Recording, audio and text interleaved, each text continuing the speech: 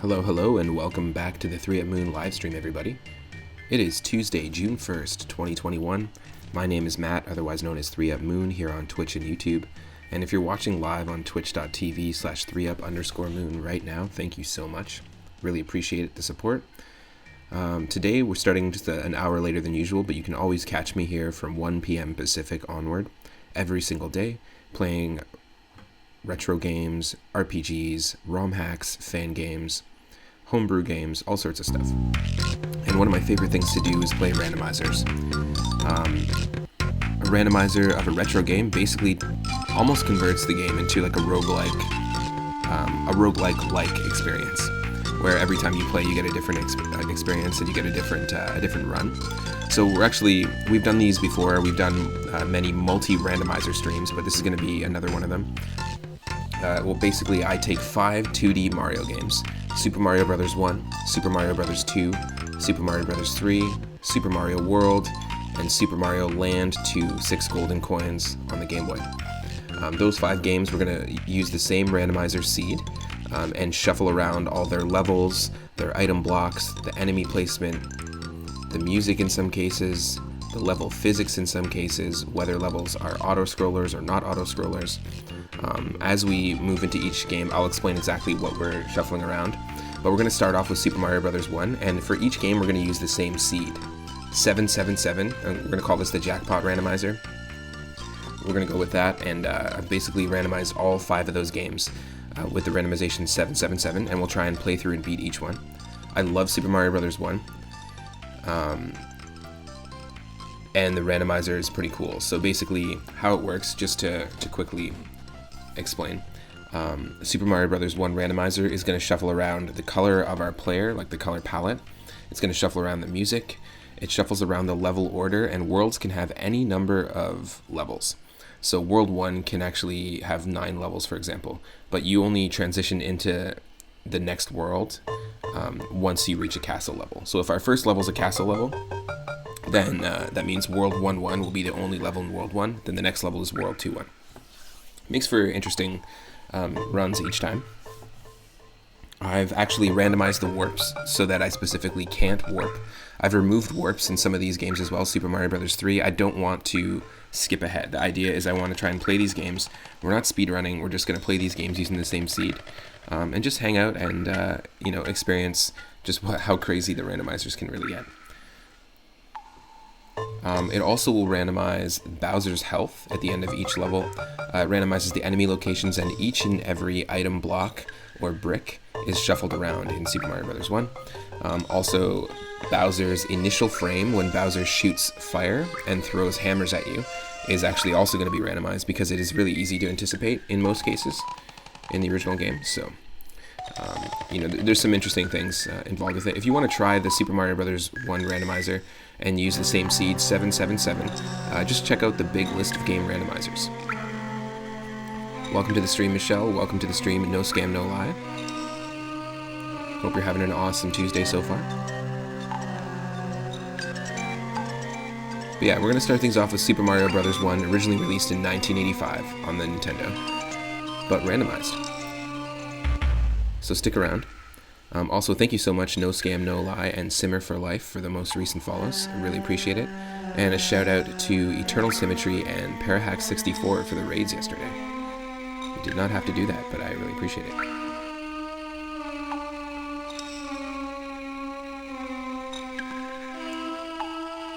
No Scam, No Lie is saying Super Mario Bros. 2 is your least favorite game to play, but is on par to watch. Yeah, it's a fun game to watch for sure. I feel like Lost Levels for me might be my least favorite game to play, just because it's really tough. I haven't tackled it since I was a kid though on All Stars, so really haven't visited it in a long time. And the other day we started our very first Super Mario Bros. 1 ROM hack. We were just messing around with something called Super Mario Unlimited Deluxe, which came out in 2020. And I never grew up with Super Mario Bros. 2, No Scam. I actually I grew up with like All Stars, but I also never grew up with like the NES version. So it's actually pretty fun to revisit it.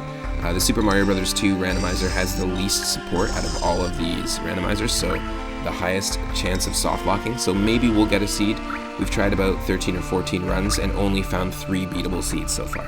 One was the other day, but yeah, it's a tough one. So we might run into a soft lock situation, but it's fun. I like these multi-randomizer streams.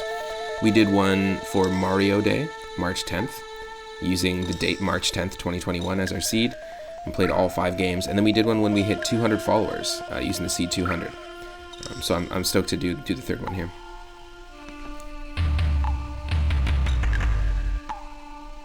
The music we're listening to is from Donkey Kong Country on the Game Boy Advance. This is actually the Game Boy Advance soundtrack of the remake. It's got some extra tunes and a slightly different aesthetic.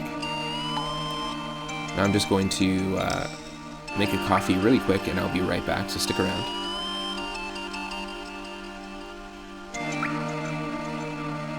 If you're watching on YouTube, thank you so much for tuning in. Click that subscribe button. Every single one of my streams is uploaded there in full, and this will be part of our Retro Game Randomizers playlist. If for whatever reason you can't catch me live, you can always catch me there.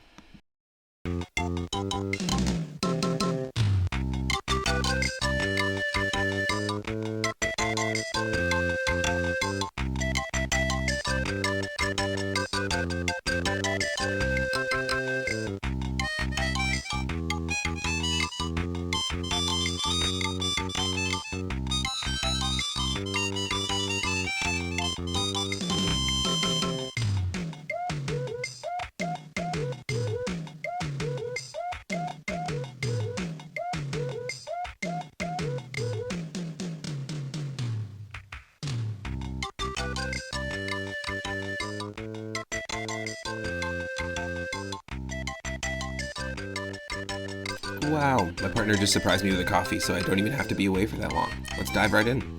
That's awesome. Thank you, Michelle.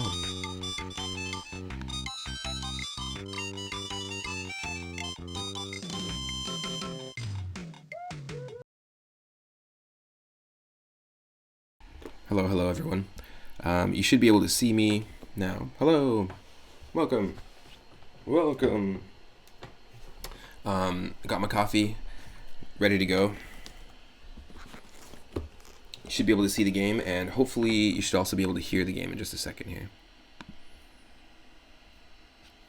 You let me know if I need to adjust any audio at all. Cyphers, welcome to the stream. It is the Moon Man in the Flesh, yes. One of my favorite early films is actually, I'm trying to think, is it called The Man in the Moon? But it's an early like 1920s or like 1919 silent film.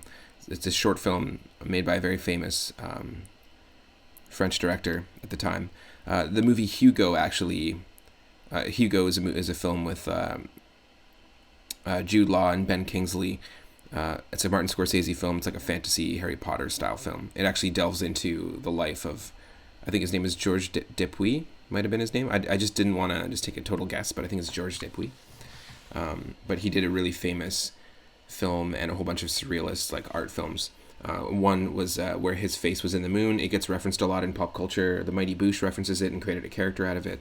But basically, we shoot a rocket at the moon, and then the moon the rocket hits the Moon Man in the eye. It's a simple imagery, but well before we went to the moon, so to speak. It's just interesting to see that imagery in like a fantasy context. Of course. And I had everything ready to go, but of course, my controller always has comedic timing, perfect comedic timing. Exactly. When the rocket hits the moon like a big pizza pie. That's an old 1917 French silent film.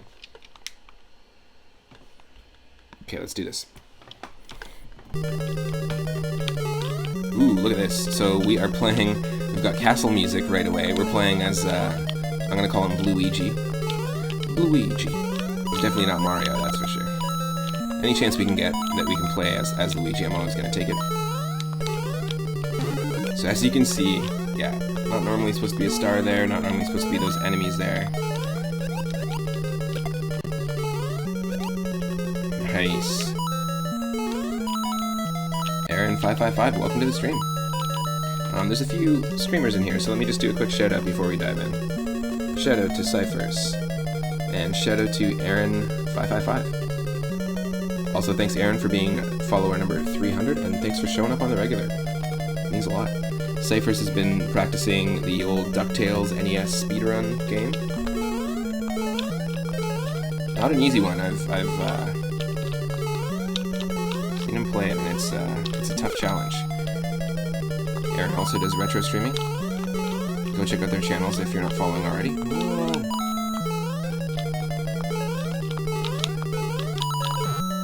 Holy shit, that was a save. Come on, Luigi, you got it. You got it.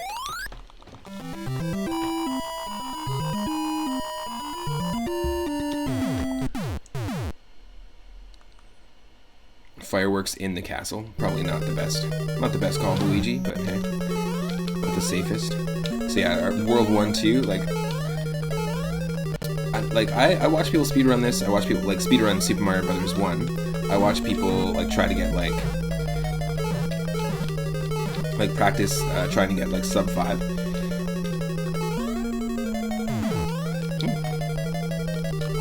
Just got a crazy urge to sneeze. Really bad allergies at the moment.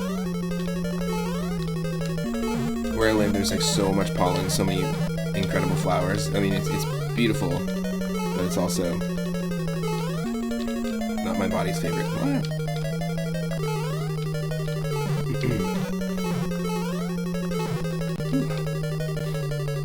Yeah, I watch people. You just want to get into the 5s. I watch people speedrun the original game, and I feel like it's not as interesting. I feel like speedrunning with warps is just kind of pointless, in my opinion. I feel like you should, I feel like a warpless speedrun is just way more impressive. I was talking about this yesterday. But yeah, warpless speedrun is more impressive to me. But imagine a warpless speedrun of Super Mario Brothers 1 randomizer. Like, I'm more interested in trying to speedrun a randomizer, because to get a world record in a randomizer is interesting because you don't really have control over the seed. Oh shit. Shit balls. That's not good. Unless you're getting close to a world record, you think it's better use of your time for warpless. Luigi, best character of 20,202 or 212. Oh, come on, it's 2020. I can't even say it. It's 212. How would it, I know you meant 2021, but imagine it actually was the year 20,212. Let's just, postulate that for a second. How would we go about saying the date? Or if someone was like, what year is it? Oh, it's 20,212. Like, would we be like 2021 2?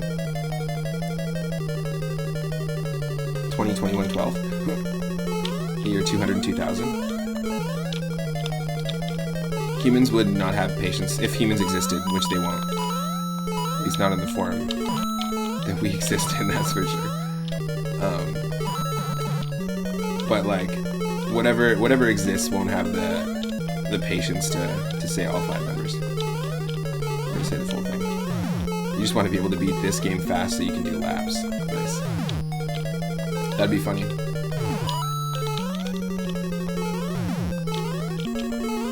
Well, isn't there like a tougher... No, there isn't a tougher quest. It says like you can take on a second quest, but does it actually change the difficulty in this game once you beat it once?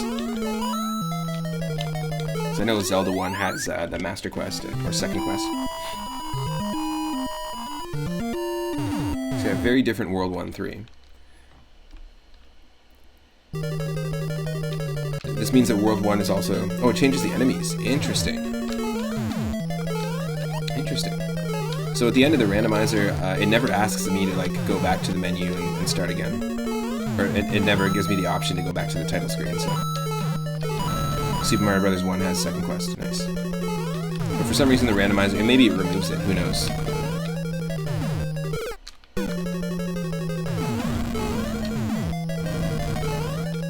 I don't think the original... Or the game originally had Goombas. What? What?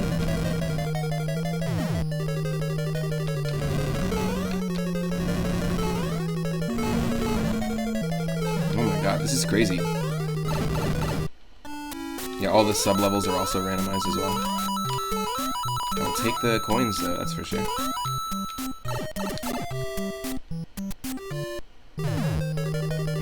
there's no guarantee that we're going to be able to beat this. Like in terms of not running into a soft lock situation. Yes, of course it's just a coin, but the 2 trap Koopas, we're good to go. But what interests me about this game, I'm going to be doing a Super Mario Bros. 1 themed stream down the line where we continue playing Super Mario Unlimited Deluxe. It's the very first Super Mario Bros. 1 ROM hack that we've played on the channel. And it's pretty cool. It has, you know, it's a little bit clashy with some of the graphics, but it's got some decent levels. It came out in 2020, so we'll continue that. We're on World 5. And then we'll probably do try and do a pacifist run of the original Super Mario Bros. 1, and then run a randomizer of it. The pacifist run is an interesting challenge. My buddy K Broman, I think we're screwed. My buddy K Broman 216, he actually he's been doing a pacifist challenge where you can't jump on anyone, including bullet bills. I haven't really done a pacifist challenge of any game before, but I think it'd be kind of fun to do all 3 of those in one stream. We gotta hope Luigi doesn't become the 3rd stuck Koopa. That's something that everybody's gotta hope. Uh-oh. Uh-oh. No scam, no lie.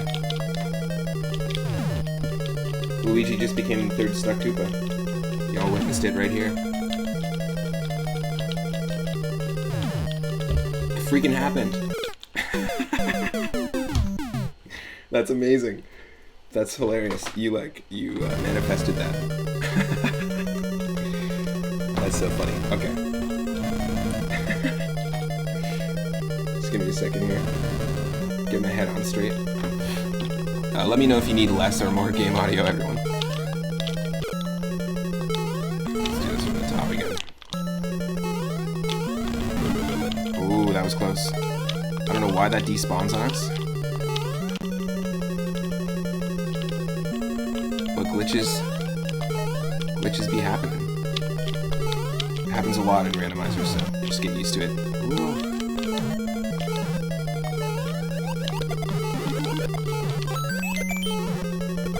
Oh, almost. Luigi Hawk pro skatered over there. Almost did it.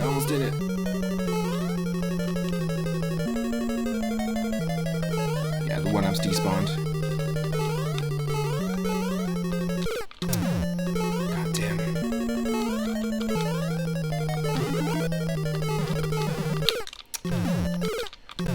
One-up worth it? I think so.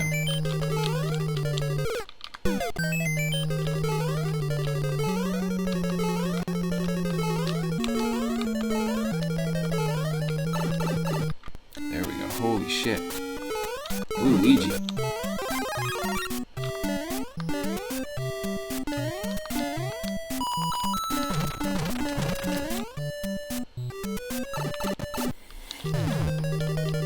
Luigi is basically like the Sheik to Luigi Zelda, just an alter ego. We all know it's actually Luigi. He's going through his blue period.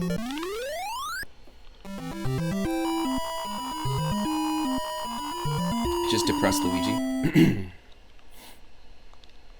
Seen too many ghosts. Seen one too many ghosts. Oh, here we go. This is our World 1-1. Still, we got that castle music.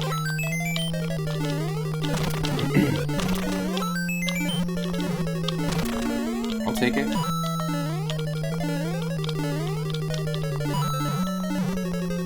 We talked about this yesterday, but I really think it's interesting that there's a specific feel to this game that's completely different on the Super Mario Bros. 1 All-Stars version of this, and completely different on the Super Mario Bros. DX port, which is the Game Boy Color. I don't know what's going on here. I gotta close the program in the background. But the DX port is the Game Boy Color remake of this. Smaller screen, you can see less of what's in front of you, but it's the same game. But it does feel a little different. And then same with the levels in Super Mario Maker 2. When you're using this theme, they're nothing. It controls nothing like this game. And all 4 versions, really, if you think about it, just all feel and control completely differently.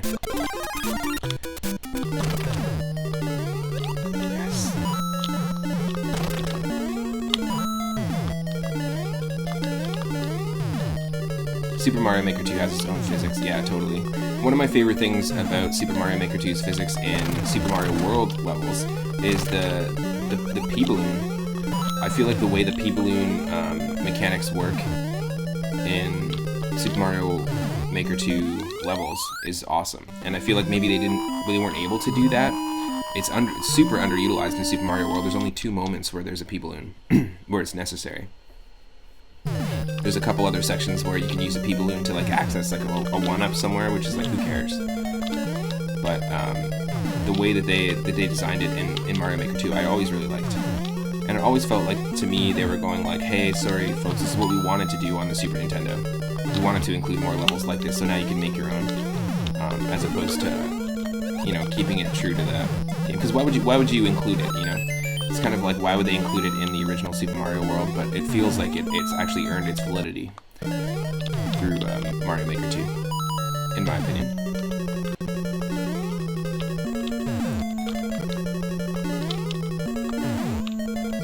There's a lot of enemies. Just really got to be ready for anything. Yes.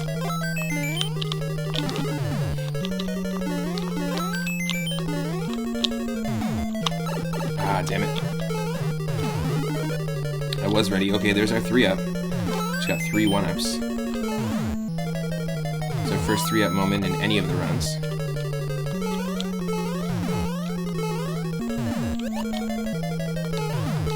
Holy shit.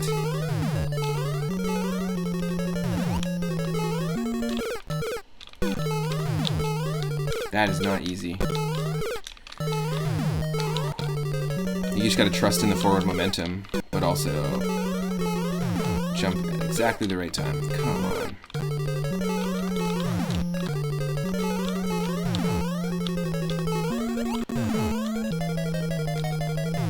Fucking emulator, what the hell?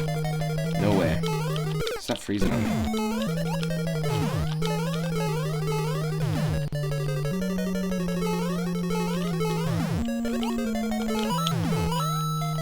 Oh my god. Koopa the Quick over there. He's kept in a cage. If you got that 3-up emote, you can drop it in the chat. Even though we're just gonna constantly be Yep, I knew it, I knew it. I knew this nonsense was gonna happen.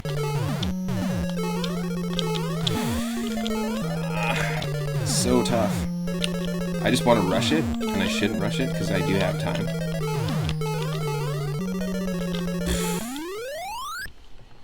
Awful. Awful.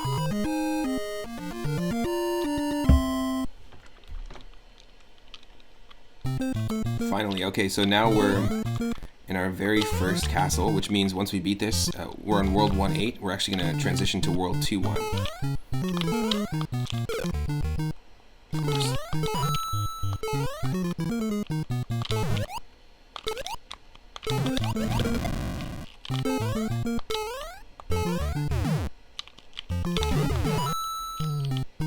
Thank you.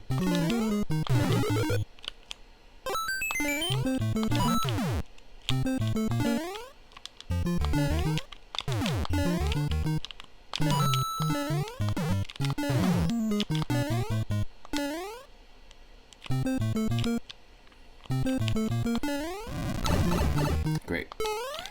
Great. That was awful. Thank you, Zelda. See, I told you Luigi was Zelda and Bluigi was Sheik. But your egg rolls in another castle.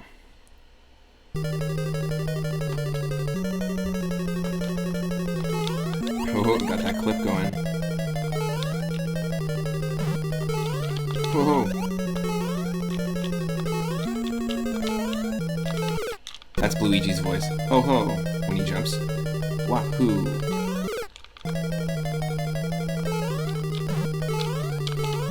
Oof.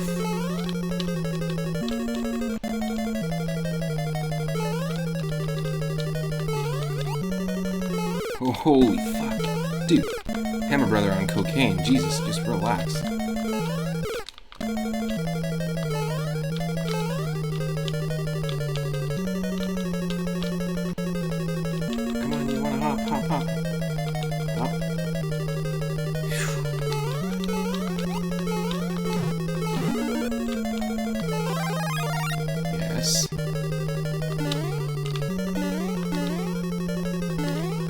Just a Koopa on the cloud way up there.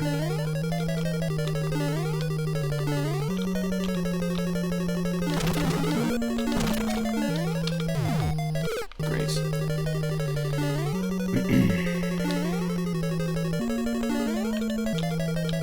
Koopa vibing, exactly. One of those Koopas is high.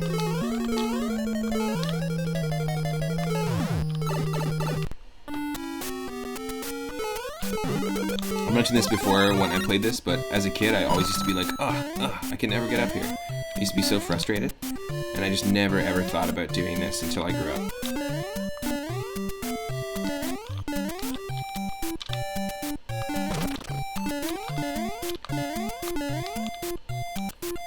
The Hammer Bros kill you a lot of time when you're a kid. The Hammer Bros killed me like a lot of times in every randomizer. They're tough, especially in Super Mario Bros. 3, because the way that the enemies randomize in Mario 3, when we use the enemy shuffling, it basically, there's like pools of enemies, and one of the enemy pools is Fire Bros, Hammer Bros, Giant Sledgehammer Bros, which can ground pound, and if you're on the ground, you're stuck for a second. Boomerang Bros, and it's super, super annoying. And you know that once you see one in a level, the whole level's gonna be filled with them. You know, there's also like a castle enemy pool, which is the dry bones beetles, the little buzzy beetles, like that sort of thing. World 2-2. It's okay. We're already at a castle. It's short world 2. What was this again? Did I screw this up? Is it like this, and then like this, and then like this? Yes, it is. And then do we do this?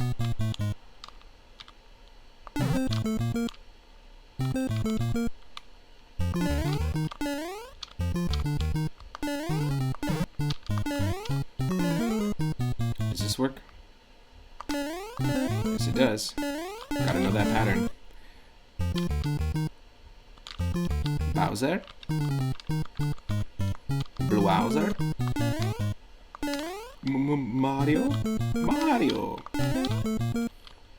It's too creepy. Too crappy, too spoopy.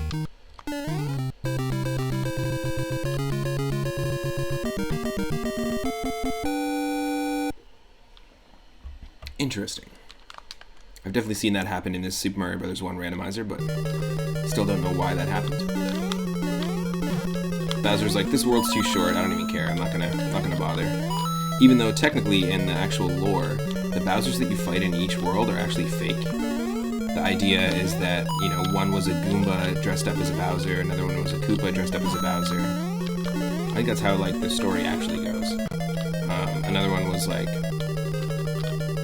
a Hammer Brother dressed up as a Bowser. And only the final one is the real one, so... it's kind of, like, weirdly referenced in Paper Mario, because they have those, like, Ninja Turtle themed, like, the 4 Ninja Koopas. I think they're called the Koopa Brothers. And the 4 of them, like, in their boss fight, they, like, stack up on each other's shells. There's one of each color. Really cool boss fight, actually. It's a tough one in the original Paper Mario. And they actually show up. Like, Mario shows up in, like, a castle. It kind of looks like the early castles. And, they're in, like, almost like a Trojan Bowser, like a wooden Bowser costume. So the idea is, like, it's like referencing the original game where, like, all the Bowsers you're fighting up to World 8 are actually just enemies in Bowser costumes. I thought that was a really cool touch. Pizza, pizza. Welcome, Triple Z. Things are going great. We just started this stream today. Just started a little late, like an hour later than usual. But we're doing a multi-randomizer stream, and I've used the seed 777, so it's like the jackpot randomizer is what we're calling it, to randomize all the levels and enemies and stuff in Super Mario Bros. 1, Super Mario Bros. 2, 3, World, and Super Mario Land 2. Of course. We're 100% using save states too, there's no way. I'm not trying to beat a world record or speedrun or anything. Hope you're having a good day as well, Pizza. No scam, no lie. We've created a cursed image. What's the cursed image?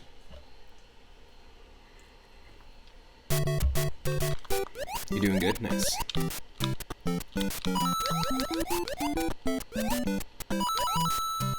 Whoa.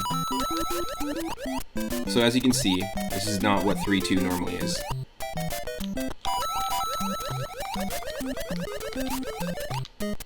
And we'll get lucky if we can actually beat all 5 games without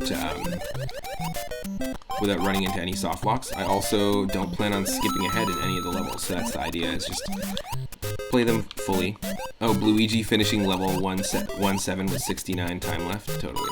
Someone needs to draw that. Safe for work, though.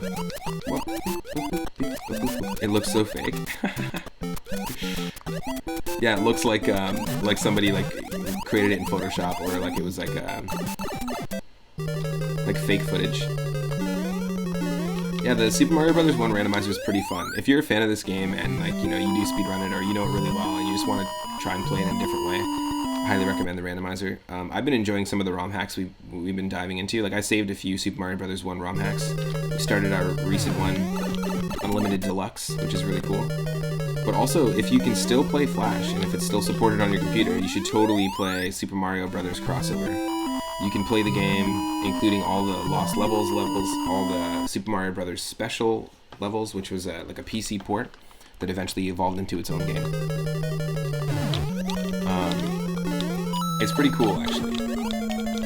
What type of music do I like? Oh, I like a ton of music. I worked at a record store for about 5 years, and also operated it as a venue, an all-ages venue, hosted musicians from all over Canada and the States. I'm from Canada.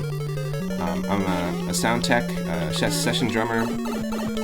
I've played all sorts of music from country to jazz to funk to rock, blues. I spent a lot of time in the last 5 years. Basically, I booked and curated 3 shows a week out of the record store. I would contact bands that were touring. I would link them up with local bands and try to get them to come to our location. Like, we're on a remote location, so it's a little tough to get people out here, but once you convince people to come out, it's a blast. So I would do that. I would do the live sound. I would host and MC the band. I would, in the hosting and MCing, I would do research on where they played next, what bands they're playing with their previous show. Do a little mini interview kind of thing, and then just hang out and facilitate the space for people. Could fit 100 people. This is all before COVID. Could fit 100 people together. It was a good spot. It was like an intimate, all ages venue, and it was kind of like seeing people in your basement. I hosted. I did the live sound, but also every once in a while I would sit in with a band and drum. And I'm also in a band called the Miles Sky Club, which is sort of inspired by 90s hip hop, R&B, a little bit of soul, a little bit of funk. Definitely worth checking out. I can post the name of it in the chat, the spelling of it, in the chat in just a second. I also make my own music, my own electronic, ambient, experimental music under the name Basin Spectra.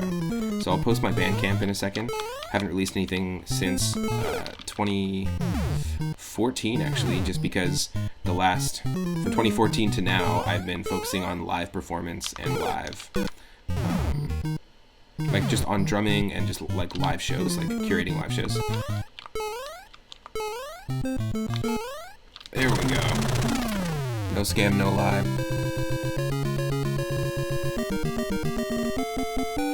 You're saying you like synthwave, drift funk. I don't know what drift funk is. Nice. And various chill songs you come across on YouTube. But I'm also well versed in a lot of different music styles as well, in terms of listening to it, just because when you spend 5 years working in a record store, you learn a lot. It adds to your knowledge. The ever-growing knowledge of music. There's always so much to learn. Come on. You just listed a very chill genre, and then a very aggressively loud genre, and then a very chill genre again. Nice. here before we dive in. If anyone wants to check out the music, if you are interested, I do all the percussion and drumming on the Miles Sky Club's Flight 960. It's our band that's inspired, again, by like 90s hip-hop, R&B, soul, funk. It's available on all platforms, streaming platforms like Apple Music, Spotify, all that stuff, YouTube. Go check it out if you want. And then also, if you want to see or hear some of my experimental ambient music, electronic music that's inspired a lot by soundtracks from old school 30s, 40s, 50s cartoons, video game music soundtracks from retro games, and also just inspired by like musicians like Brian Eno and Frank Zappa and Boards of Canada, Aphex Twin.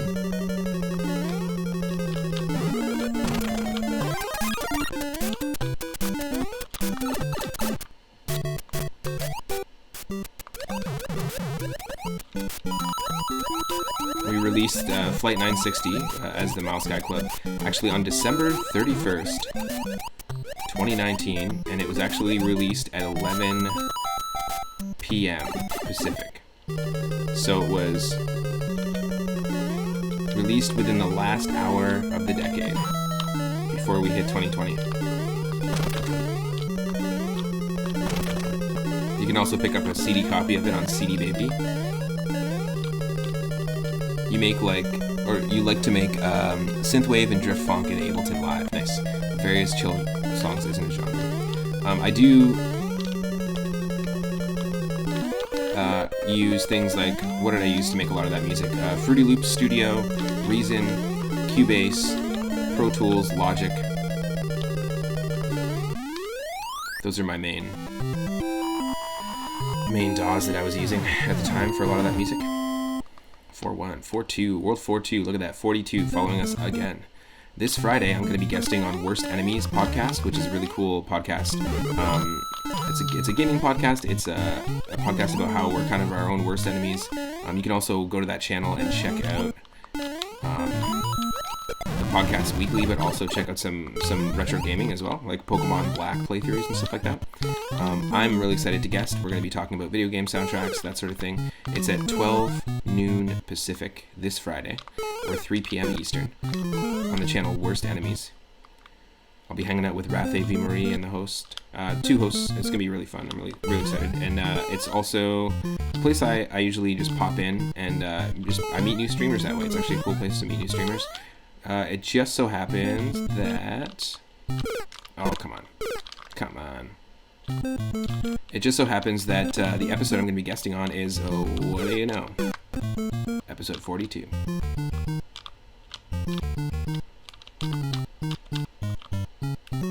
Yes! Bye-bye. So long, Gay Bowser. So long. Oh, you used to use Fruity Loop Studio. Nice. Yeah, it's a pretty intuitive program. I went to school for sound engineering and production. I learned on SSL consoles from the 80s. We used an Icon digital console as well. And yeah, it's a totally different thing going into like the real tape world or like using an actual analog console. But it was so beneficial for me to have messed around with Fruity Loops and figured out the base concepts years before I went to school for it and actually got a certification and stuff like that. Ableton's pretty intuitive as well, but you like the workflow better for you. Nice. One of the things I liked about Fruity Loop Studio is that it was intuitive, but it's very, very similar. It's intuitive with the core concepts that you would need to know if you were actually engineering in a studio. Ableton is a little bit more about the core concepts and like what you would need to know about, I feel like, performance. It's a little more of a performance-based environment, but it's a fantastic environment though. Don't get me wrong.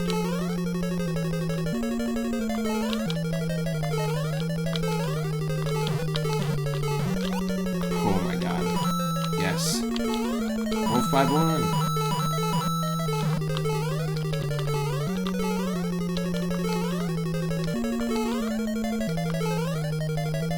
Nonsense. You actually can't get the 1-up on the top of the flagpole in Super Mario Bros. 1. Something that I feel like a lot of people intuitively try to do, and then it's like, what? But in every game afterwards. I think in All-Stars, that's the one that they introduced it. Someone was talking about that in a stream before. But I think the All-Stars version of Mario Bros. 1 introduced the one-up on the flagpole. Yeah, so in modern games like Super Mario Maker 2 and stuff, when you touch the top of the flagpole, you get a 1-up. When you touch the very top of the flagpole in this game, you only get 5,000 points. If you just miss the top in newer games, and you don't hit the top of the flagpole, then you get only 5,000 points. So they basically just added like a little extra incentive. It's the reason why in Super Mario Maker 2 levels that even if you're playing the newer 3D versions of levels, that they reference that. I think it's just a reference to the All-Stars thing that they added. It's funny when you know, a company remakes a game or remasters a game, and then the thing they added in the remaster becomes like so synonymous with the original. Weirdly, it's kind of a weird comparison, but Terminator 1 and Terminator 2. Terminator 1 had like really janky, like at the time really incredible special effects, but if you go back and watch Terminator 1, it's got some pretty like god-awful janky effects in terms of like how it's aged. Some of the stop motion stuff just looks so janky and hard to watch. But then you watch Terminator 2 and there was such a huge improvement in the special effects and just the fluidity of everything. No pun intended with the fluid metal. I wasn't trying to make a reference to that, but the melting metal. But no, there's like a huge improvement. Oh my god! And I feel like a lot of people committed to memory like the scenes in Terminator 1 with the Terminator 2 graphics, like special effects. Like I feel like when a lot of people remember Terminator 1 scenes, they like supplant the better graphics from Terminator 2 and 3 in their mind. And then if you go back and really watch the first one, you're like, oh my god, this is awful in comparison. I mean, it was 86? Is it 82 even? When did Terminator come out? This is such a weird side note, but I don't know why I'm comparing the film Terminator with Super Mario Bros. 1, but they're basically the same thing, pretty much.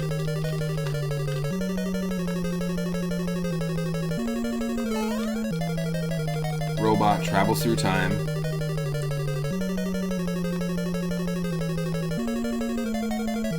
To kill Bowser and save the princess. 84. I didn't want to say 84 because it just felt too... 84 was where my gut was going, and instead I went on either side. 82, 86? That's funny. There's a lot of fireballs. A lot of Bowser's fire in all these levels since World 1-1. This is pretty fierce. Thank God there's no Lakitu here though. Because normally this is a Lakitu level where they're throwing spinies at you. So it makes it a little easier. All the question blocks, all the item blocks are shuffled around as well. So it's always worth stopping in my opinion.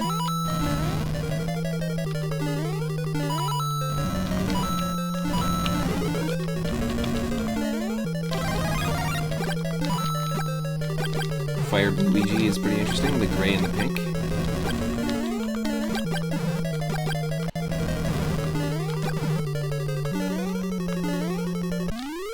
Yeah, see, the max you can get is 5,000.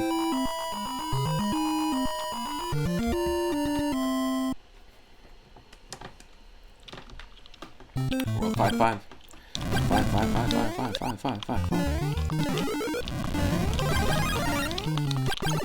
Knew it. Knew it and blew it.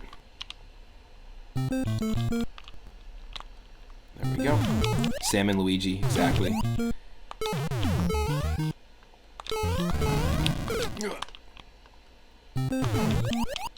The name's Luigi, Salmon Luigi. I have acquired 50,000 moonstones! I'm gonna make a new channel reward that just says, it's just 50,000 moonstones, and then all it does is just say a message that says that you have acquired 50,000 moonstones. I'll just make it play that message and it'll cost that much. How about that? Welcome to the stream, Mitorama. Give yourself a shout out, why don't you?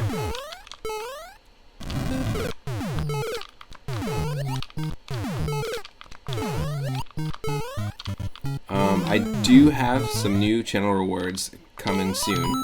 I don't have the ability to do like animations and stuff. I shut myself in. I've recently been streaming Super Mario Bros. 1. No way. Let's go follow that guy. Oh.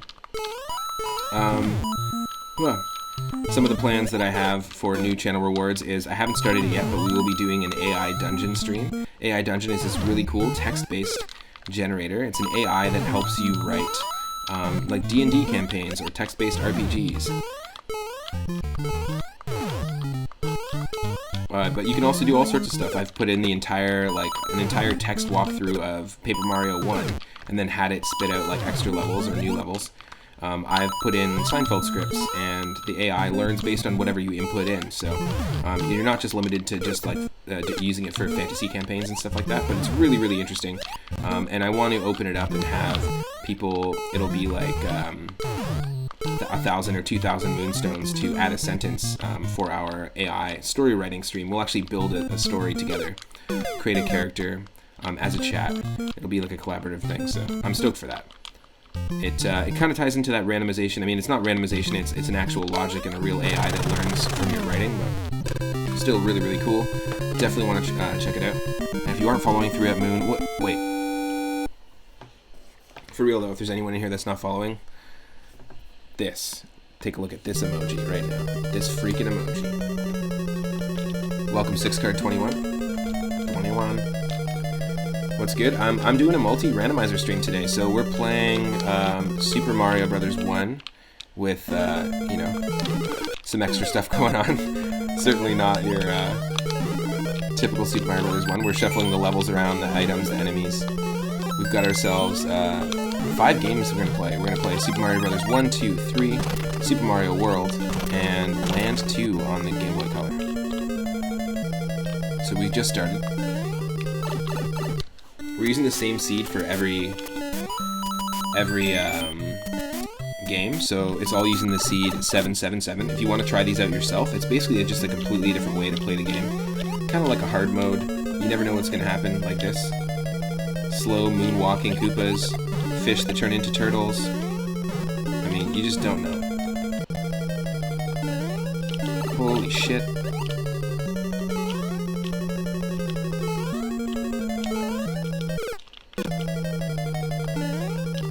You like to drift cars in video games? Me too. I was playing Diddy Kong Racing. We did a variety N64 stream recently, and I was playing Diddy Kong Racing, and we recently found out that, I guess I didn't know this, but you have to pump the A button to go faster in that game. Like, you don't just hold it down like in every single racing game since the dawn of mankind. Even caveman racing games, you just held down A.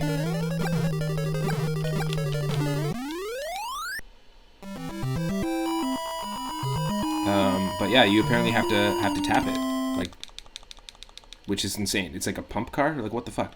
Nothing tells you that in the game. There's no explanation of it at all. We played for like 2 hours, and we rated somebody who was doing like personal best, like time trials and stuff in Diddy Kong Racing, and they were just constantly tapping. And I was like, "What the hell are you doing that for?" And they were like, "That's how you play this game." And my mind was blown. I was like, I grew up with this game. I spent hours with this game and never once attempted it. Always had so much trouble with like later tracks, and it was because I just wasn't, it was like, imagine you just didn't put your foot down all the way on the gas. And I was like, how come I keep losing this racing game? This is crazy. It's so funny.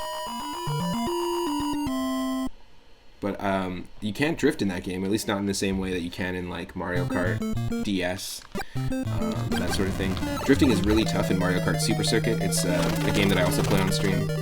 And we haven't played it in a little bit, but we've been trying to improve our ranking. There's so many variables involved in that game in terms of what determines your ranking. It's not just the amount of coins you have or where you end up in terms of like your place or your ranking at the end of the cup, but it actually takes into account like each individual frame that you're pressing brakes, each individual frame you're pressing the gas, and it counts the individual frames that you are off the course.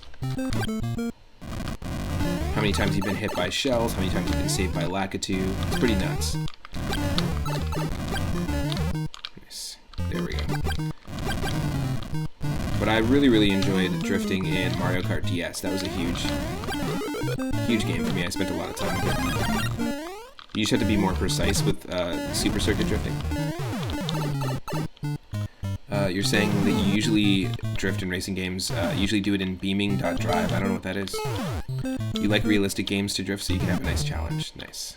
I remember I spent a ton of time with the Gran Turismo games back in the day. They were so precise though. Like getting those licenses in Gran Turismo 1 and 2, holy shit. That is like a completionist nightmare. I can't imagine the completionist, who is one of my favorite content producers on Twitch and YouTube. I've been watching him for 10 years now. I can't imagine the completionist playing the Gran Turismo games. That'd be so difficult. And getting like the perfect... Yes. Yes. Oh my god. That'd be like so insane. But I do remember really enjoying like the realism at the time on PlayStation 1's. I think was Gran Turismo 2 on PlayStation 1? Yeah. Gran Turismo 3 I think was the first one on PS3. Good nostalgia. Haven't thought about those games in a very long time. I also used to play Cruisin' World, and I wish there was drifting in that game, but I used to love playing Cruisin' World and Cruisin' USA. There were arcade games that were ported to the N64, and me and my cousins, oftentimes we'd hang out at each other's houses on the weekends, and we would always have a few rounds of Cruisin' World. And one of the extra, like the final levels in Cruisin' World, which I thought was great,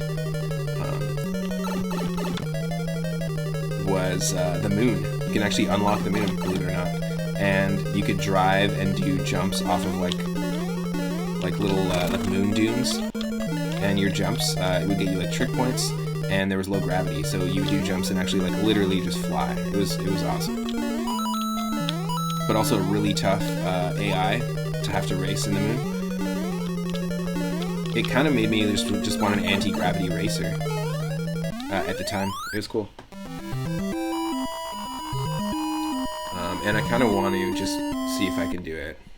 You know, I'm not timing myself here, so just 1 second. I do want to see if I can just find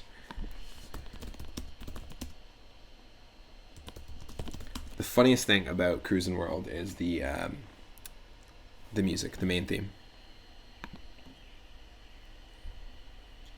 It's like super 90s to me. Ultra nostalgic.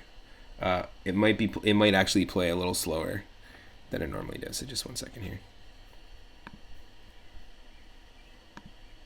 Sometimes have these little doses of nostalgia. Another one was the Skate or Die theme song on Skate or Die 2 on the NES. I had that game. It was basically like a skateboarding game before the Tony Hawk games. It was awful. It had a half-pipe ramp mode. It was super cool, ultra 90s vibes because you had to collect burritos, tacos, compact discs, and cassette players. Pretty funny. And you would collect a lot of those in the sewers, and you'd have to ollie on rats. And the sewers look like Teenage Mutant Ninja Turtles enemies. Or Teenage Mutant Ninja Turtles stages, rather. From the TMNT NES games. Hold on 1 sec. It better be worth it. It just takes a second to load.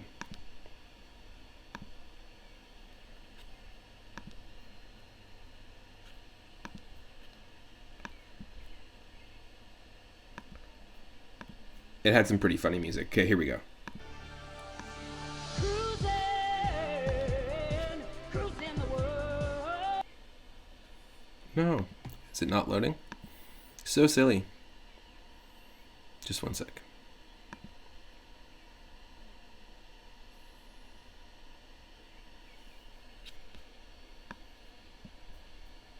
It's not even going to be worth it.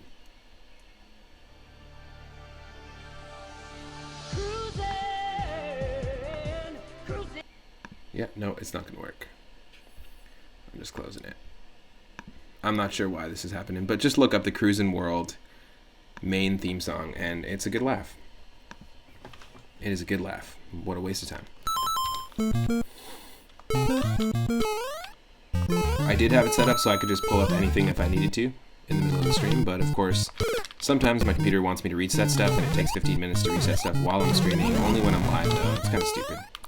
It's an OBS thing. It's a little bit of a glitch that happens because I'm using the Mac and blah, blah, blah. I have Mac. no third-party support. I say this in every single stream, so... Basically, everything glitches on the new operating system, and those bitches at Apple just don't care. They just don't care.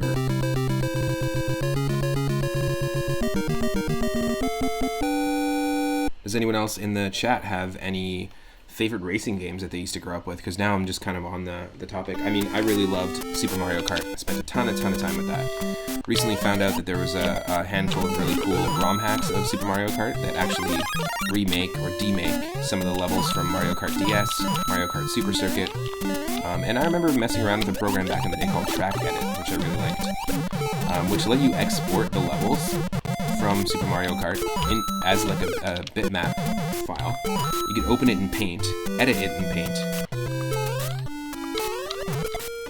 and then re-upload it, and it would know based on what colors you were using or based on like what tiles you would copy paste and stuff, like what would be a boundary. They could reload it into the game, and it would allow you to just create custom tracks. So there's a ton of Super Mario Kart ROM hacks out there with custom tracks.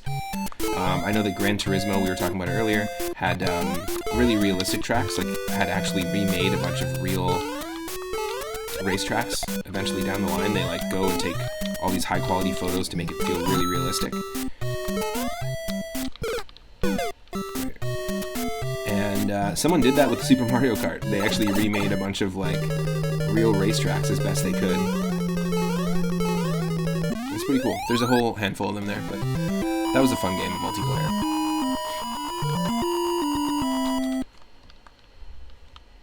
Also, fun fact, first Nintendo game to have been composed by a woman, I believe. First Mario game to have been composed by a woman. Super Mario Kart on the Super Nintendo.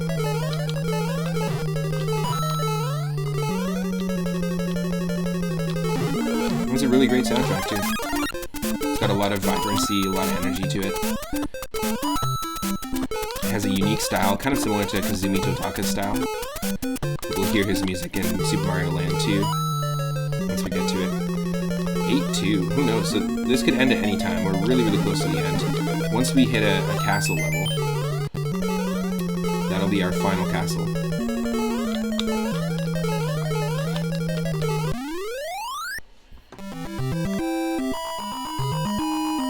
And then after this, we're going to be playing, so this is Super Mario Bros. 1 randomized, using the seed 777. After this, we're going to play Super Mario Bros. 2. We're going to hope that we don't run into any soft locks, and we can actually play the game and get all the way to Wart. Mario 2 has 7 worlds. The first 6 have 3 levels each. World 7 has 2 levels, and at the end of 7-2, you fight Wart. All the bosses are going to be shuffled, though. The boss health is shuffled. Oh my god, that was insane. Holy shit. That was a save. That was one of the coolest saves I've ever done in Super Mario Bros. Wow. Wow. But yeah, Super Mario Bros. 2 is going to randomize the level order. It's going to randomize some of the enemies. Some enemies stay the same, some don't. It's going to randomize the color palettes, and it is going to randomize the warps, which doesn't really matter. I'm not going to take too many warps. I accidentally took one in one of our runs recently, but it actually helped us and got us to the end, so actually made it beatable. I don't know a lot of the warps in that game. I did grow up with Super Mario Advance, the Advance port of it, and I just don't remember a lot of the secrets, but it is really fun to try and attempt it. We're going to be randomizing, of course, the NES version of Super Mario Bros. 2. We'll use the same seed, 777. We can survive this wall of fire. It's actually easier when there's no fish. Even if you throw all these other enemies at us, as long as there's no fish, we're good.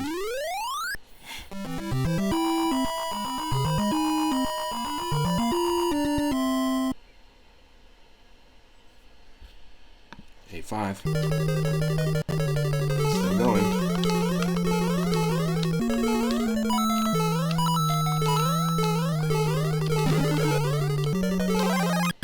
Come on, Luigi. You got this.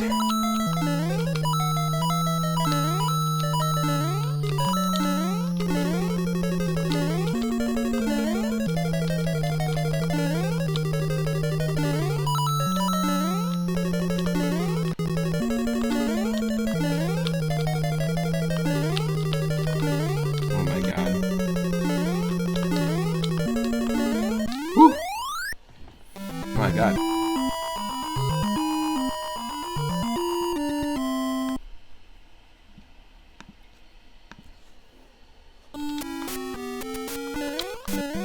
World 8-6.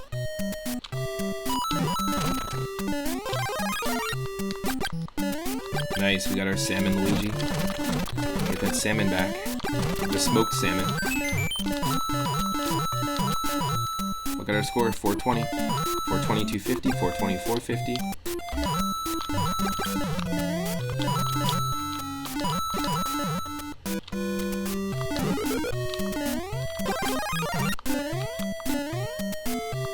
We could totally warp here, it'd be funny, because we randomize the warps. And the warp could send us backwards, but I'm not gonna do it. Son of a bitch. And also because he wouldn't do it, shout out Itarama. Go check out that channel.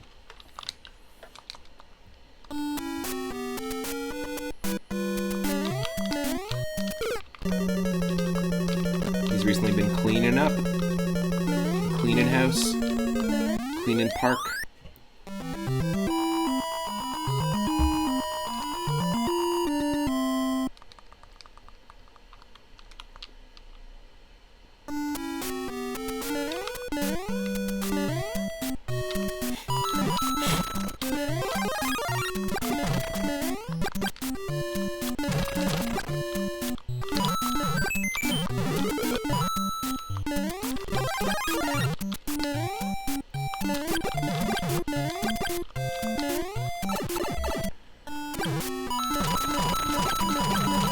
I like that we're seeing all this stuff, like these early level things.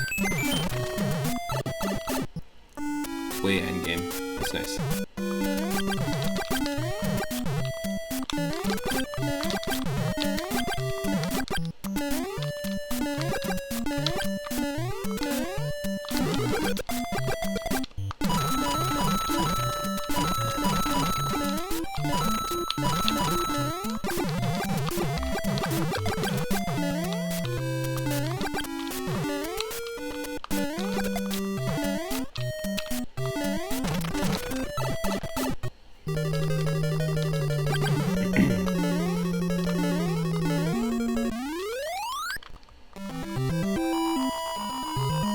Hell yes.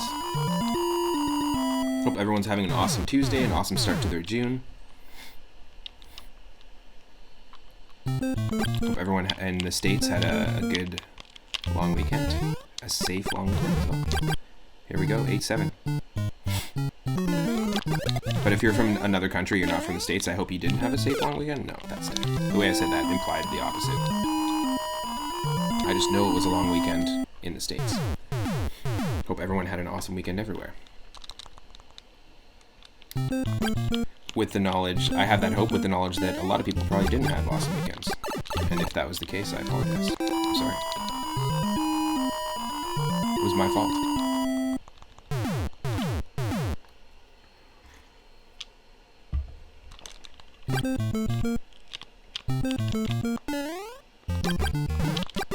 Oh, you Pipe-ola over there. Pipe down.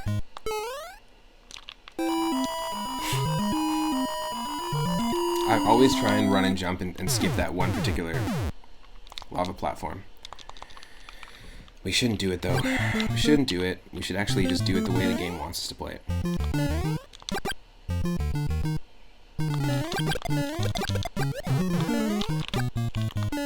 It's hard to see. Pipe number 1. And we go over here.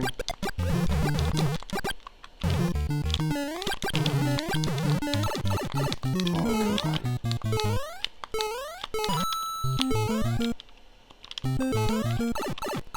Pipe number 2.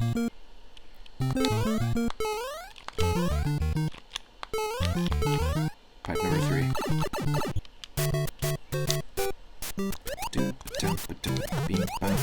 Avoid the fire.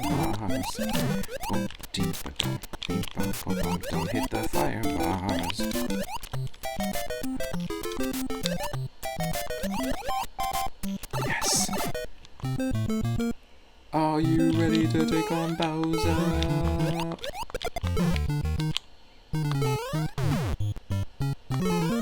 Yes! Through the hammers. Fuck yeah, 8-7. Luigi does it. Luigi down.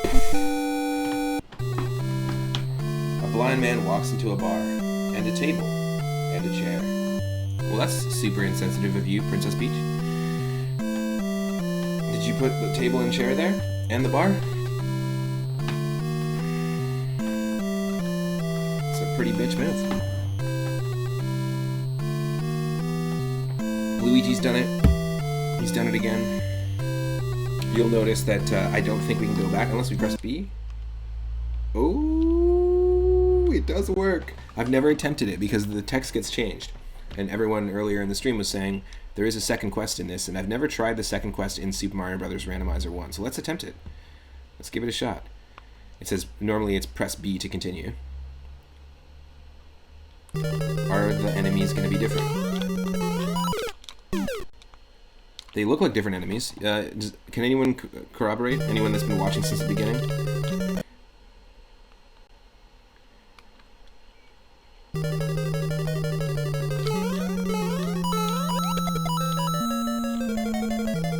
Are these different enemies than we got? Doesn't 100% look like it. I do remember that Koopa.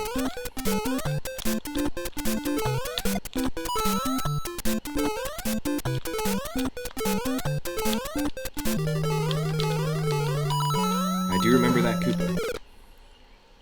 So maybe it doesn't. It's very possible they just get rid of the second quest. Because in the OG second quest, it just changes the enemies up.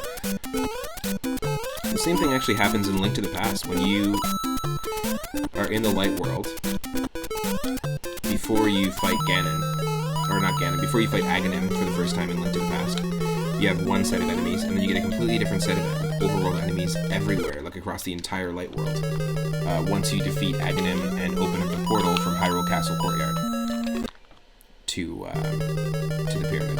I'm just going to try and beat this level and go to the second level and see if there's anything that's different. I don't think that these are different enemies, but we'll just give it a shot. Just for the sake of science. But it would be nice to just, you know, not die and just simply make this happen.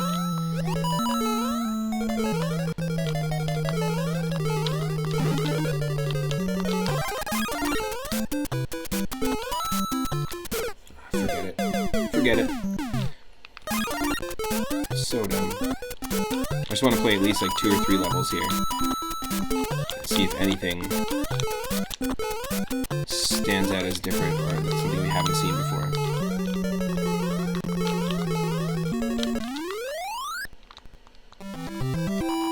And then I'm going to take a quick break, just a 5-minute break, get some food, and a real 5-minute break. And then we'll be jumping into Super Mario Bros. 2 using the same seed. Not all enemies can be randomized. It's not guaranteed to be beatable. I feel like this is the same. We definitely had to deal with Lakitu here. I feel like this is the same.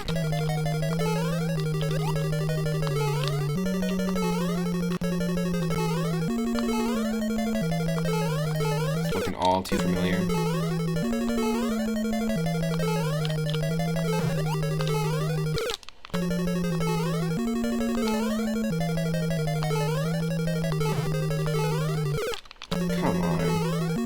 I want to keep running. Whenever the game makes me stop like this, it's just bullshit. Because you want to keep that momentum going with Super Mario Bros. 1. That's the trick, at least when I play it. That's how it feels to me, is you just need that forward momentum to keep going, don't stop.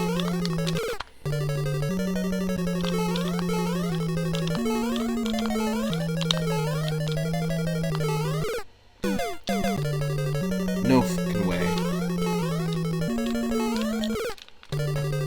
Yeah, I actually jumped into an off-screen spiny. That's fucking stupid.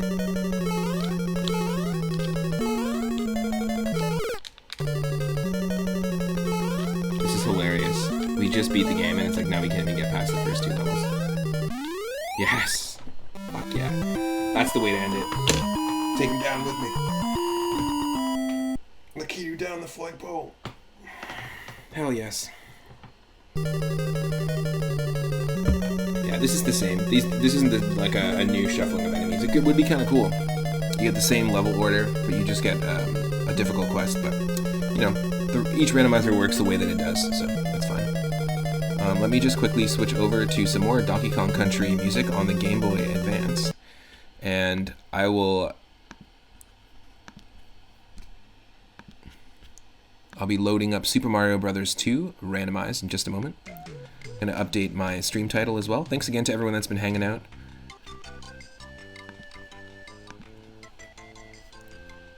Thanks again to the folks that have been also interacting in the chat too. It means a lot, and to the recent followers. So I will be right back, and then Super Mario Bros. 2 randomized with shuffled levels, some shuffled enemies, shuffled bosses, shuffled boss health, randomized warps, coming up next on NES.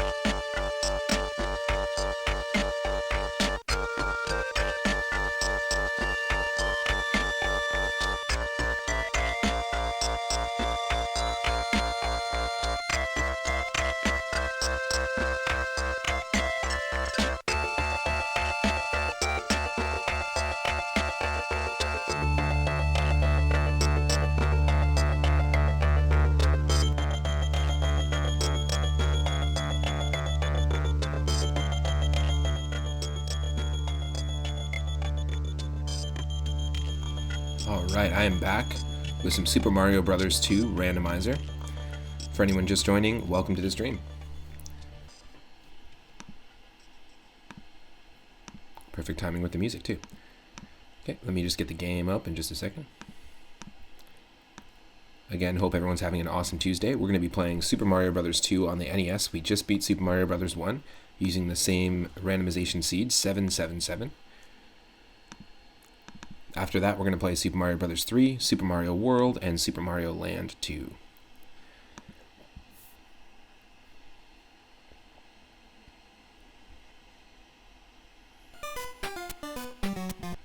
One of the things I love about the randomizer is the opening intro story is randomized every time. And also, you'll notice that the items on the title graphic, like usually Mario and Luigi or Mario and Peach are off to the one side, Toad is tossing a vegetable, and then there's a couple of enemies, and then Luigi is throwing a vegetable, I think. So all those things randomized. So right now Toad is tossing a cactus. We've got a turnip. We've got one of the I think they're called spikies, or they're called these could be fuzzies, actually, the enemies that just like trace platforms, and a sniff it. So yeah, it's pretty interesting. At the very end of the game, it'll tell us what every enemy's called. One of my favorite things about this and Super Mario World at the end of it is that they go through the list of what the names of the enemies are. Because as a kid growing up, you made up enemy names. Like for me, I did. I made up enemy names for all sorts of things. And then once you beat it, you're like, oh my god, that's what it's called. Okay. Let's go.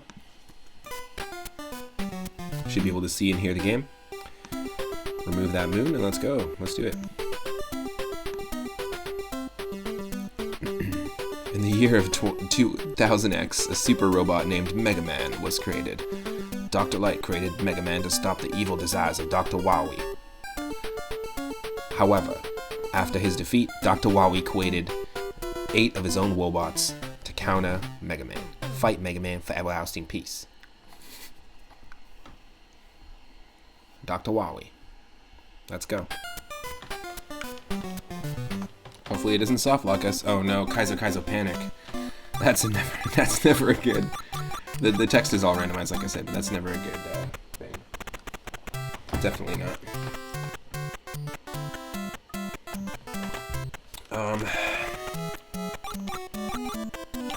Let's Toad it up. We don't often use Toad. Even though we're not actually falling, we still hear the falling sound effect from World 1-1, but as you can see, things are not normal already. This is quite the interesting way to start the game. Now, did anyone in the chat grow up with this game on the NES? I've mentioned it before when I play this. I grew up with Super Mario All-Stars. That's the first version of this that I ever played. Then I went back and played the NES version at a friend's. When I bought a Game Boy Advance, one of the first games I bought, I think the first game I bought, was Super Mario Advance, the port of the Super Nintendo version of this game, and it was fantastic. It had all sorts of extra stuff going on.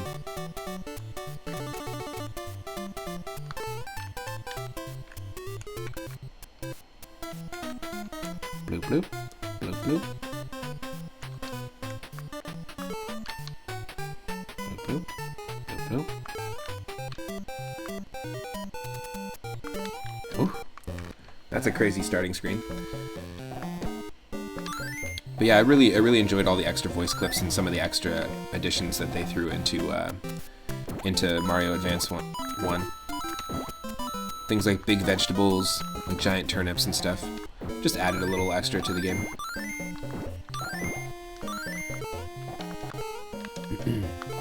What are we in the river Styx? This looks like a hell waterfall over here. Ooh, no.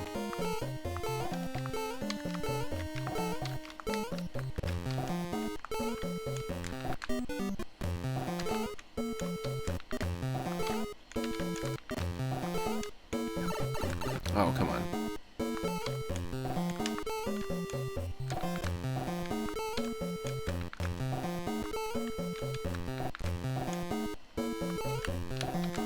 Oh, there's a way.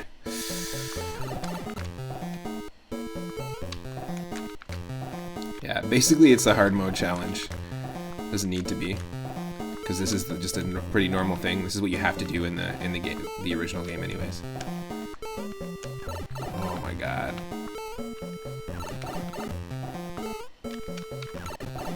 Yeah, nope.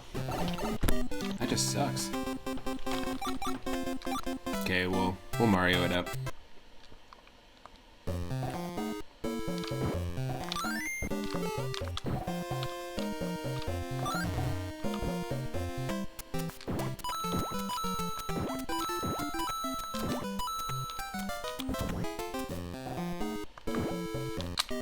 Oh my god, that was so dumb.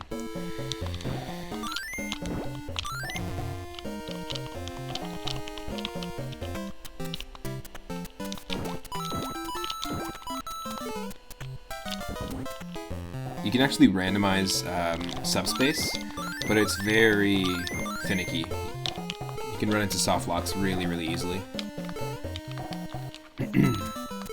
Great. This is awful. I'm sorry. My apologies for this performance. Ow, welcome to the stream. I'm doing well, besides my emulator just glitching out right now. We're doing a multi-randomizer stream, like we did when we hit 200 followers, where I use the seed 777, so it's like a jackpot randomizer. That's the theme. To randomize Mario Brothers 1, 2, 3, World, and Land 2. It's a lot of games. I'm doing well, though. Well, hope you're doing well as well. Fuck that.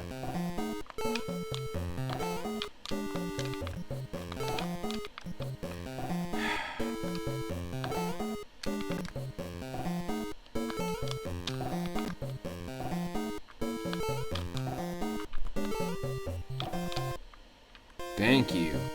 That's all I ever wanted. Oh no, more fish. Got more fish to fry.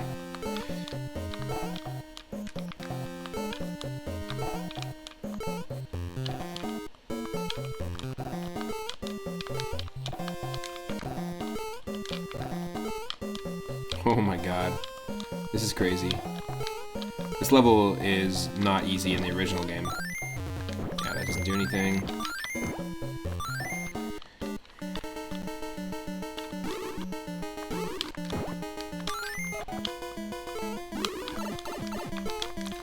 Silverbirdo only shoots fire.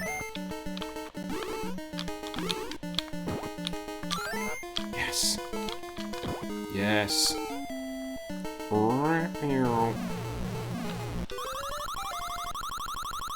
Perfect. We got the seed 777, and we have exactly 7 tries at this.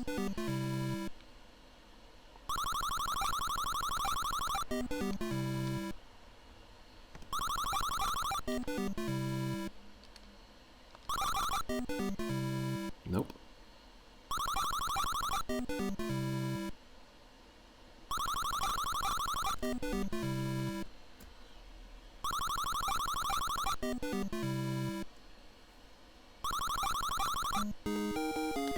There we go. We got at least one up. That's fine. Let's peach it up. I'm just gonna rotate through the characters, I think, this time, instead of just sticking to 1 or 2, which I normally do.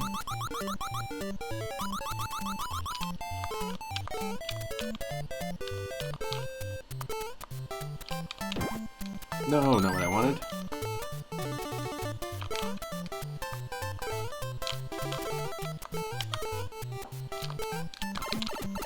Nope. Come on. I'm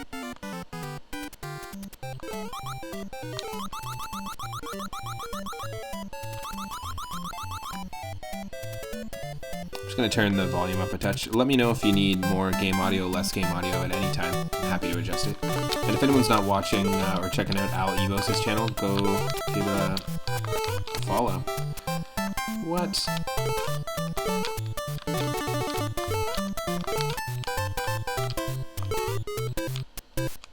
Oh, okay, you can't do that. Gotcha. I was just trying to find secrets this whole time.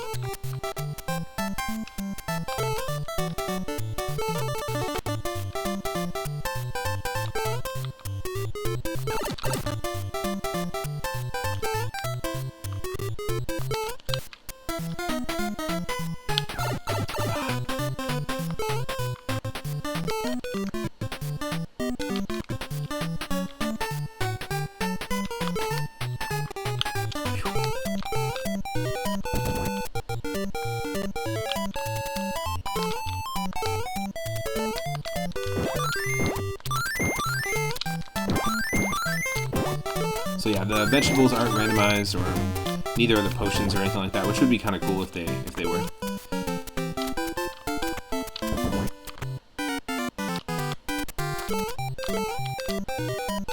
But yeah, some enemies are randomized, that's for sure. That's a guarantee. There are some settings that I don't understand on the current version of the Super Mario Bros. 2 randomizer, and I don't think this is the only one that exists. There's multiple versions, like multiple people who've created their own versions of a randomizer for this game. Definitely played one where we've altered the physics of, like we've randomized the actual attributes of each character, how quick they are, how their jumps work. I've had Toad with the float ability before, but I don't think I'm able to get that randomizer working. This was a couple of years ago. I found one, but yeah, most of these are just like side projects.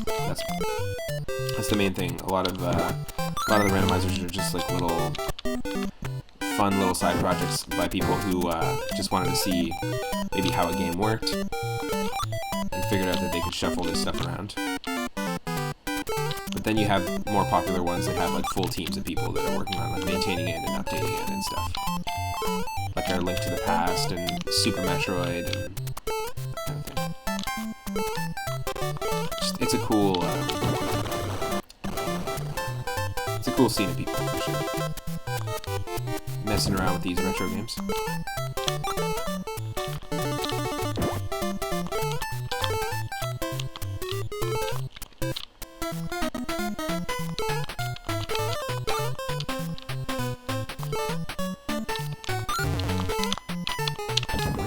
Boy, the sniff it. Oh shit.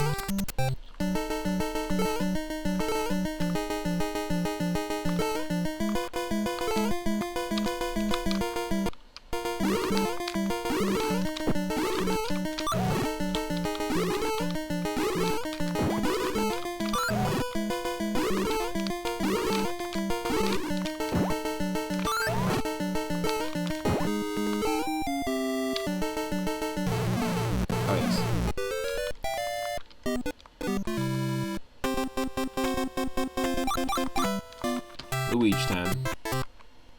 It's all about the Luigi.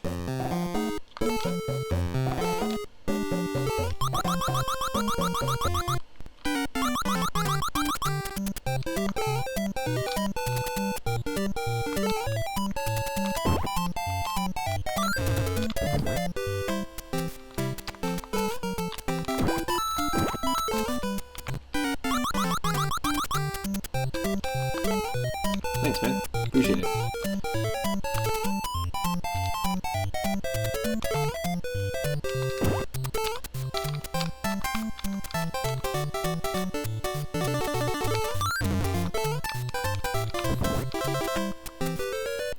Oh, that's right. I had a feeling it was a warp.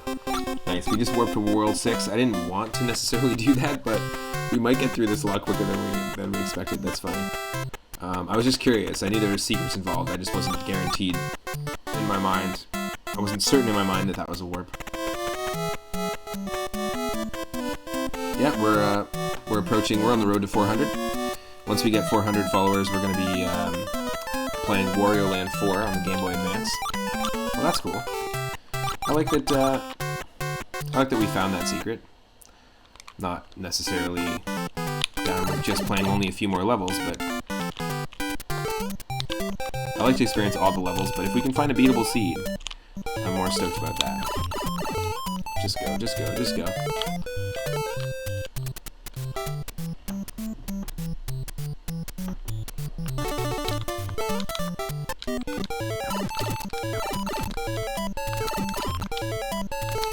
Yes, I knew we could sneak by. Yeah, it should be fun. We still have to beat Wario Land 3. We have a few more levels to go. A handful of levels. Damn. Oh, wow. Okay, I know exactly what level this is, and this just has so many different enemies. This is an interesting conundrum. Nice.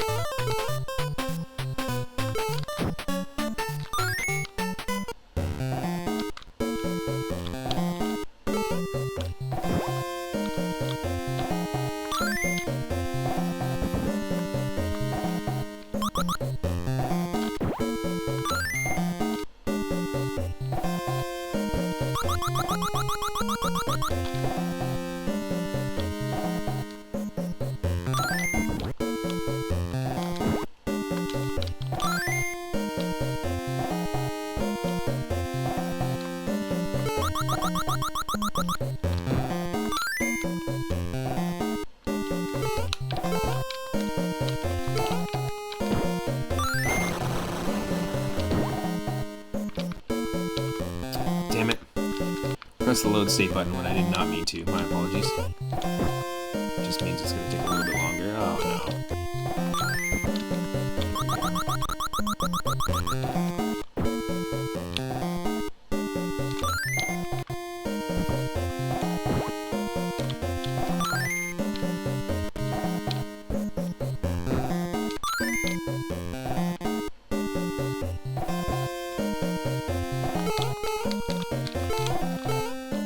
Yes.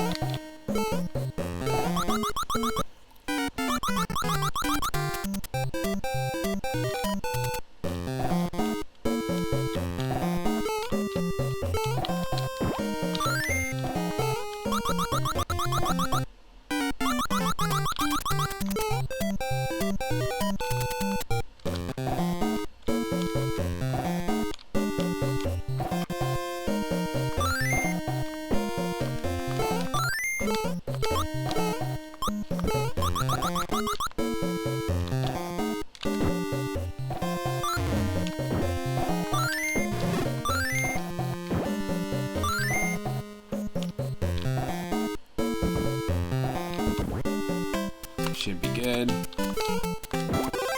can stand on the edge of the mushroom, so it makes that possible, which is really nice.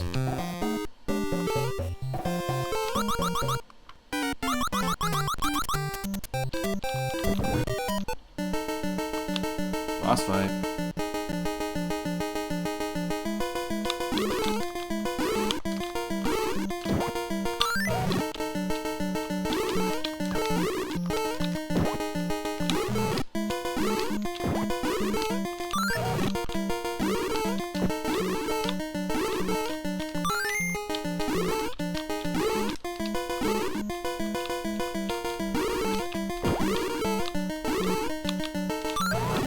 Yes.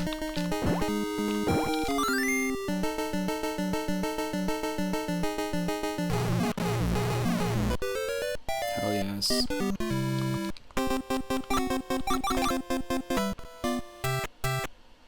World 6-2.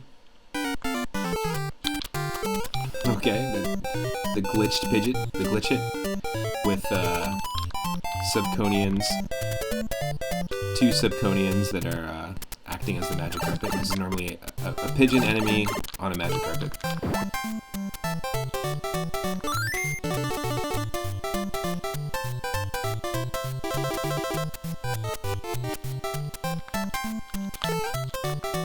Oh, great.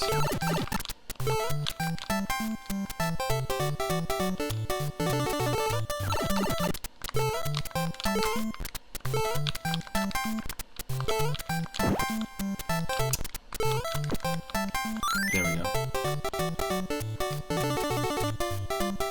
This is, again, we're getting early game stuff, late game, which is interesting. Just like in Super Mario Bros. 1.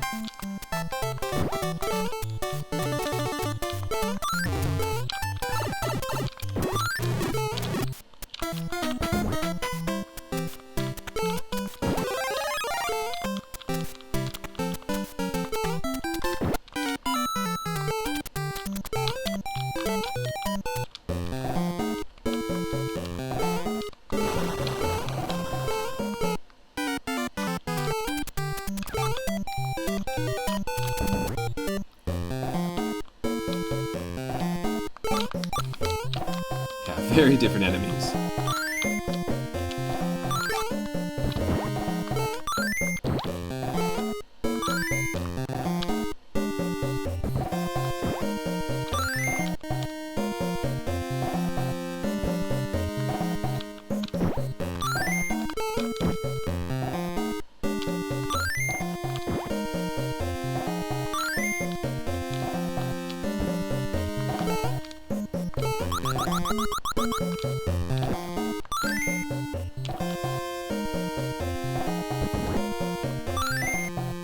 Oh no.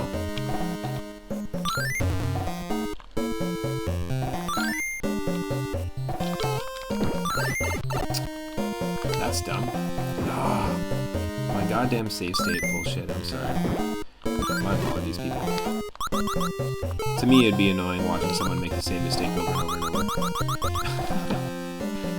So if it's not annoying you, then that speaks volumes to you.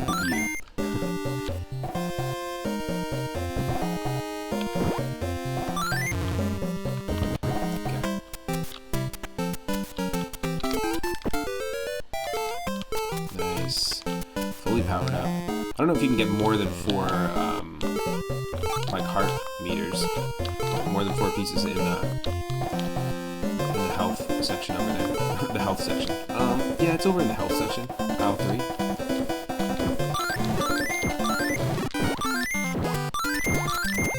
I don't think I've ever seen more than 4. Maybe 5 is the limit. 5 hearts. Yes.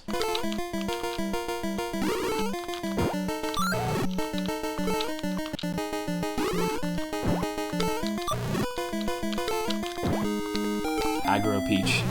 Let's go.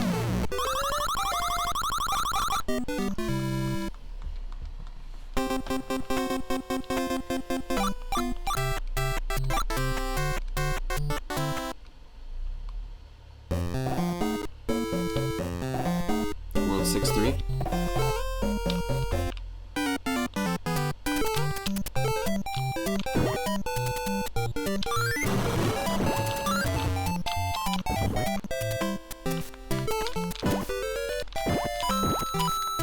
I should have changed characters. We should have stayed as Peach because we would have had 4 hearts. That was dumb.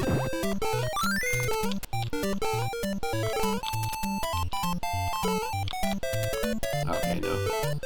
This is not one of those levels. Damn.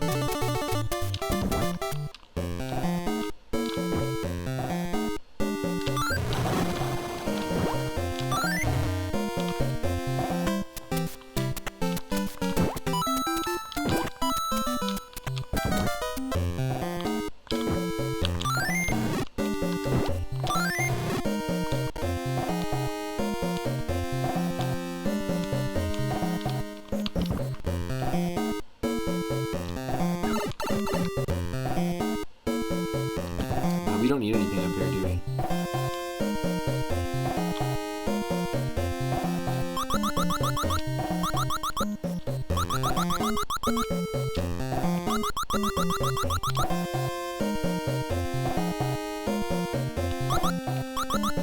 Oh, come on.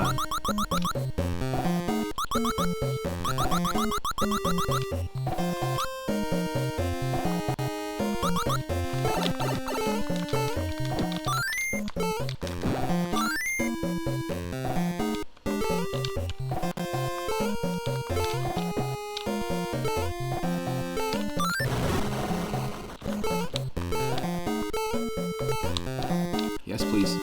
Thank you.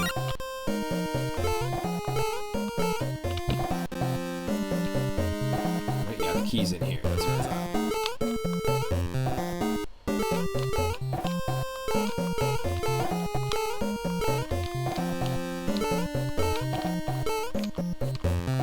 Ooh, this is a nice little shortcut. I never thought of doing this.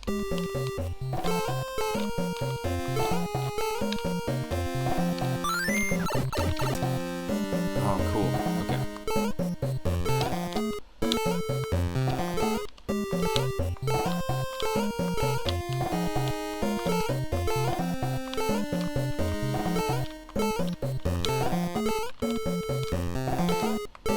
So much quicker.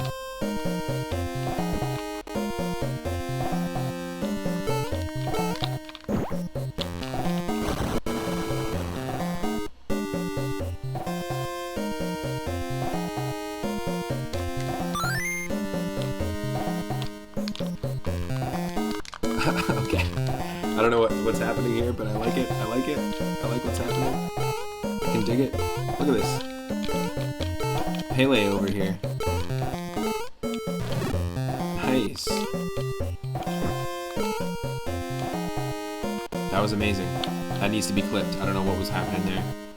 I've never done that or never seen anyone do that in Super Mario Bros. 2 before. Did it glitch out the Fanta? I think we somehow manipulated the Phantom to not happen. That's really cool. Just in that room. That's interesting.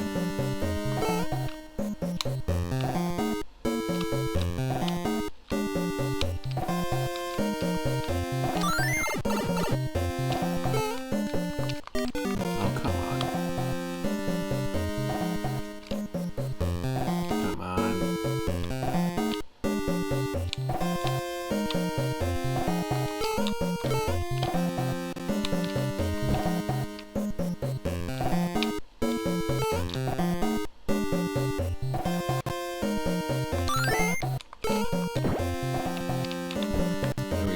That was amazing. Whatever that key bounce thing was, that was awesome.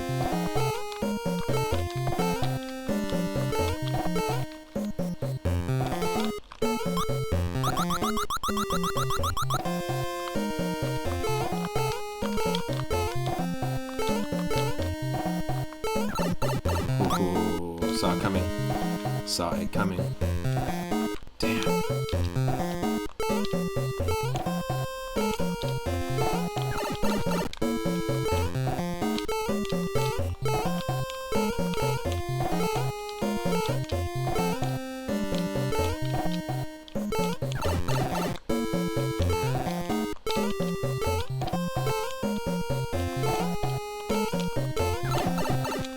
Fuck's sake.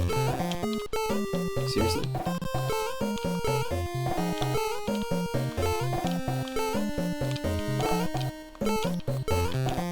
Okay, what is happening right now?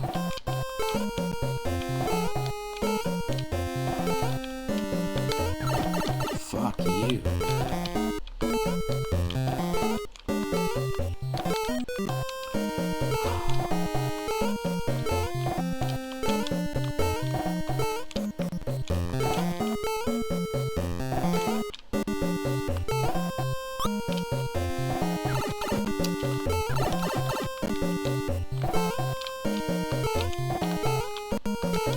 Oh my god. That was torture. Let's go.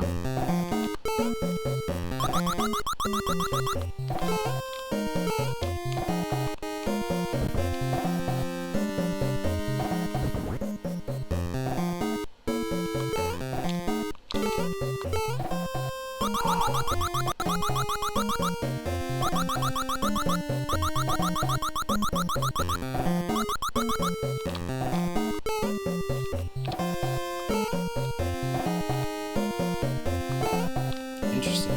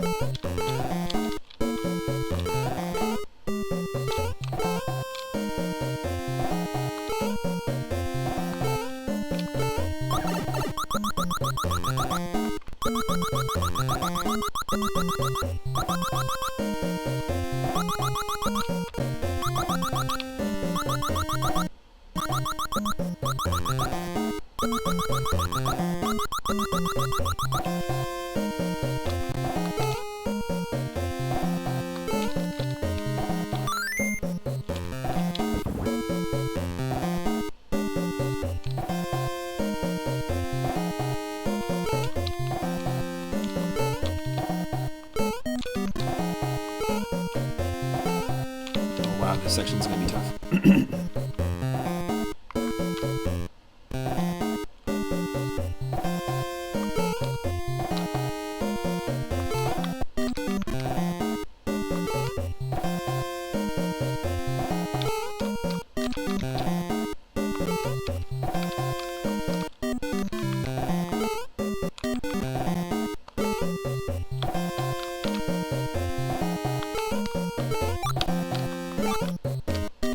Wow.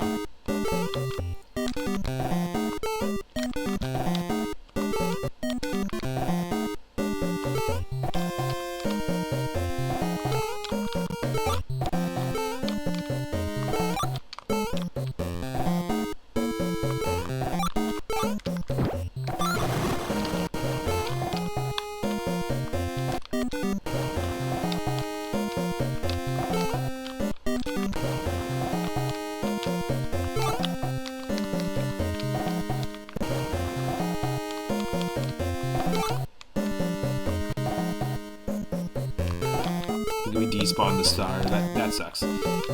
Every 5 cherries that you pick up, you get a star. It's kind of like in Super Mario Land 2. Every 100 enemies you kill, you get a star, like in-game, which is kind of cool. The same feature was actually implemented in Super Mario Unlimited Deluxe, the Super Mario Bros. 1 ROM hack we just recently started on the channel.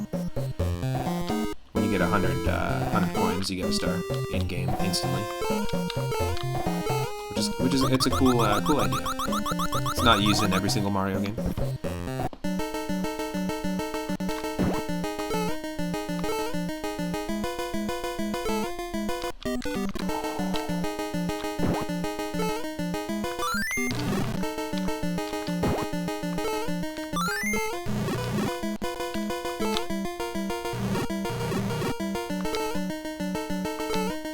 We did miss some health, but that's okay.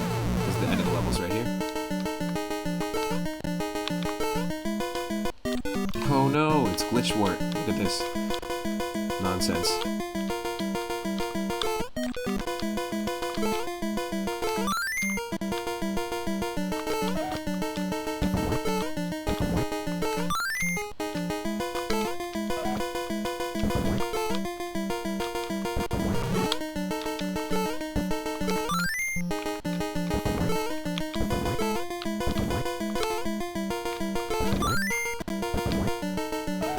It's a random amount of hits as well too, so we've now hit glitch wart 3 times.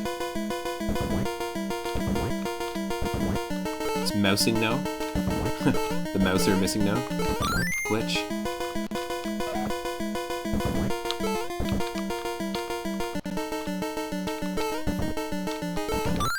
No.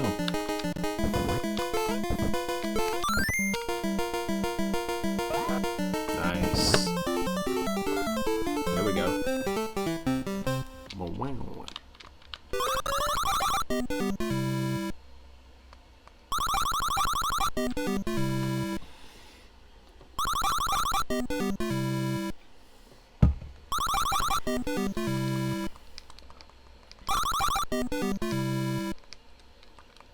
Of course. World 7-1. 2 more levels and then we've beaten the game. That warp really helped us. Not usually my style to use warps, like I said.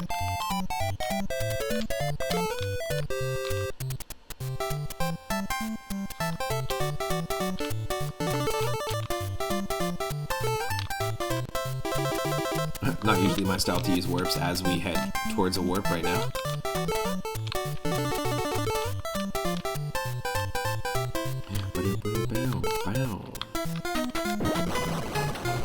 Ooh, nice. It's glitched out. Glitched out rocket ship.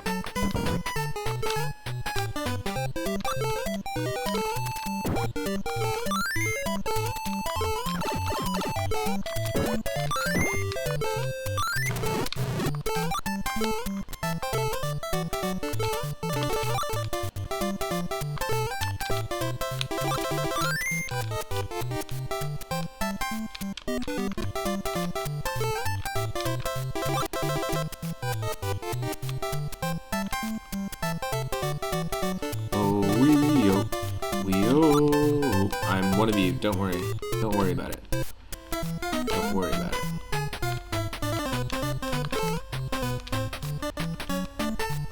I'm just one of you. Oh, we-oh. We-oh. Oh, we-oh. God damn it.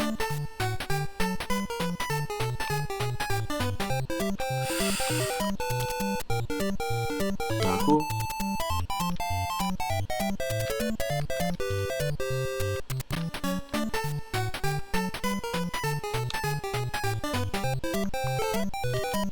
That sucks, come on.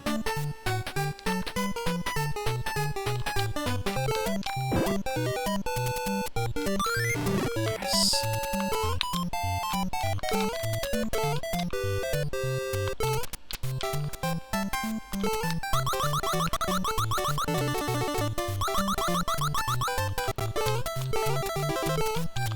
I hope we could skip this level because this is a tough one. But I guess not. Not today.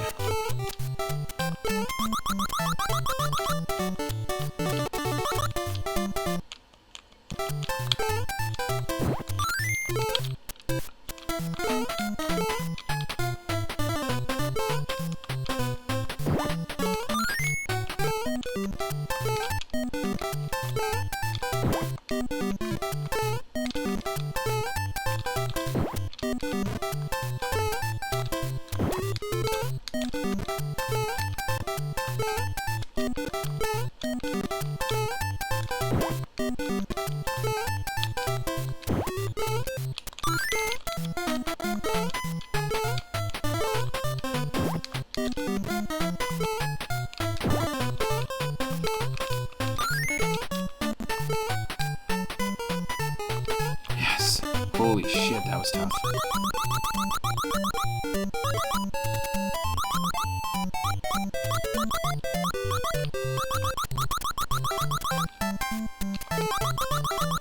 Like a mushroom house sitting in the sky, and you get there by climbing ladders. Is this the end? Point blank. Welcome to the stream. Come on in, G, and welcome to the stream. Hope you're having a good one.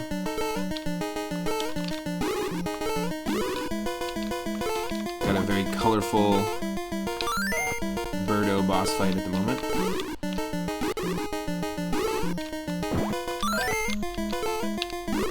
Oh. No. The brick colors are really aggressive, totally. Feeling it. We were playing as Aggro Peach earlier. And I'm doing a multi-randomizer stream today. I'm randomizing using the same seed. Super Mario Bros. 1, 2, 3, World, and Super Mario Land 2. And we beat Super Mario Bros. 1. So we're just near the end. Just near the end of 2. We're actually on the last level of Super Mario Bros. 2. Believe it or not. Hope you're having a good June 1st. Hope.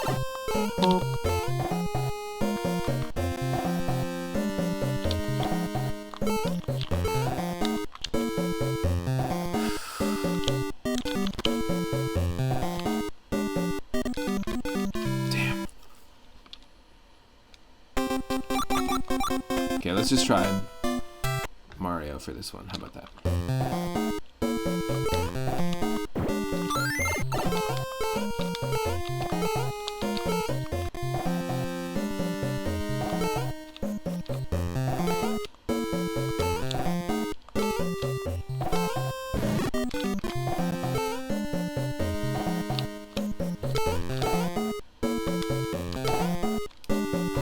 There we go.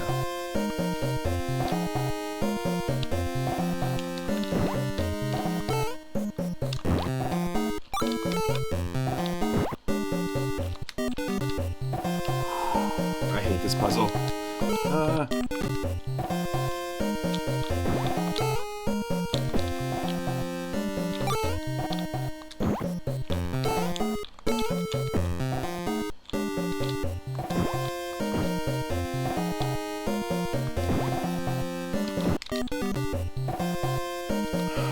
So close.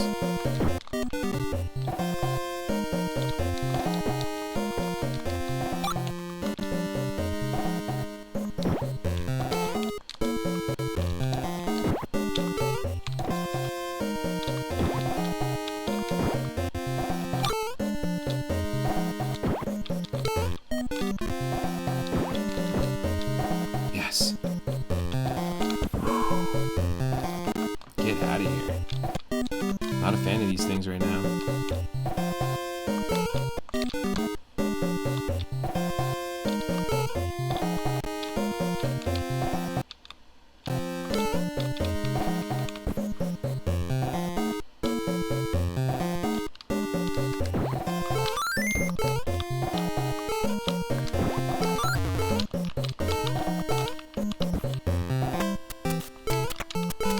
Yes.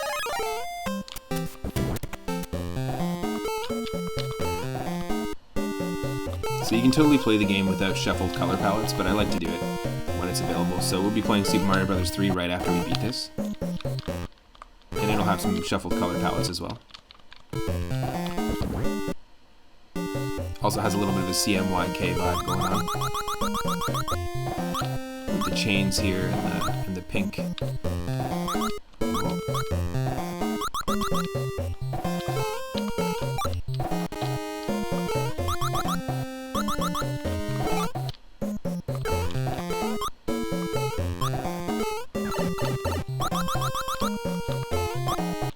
Oh wow.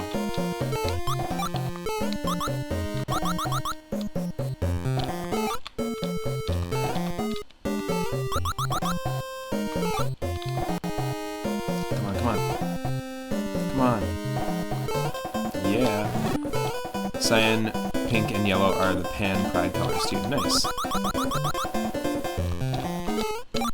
Oh, cool. With the emote and everything. Nice.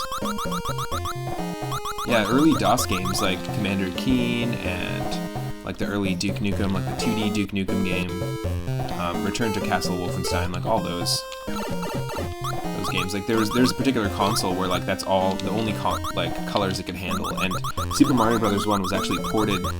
Initially, was just supposed to be ported by another company hired by Nintendo to port it for home PCs because it was just so popular on the NES at the time when it came out.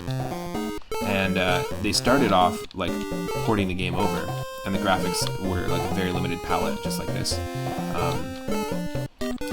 And they started porting it over, and then eventually, like, you know, doing the exact same levels from the NES one, and then like 2 or 3 levels in, they start making their own game out of it. It's pretty cool, actually. It's its own unique game. If you still have the ability to use Flash Player, check out Super Mario Bros. Crossover. You can play as multiple different NES characters. You can play all the original SMB1 levels, but you can also play Lost levels and all the Super Mario Bros. Special levels. It's almost like playing a completely new set of levels and new game. We'll try to see if we can play it sometime on stream. This is tough. This ain't easy.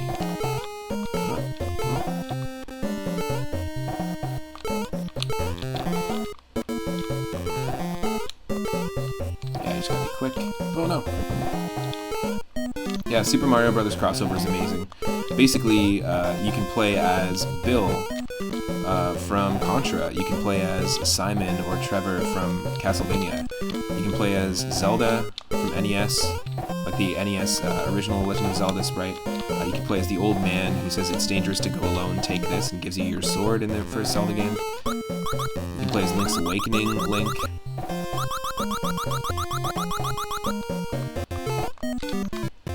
All sorts. You can play as Mega Man and Dr. Wily.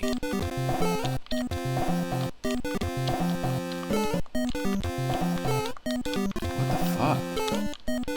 Really?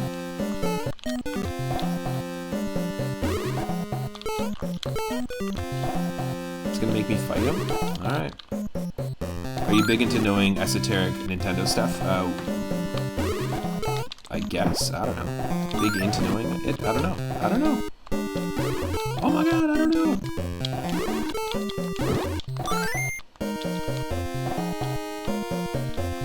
What a question.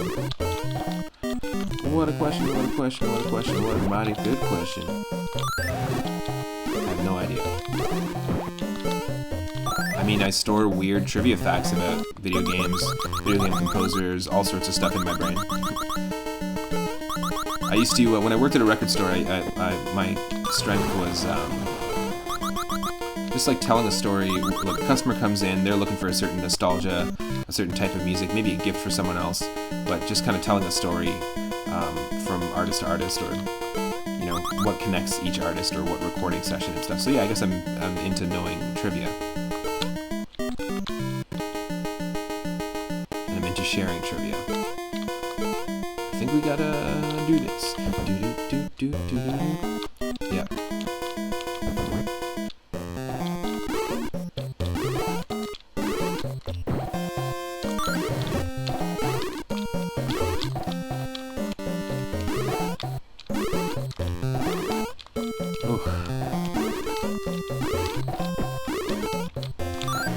Okay, there's one. This is a tough one.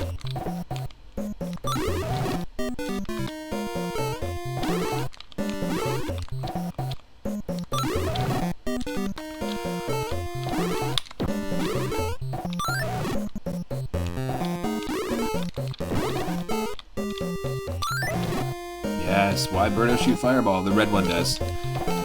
There's different versions of Birdo, actually. So there's the pink Birdo, which just shoots eggs slowly. There's the green Birdo, which sometimes shoots fireballs and sometimes shoots eggs. No, sorry, yeah, that's how that one works, and it's a little bit faster. The red Birdo sometimes shoots fireballs and eggs, but shoots more eggs than fireballs. The green one will actually shoot more fireballs than eggs, like there's like a higher ratio. And then there's the silver or the gray Birdo. I always saw it as a silver Birdo, and basically that one only shoots fireballs consistently, and it's fast. So there's all those different ones. Guess who's back? Back again. No Scam's back. Tell a friend. No Scam's back. No Scam's back. No Scam's back. What's up? We are on the literal last level. I love that this is the sprite behind the hawk is an ostrich. So it's like, you know those ostros that you had to deal with Shy Guys riding on them earlier in the levels? It's like wearing a mask, which is pretty funny. It's just pissed.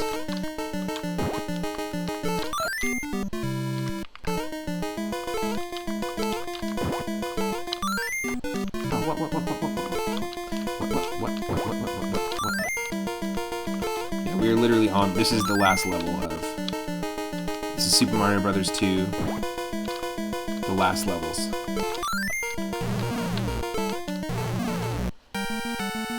we go. Here we go. Doo-doo-boop. Beat-a-bow. Doo-doo-beep. Beat-a. Oh no. Claw Glitch. We're fighting Claw Glitch, our final boss.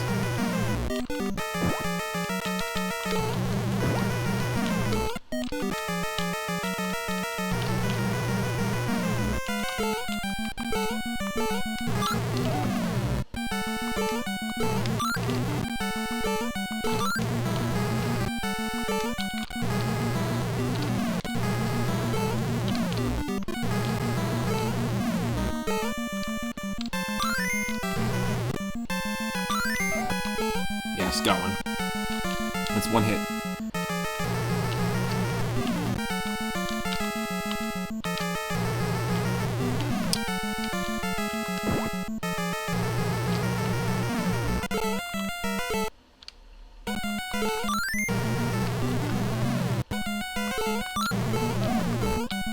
Yes, 2 hits. Proper non-glitched vegetable, look at that. Look at that.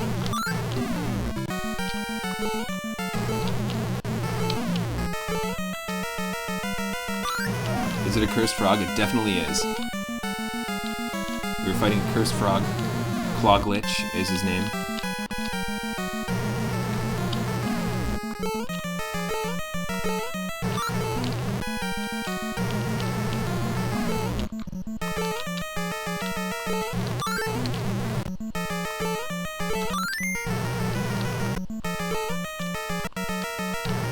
It's shooting like red squares at us, which are basically made of logs.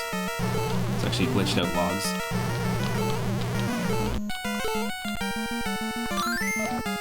Yes. The number of hits that each boss takes is completely randomized as well, so you never know how long this boss fight will take.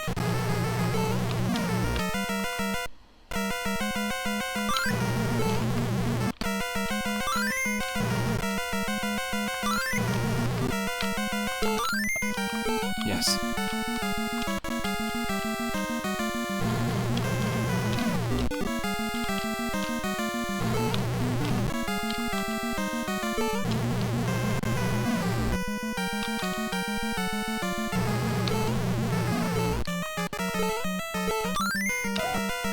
Yes. That's it. Cursed Frog. Cursed Frog down. There we go. We found ourselves a beatable seed. This is not an easy feat. I think warping to World 6 might have saved us because... Oh my god, look! We saved all the little tiny squished... I have no idea what those things are. What the They looked squished. Yeah, we didn't play that many levels because we skipped ahead to World 6. We found a warp, so 5 levels beaten by Mario, 2 levels beaten by Peach. lemonade was a popular drink and still is. Yep, indeed. Very cool. So we beat both. We were able to beat, I know, a cheater. I'm a goddamn cheater. Warps? What warps you talking about? No, I accidentally took a warp. I thought it was just going to be a secret. Well, it was a secret, but it just was a secret warp. Interior crocodile alligator. I drive in a Chevrolet movie theater. Nice. You're dropping all those the best rap lyrics ever. I really like Separate Together, the entirety of Separate Together by A Tribe Called Quest. That one's a really big fave of mine.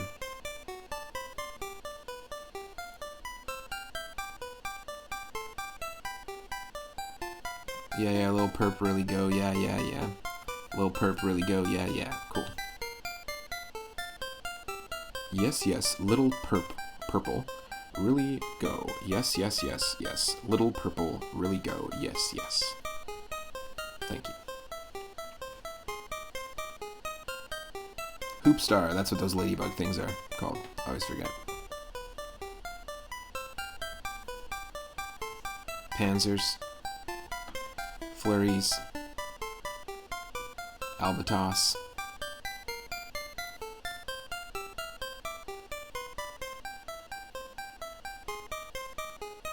Quote, I'm a millionaire, but I don't know how to read. Lil Pimp.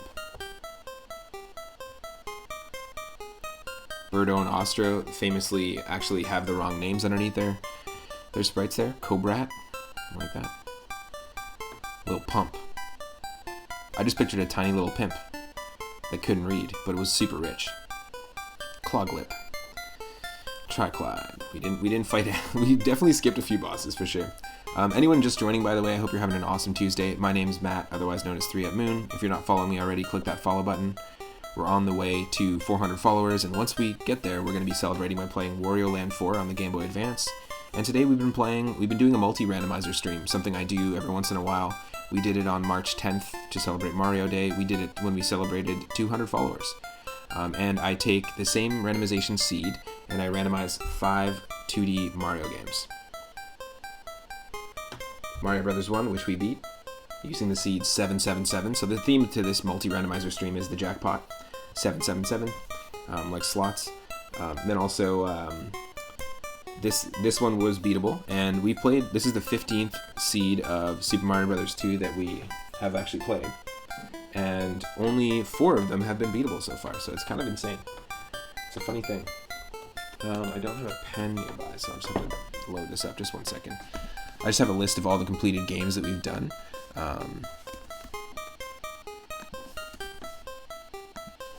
Yeah, just like, for example, for Super Mario World Randomizer, we've actually completed 29 different seeds.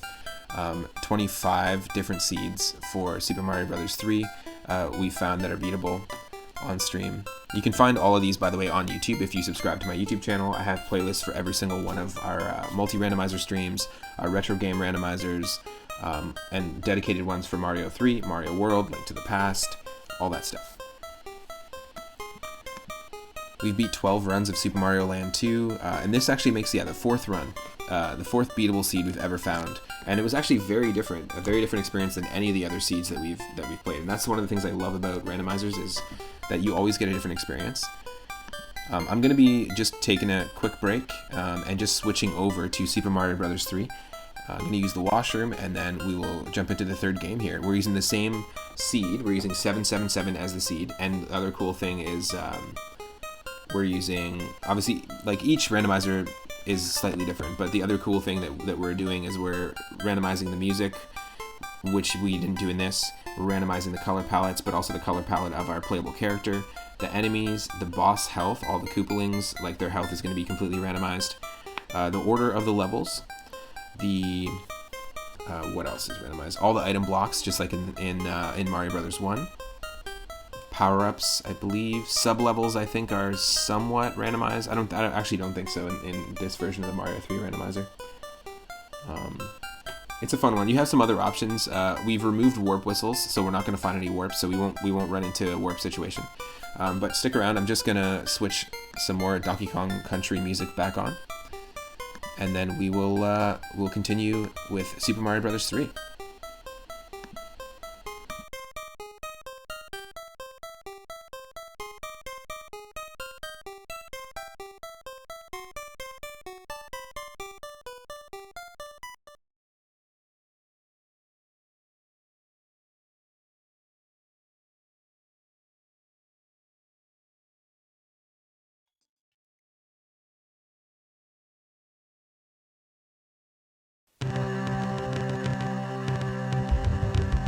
I'm just going to update the stream title and such.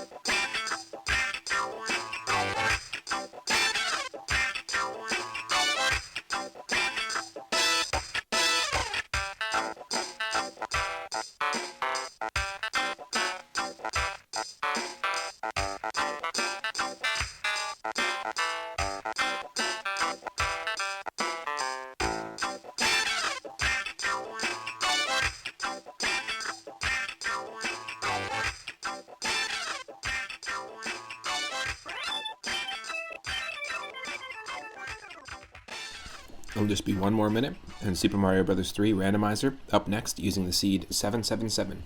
3 of 5 games that we're going to be playing today.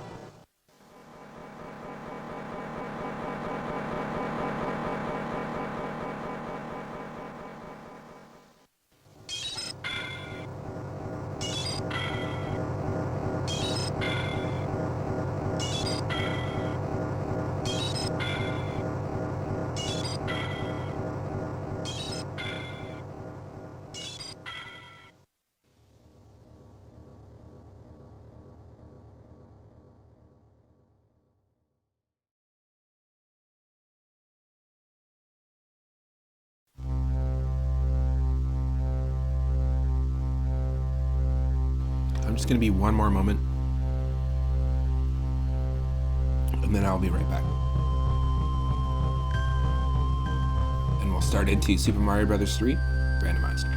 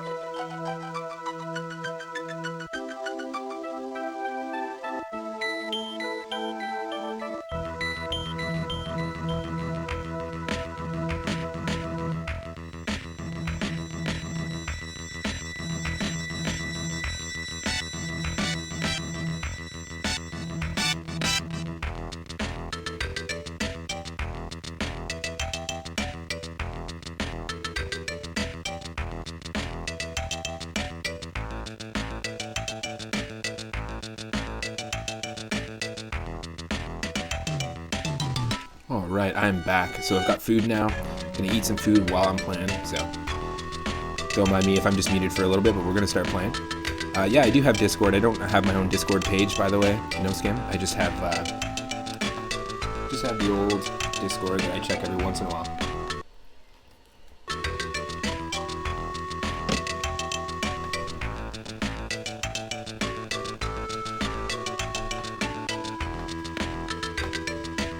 It's not somewhere I usually spend a lot of time. You can catch me here way more than you can catch me on Discord.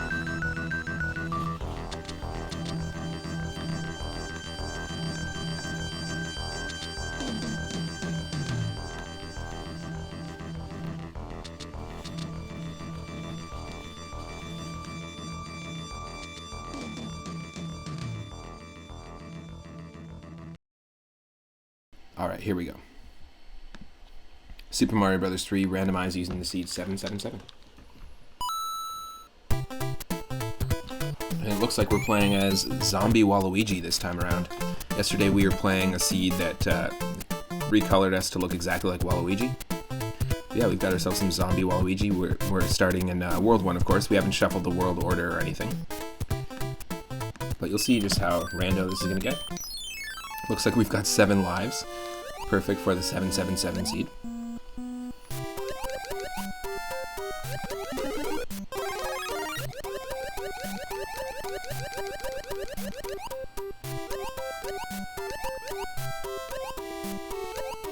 Thanks again everyone for your patience. If you're just joining in, we played and beat Super Mario Bros. 1 and 2 randomized, with all the levels and stuff shuffled around. Each randomizer, of course, has its own separate logic. And this is, now we're on to 3. It's the third of 5 games we're going to play tonight. Ooh. I forgot, you can't jump on Koopas. Not something to forget. In Super Mario Bros. 3, you can't actually jump on any enemies underwater. Just doesn't let you.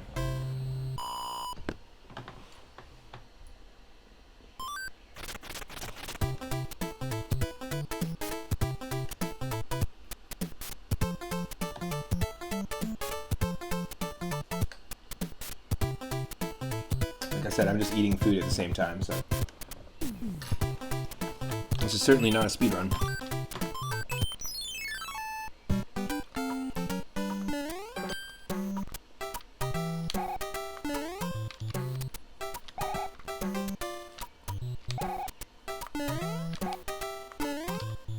One, two, three. 1, 2, 3. 1, 2, 3. 1, 2, 3. 1, 2, 3. That's stupid. That was my emulator being stupid. That had nothing to do with us. Because I know what I'm doing. I know what I'm doing when it comes to Super Mario Bros. 3. That's for sure. It's my all-time favorite game.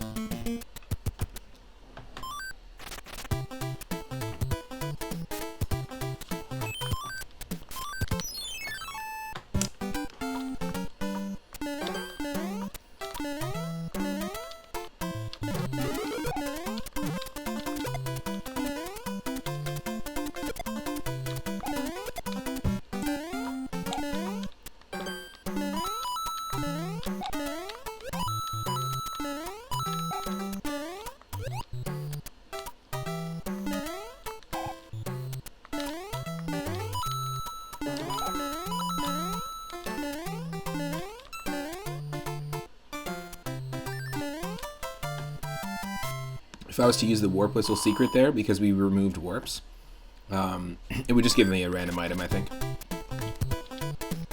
A random power-up instead. Or P-whistle, oh my god. The P-wing. Instead of the warp whistle.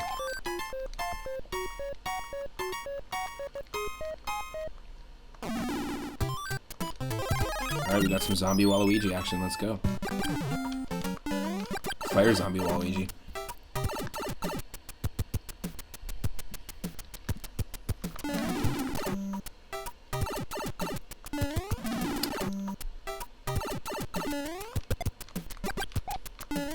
Holy shit.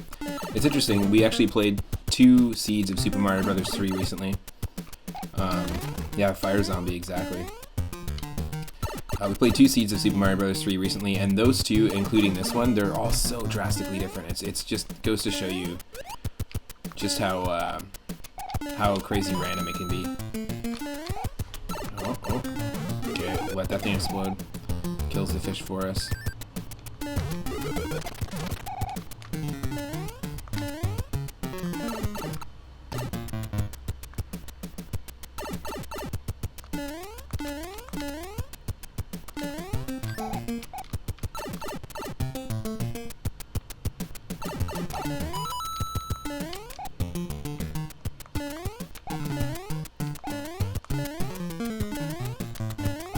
Wow, we got really lucky.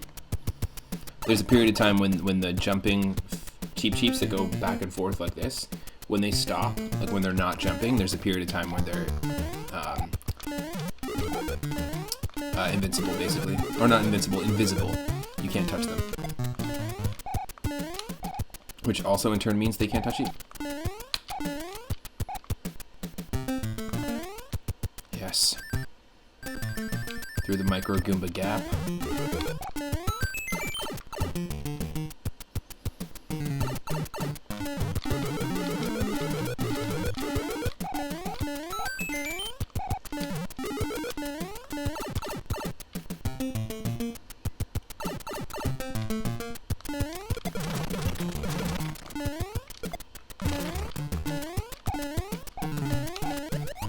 Yes.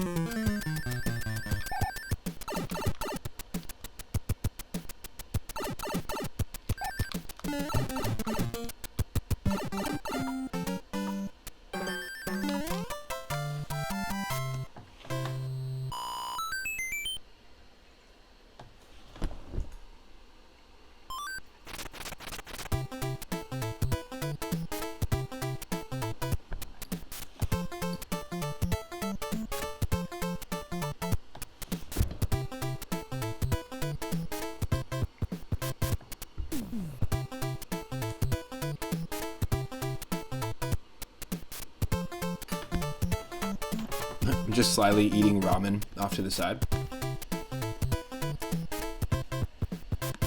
Ramen and homemade fresh bread.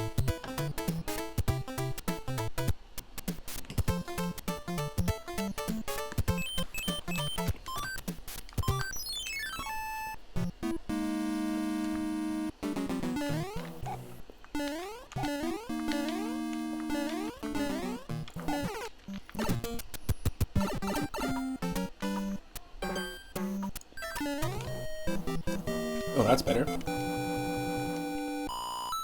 That's a better result. That's a situation where the save state mishap, me accidentally loading when I didn't mean to, actually works out in our favor.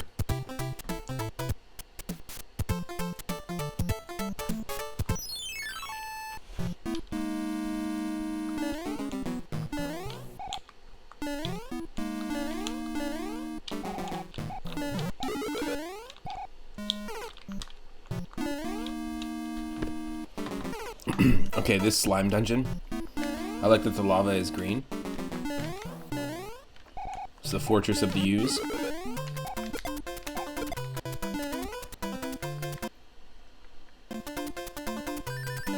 Don't get waffled.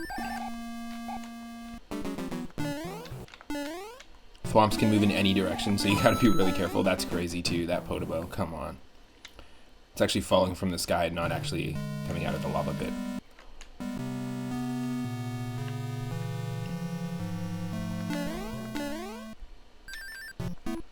This is crazy. This is a really cool seed. If you want to try this yourself and join along, the seed we're using again is 777, like we did with the first 2 games. We're using not the executable version of the randomizer. If you go to the big list of game randomizers, you can use the web-based randomizer for Super Mario Brothers 3. The only thing I don't shuffle is the fortresses, the world order, and I believe that's it. And the music and sound effects.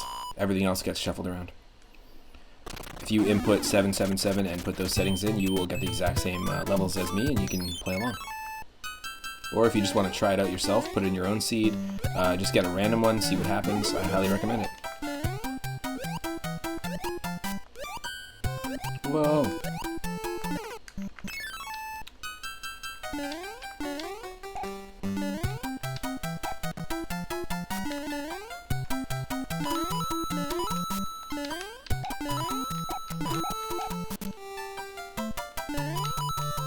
shit.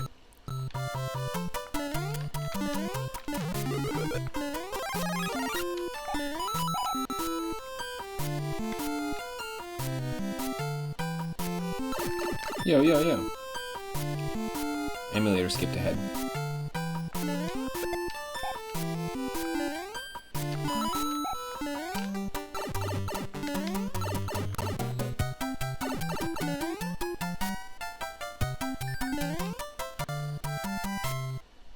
Nice.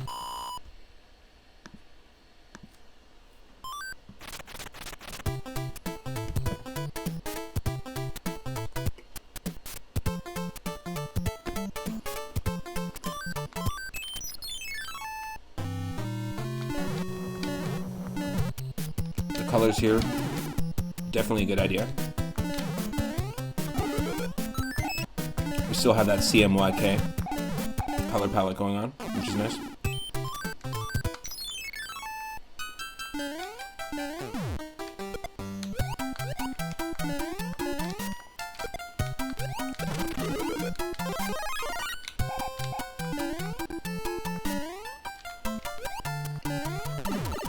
What? What the hell? How are you supposed to be ready for that one? A bomb fell into our hands. That's some bad luck. Anyone see how many coins we have? 42. I'm telling you, every single playthrough, it follows us everywhere.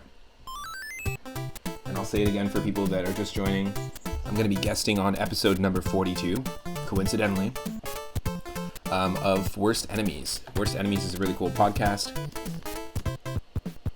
Check it out. It's also a retro gaming channel and stuff. 12 p.m. Pacific this Friday, or 3 p.m. Eastern.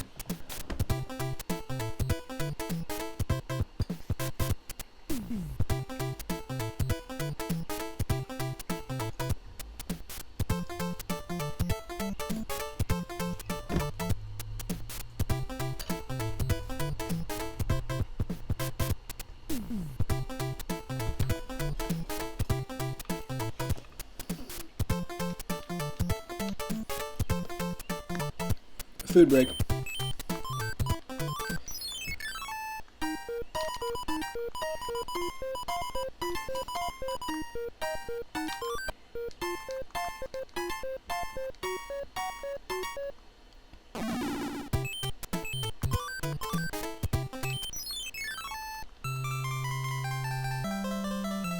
Nice.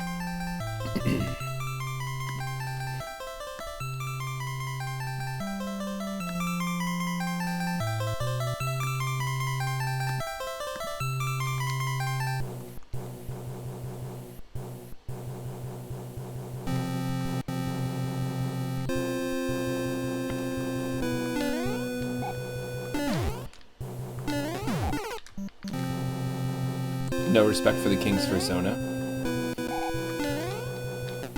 Yeah, we've talked about this before in other streams, the chat and stuff, you know, Toad is the one that's flipping out.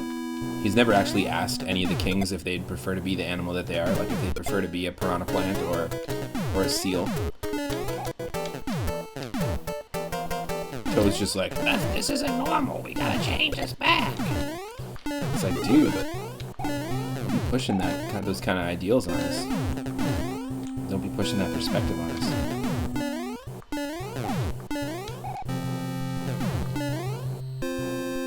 I'm uncomfortable with the king being a bird.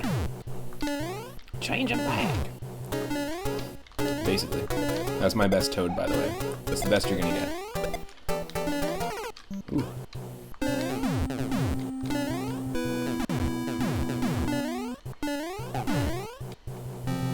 The king right now is a blue floofer.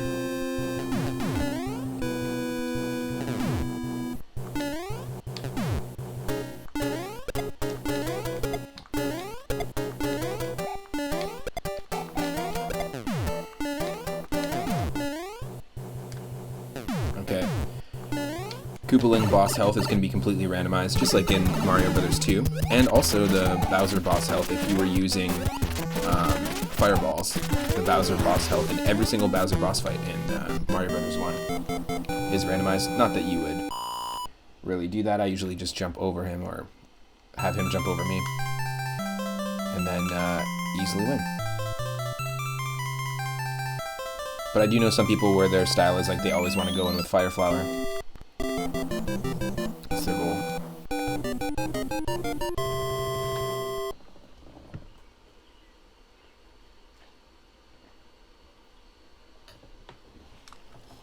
World 2. World 2 is a grassland, it's not a desert.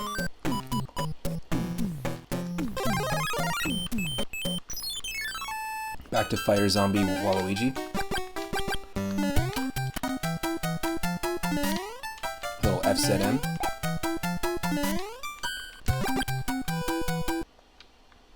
Oh, sorry.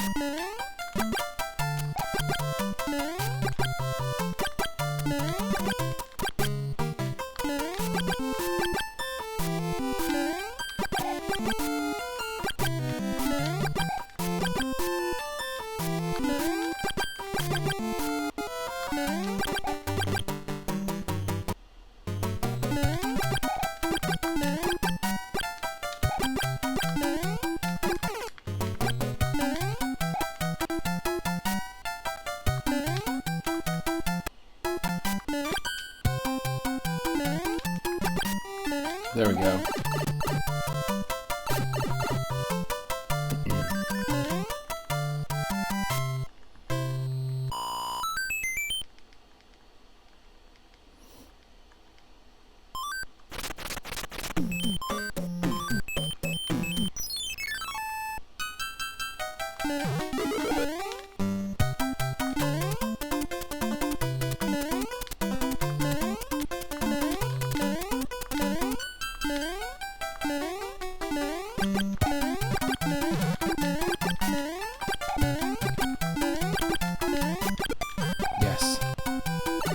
Dog, you hate sky levels.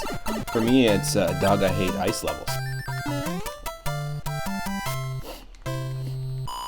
But it's always dog. Yeah, ice levels are the worst for me. Ice auto scrollers are my least favorite in this game, but also just in general, ice levels usually mess with me.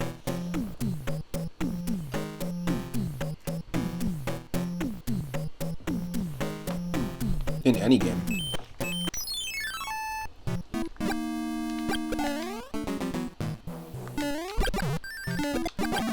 Oh, that was crazy.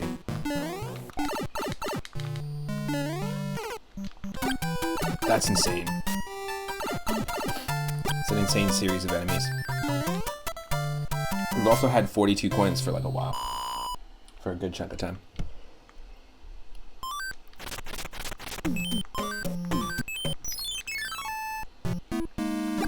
Is there a reason you're skipping all the card games? Yeah, I don't really care about them, only because it just gives you 1-ups, and we're going to get more than enough 1-ups through all the levels. We're going to get more than enough items as well. Oh, it looks like we got green fireballs too, which is cool. We'll get more than enough items just because of the way the randomizer works. I wouldn't if I was playing the game normally. If you weren't playing the randomizer, I would do all the card games for sure. We can try one if you want to see me try one. I just always suck at it. I suck at the card games anyways. Yes! Blitzkrieg! Yes! Okay, these are some moves right now. We got this.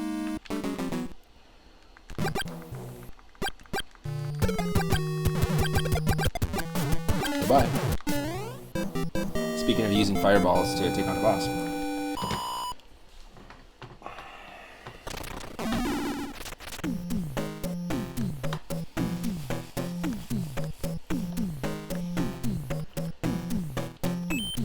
But I won't skip the toad houses.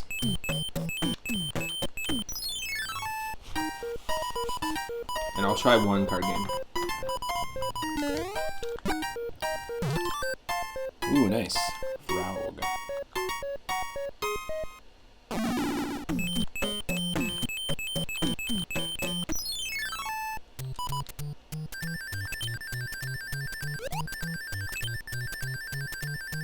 Ah.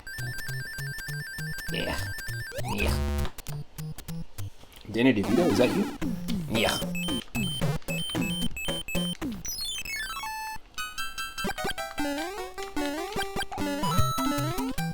We did randomize auto-scrollers in Super Mario World and Super Mario Land 2, so once we get to those games, it's going to be interesting because we can have some levels that aren't normally auto-scrollers that don't auto-scroll, or sorry, that do auto-scroll, and vice versa. It's going to be interesting. Especially in Mario Land 2, because the screen is a lot smaller, the sprites for the characters and the enemies, for the player and the enemies rather, are a lot smaller as well, or a lot bigger. I can't even speak. I'm saying the exact opposite of what I'm trying to say. Basically, the Game Boy screen is smaller, the sprites for Mario and the enemies are bigger, and it gives you less, like there's less screen real estate, if that makes sense.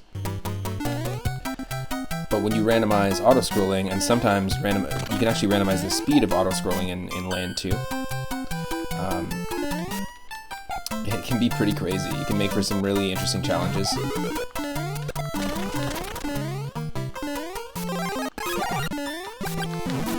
Ooh. Not fun.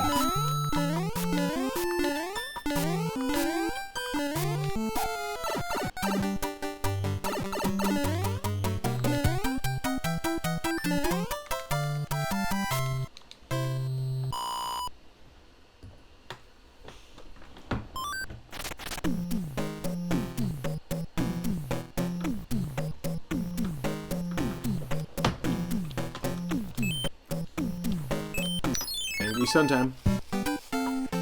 Oh yes, more glitch fish. It's just a glitchy fish. It's just a little glitchy fish.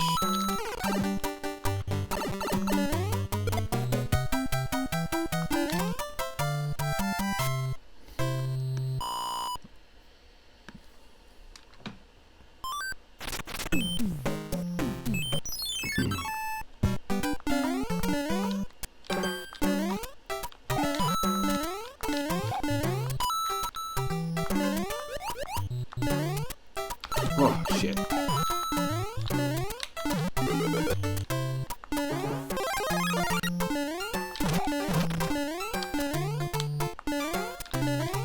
More fish, more fish.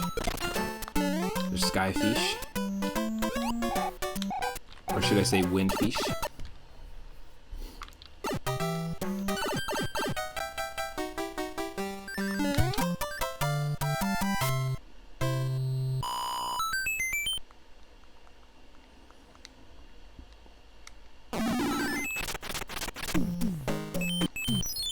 These ones I'll do.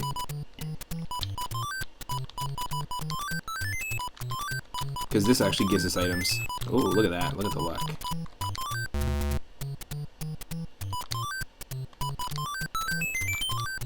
Real luck. Whew. That loaded us up.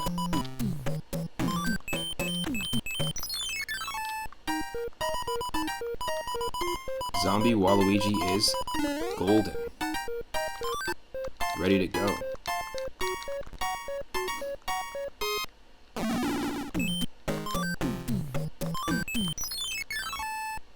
Four. Oh. That was tight. Never gonna replicate what we just did there. Trying to switch the enemies up. This is normally a giant world level. Oh no. I'd much prefer fish over Hammer Brothers. Normally you can switch between small and large enemies, and they actually took inspiration from this to create Tiny Huge Island in Super Mario 64. You can enter the level as a Shrunken Mario, where enemies are huge, or as a Giant Mario, where enemies are tiny. Super simple concept, but a really cool one. I always like the giant world levels.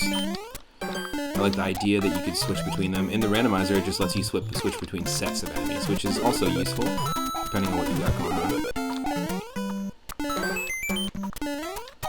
Definitely don't want to be dealing with the Hammer Brother enemy pool, because it's just Hammer Brothers, Boomerang Brothers, Fire Brothers. And that's no good. Oh my god, that was lucky. Almost got ambushed by a fish there twice.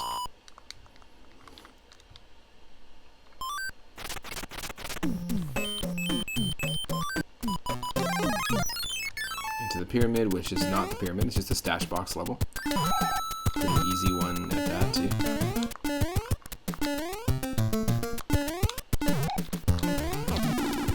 Ooh, first time using Raccoon Zombie Waluigi. Oh my god. It's just a ridiculous name.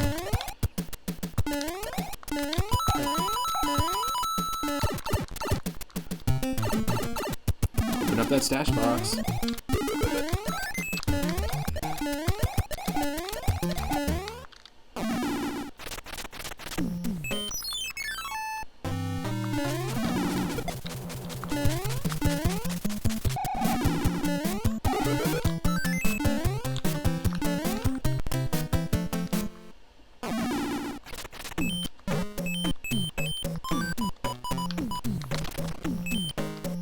Secret. Normally when you take on the Hammer Brother that's behind this boulder, you can actually get yourself a warp whistle, but like I said, we've removed the warp whistles. That's our first Tanuki suit of the game as well. So it's just going to give us a random item, I think.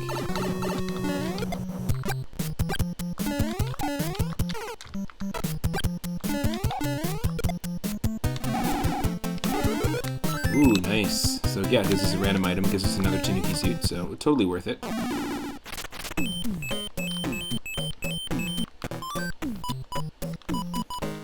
Let's try one on. It's the first time using it. It's powder blue, it looks like.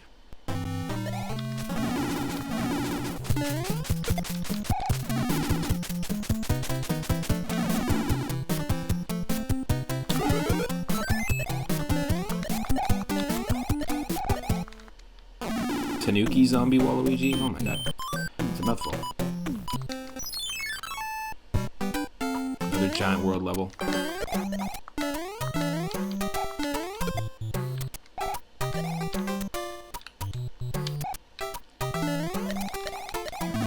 No, that was the dumbest thing ever. Come on.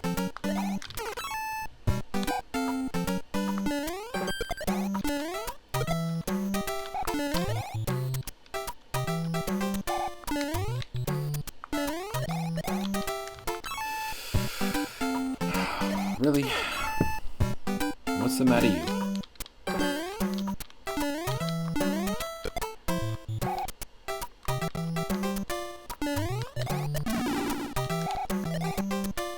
Yo, Parahacks, welcome to the stream. I got a mod in the chat right now if you want to shout out Parahack64, that'd be sweet. We're doing a multi-randomizer stream today, so we played Mario Brothers 1 and 2 randomized so far.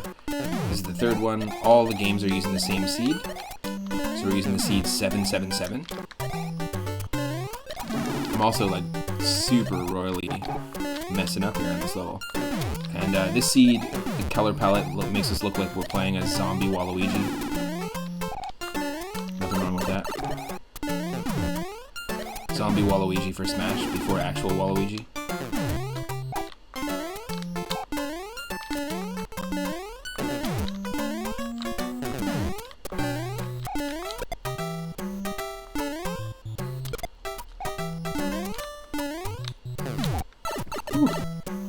Hope you're having a good Tuesday so far.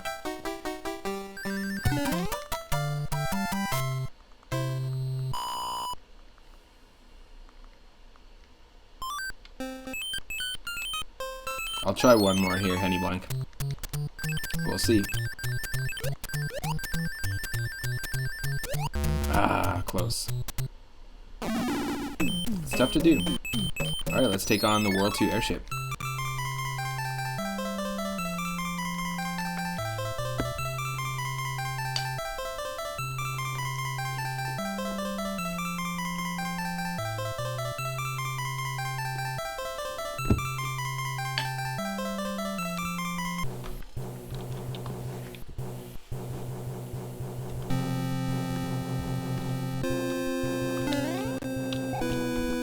Ah, I feel right at home. It's a zombie airship.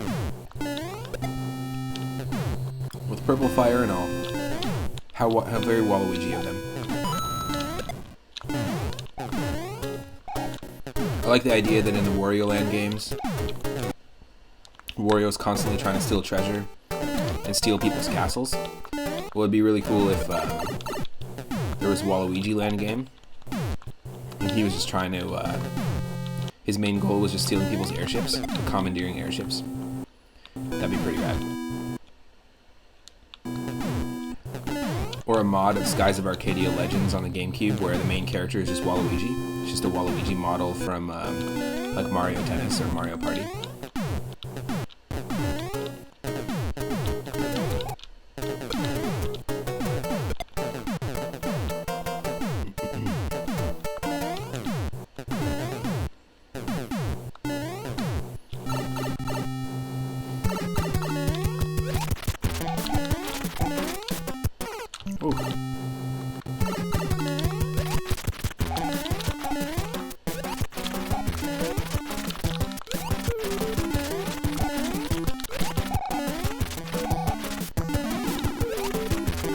More than 3 hits.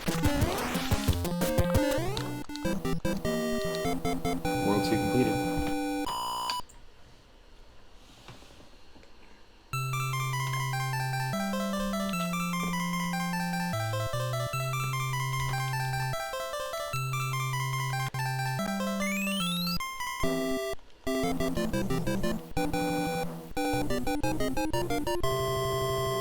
You saved the king of Luigi's kingdom.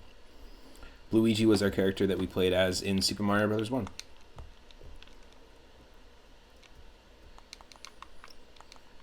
World 3.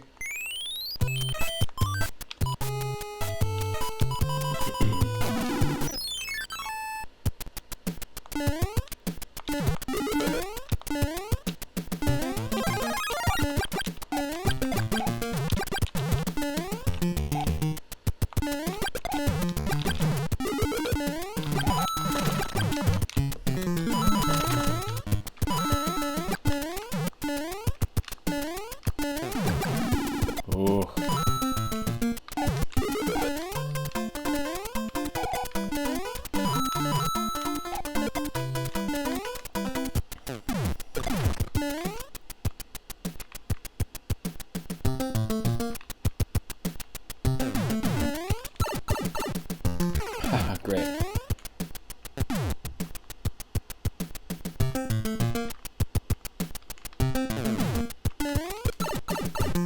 Worth it. Yes.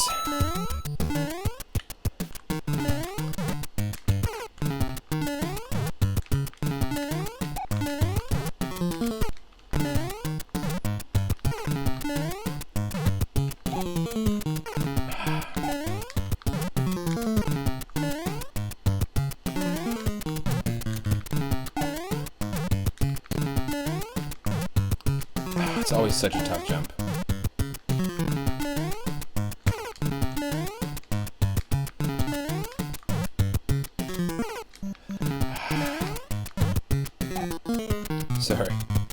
Sorry about that, folks. It's annoying to watch. Boom.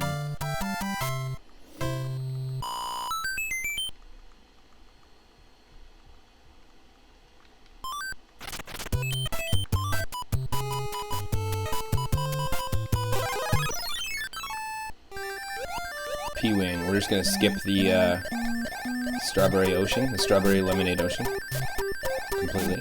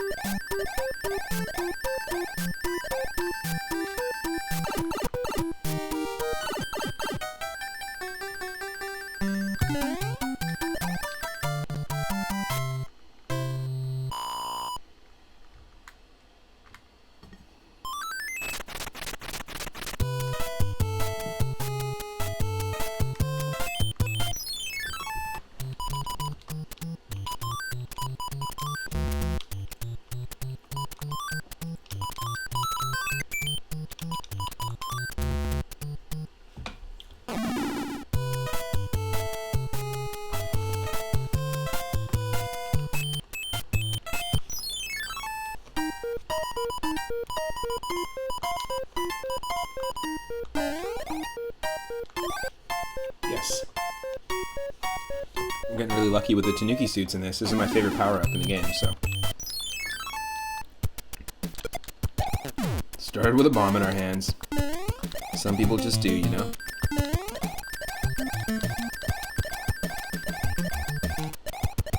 They do be like that.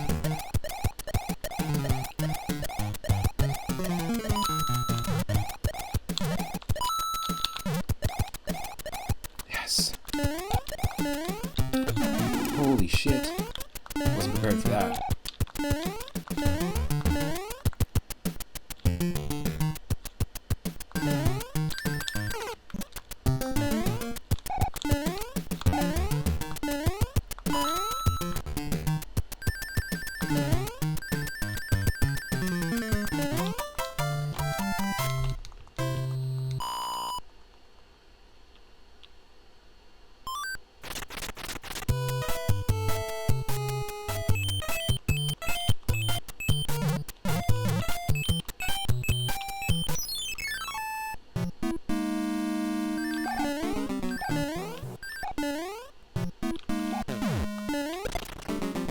One, 2, 3,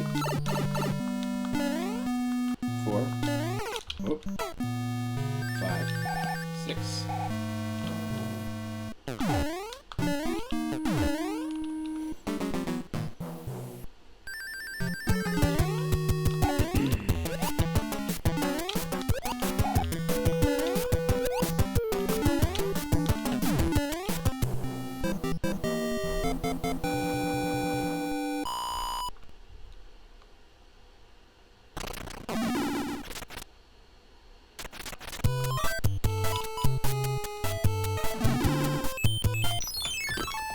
Yeah, we're gonna definitely use Tanuki. Hey, come on. Fine, we won't use Tanuki yet. That's a sign from the universe.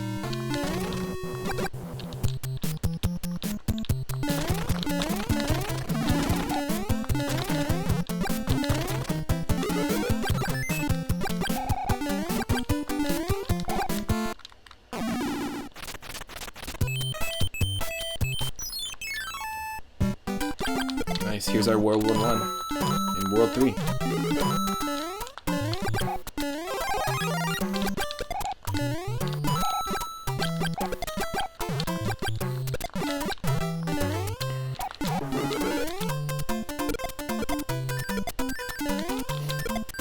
Nice, chase the chomp chomps. Chase the chain chomps. The chomp chomps.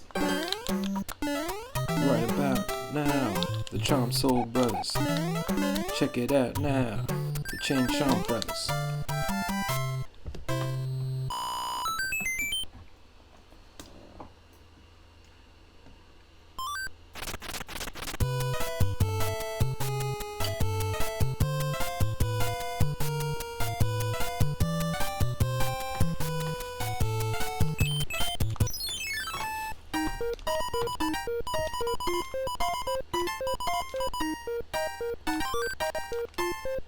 Oh yeah, it's all about the Tanuki suit in this seed. That's awesome.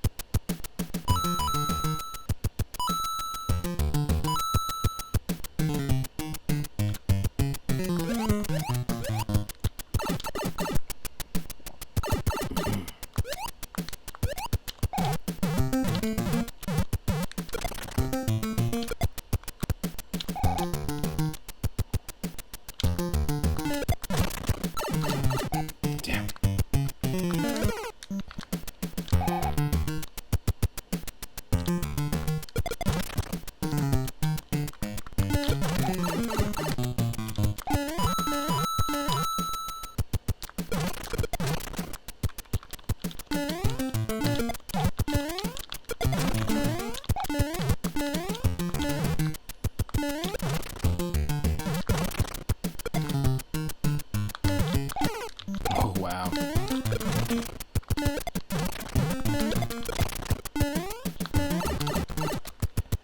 That's actually a pretty cool series of enemies to have at the very end of that level.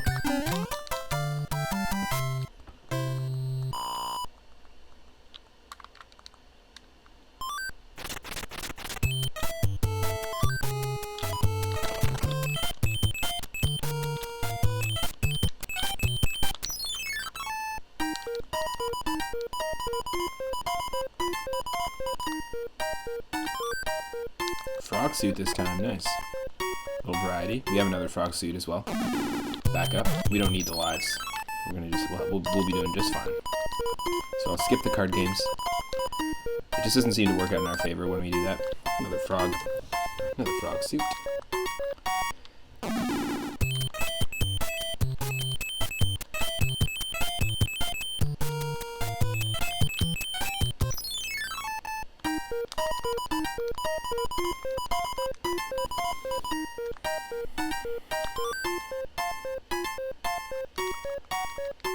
P-wing.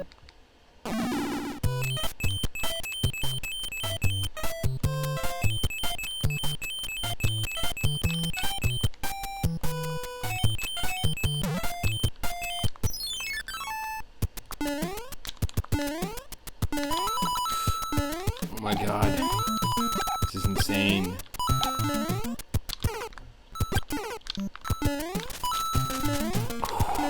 The amount of close calls that are happening right now is absolutely insane. This is like super high anxiety. He jumps up to make one more hammer toss. Thank God it's a short level. That's the kind of stuff that can happen when you get the enemy randomization pool of the Hammer Brothers, Boomerang Brothers, all that stuff. It can really make for a chaotic version of a level. Now we're on Purple Hills. Shout out to shitty music from D12.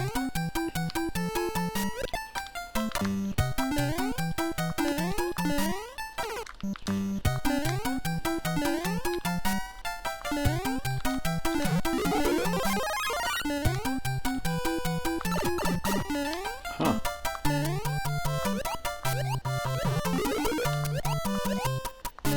Yeah, we missed the one up, that's fine.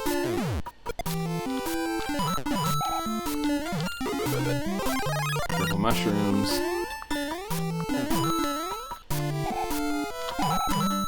This is exactly what I envision Waluigi Land to look like. Purple Goombas, purple mushrooms, purple hills.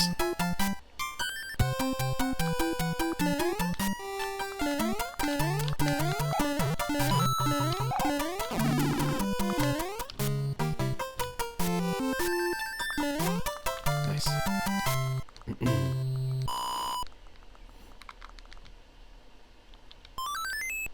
Ooh, and we were able to somehow summon a coin ship. I mentioned this before yesterday when we were playing a couple other practice seeds of Super Mario Bros. 3 Randomizer. And the coin ships only spawn when you finish a level with a specific amount of coins, I believe, and a specific amount, like a specific number on the timer. Something to do with those two variables. I don't know exactly what about those two things that you need to achieve, but it can spawn a coin ship. And funny enough, that's in the vanilla game, and every single world has a coin ship level that can be spawned if you hit, like, basically match those particular variables. I played this game so many times as a kid, I never knew that it existed until starting to play the randomizer. I was never able to see that, and so when I started playing the randomizer, it was something new in the game I'd never seen before. And just finding out that that was, like, you know, something that was always there, it was pretty crazy to me. Hell yes. Your dog is here and says hello. Hello, Henny's dog. What's your dog's name? Your floofer? He says chomp because he has a bone. Nice. How very suiting. Scooter. Like the super cute Muppet. Super cute Muppet kid from the Muppet Show.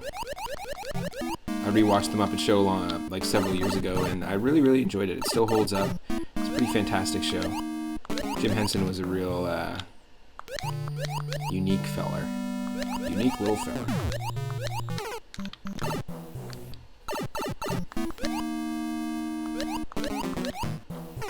Oh, this is tough. Scooty Balooty, aka Scooterson, aka Scootifer Garner. Nice.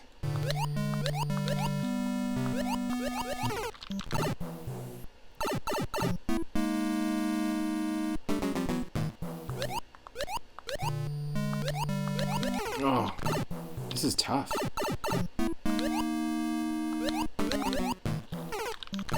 We just got lucky when we took the upper section. Parahack64 says you can officially say there's a required mid-air shell jump in Voyager. Shout to Dante, man. It's assisted by a fast screen scroll. So it's not a real one, but it's technically a mid-air.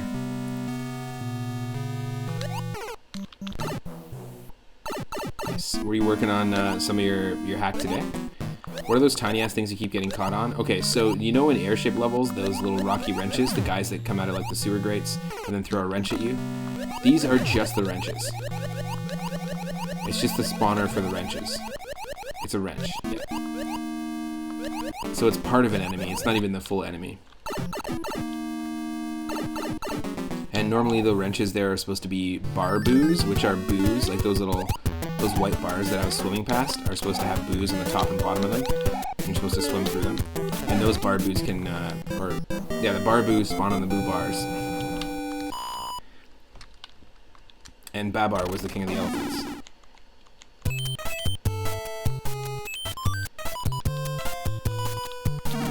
So yeah, let's check out this coin ship. This is, again, something that can be achieved in every single world in Super Mario Bros. 3. There's a certain level that will require you to end with a certain amount of coins, or a certain variable regarding your coins, and then another certain variable regarding your score. I'd never taken the time to look it up. But if you get that, then you spawn this coin ship. It's basically just like a bonus area, an auto-scroller airship bonus area, basically.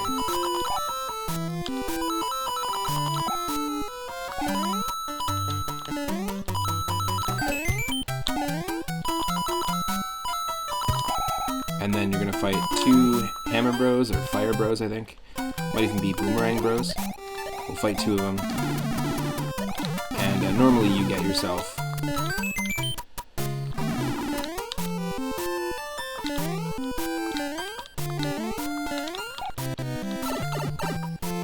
Normally you get yourself a Warp Whistle, I think, when you fight these dudes. But again, it'll be a random item, so we got ourselves a star. Nice.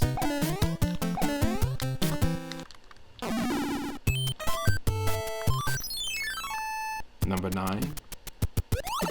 Oh, see, it doesn't always work. Depending on the enemy randomization you get, you can't actually just slide down in this game as easily as you might want to. The Blood River.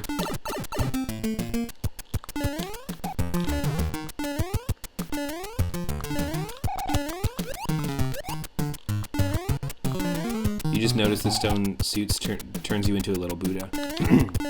Yeah, the like tanukis are like a Japanese mythical, like revered creature, and the statue has something to do tied directly into like the legend of the tanuki. So there's a direct connection there. Initially, some of the power-ups that they were going to use in Super Mario Bros. 3, initially one of the concepts was Centaur Mario, where the top half would be human and the bottom half would be like a horse. Just imagine Centaur Mario running through this game. Imagine what the run cycle would look like. It would have to feel completely different. Yeah, Centaurio. It's a real thing. It was an idea, it was sketched out. You're gonna draw this, nice. You gotta make him wearing overalls still though, so he's wearing overalls over the horse part. And he's got like the shoes. He just has 4 brown shoes instead of 2 brown shoes. That's the key. But it's a real thing. They had other concepts as well that they scrapped. And there's a Did You Know Gaming about it, I think.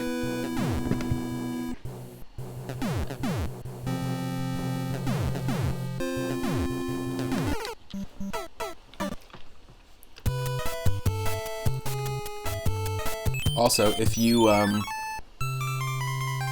this is questions for everyone in the chat. If you could come up with one Mario power-up that doesn't already exist, what would it be?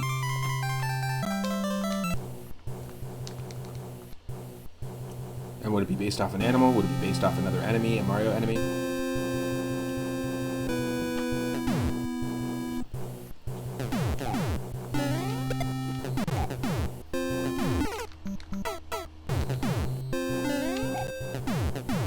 Should we get a charging chuck flower? A charge flower? And when you get it, Mario beefs up and takes up 4 tiles on screen, and then he can actually like body check or charge, just like how Wario can in the Wario Land games. That'd be kind of cool. He puts on the helmet and everything. Essentially, football player Mario.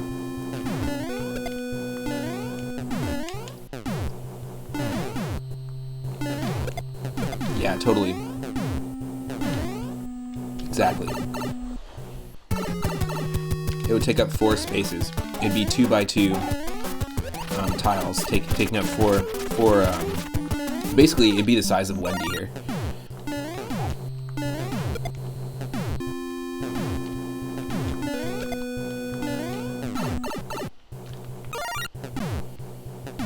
Oh, and then Henny Blank is suggesting Spike Guy. The spikes on all 4 sides. You can't hurt it, but it can only hurt you. Oh, that'd be cool.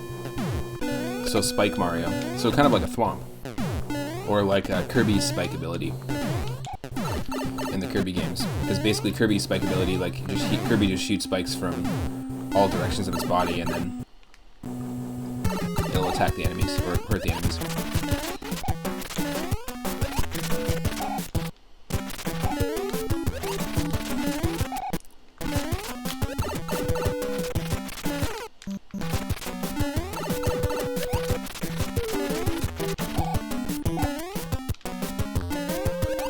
Nice. There we go. Whoosh.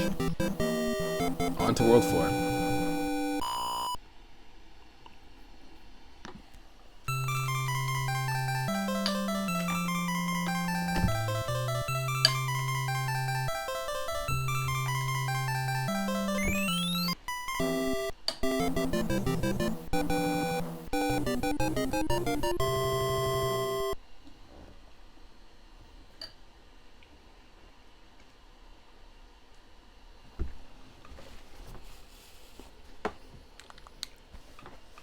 This will be game 3 of 5. What I'm going to likely do is we'll beat this. We use the seed 777 for each game.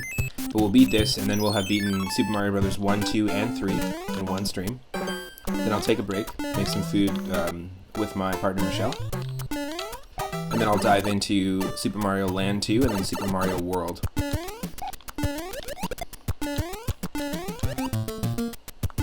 And people can choose if you want me to start with Super Mario Land 2 first, and then Super Mario World because it just has more content in it, and we end off with World, or we could go keep it chronological order in terms of when these games were released, because we've got 1985 for Mario Bros. 1.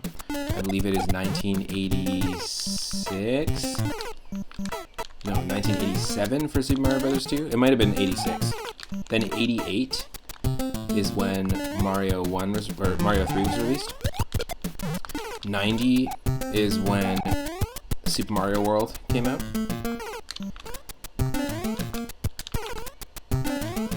And then 92 for Super Mario Land 2. So we can keep it chronological, or we can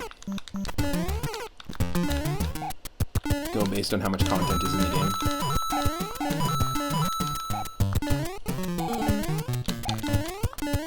Get ready for it. How many coins we got? 42. It follows us everywhere.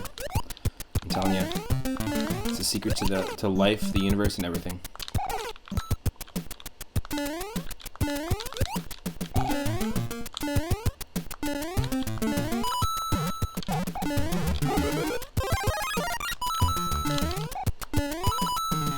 Yes.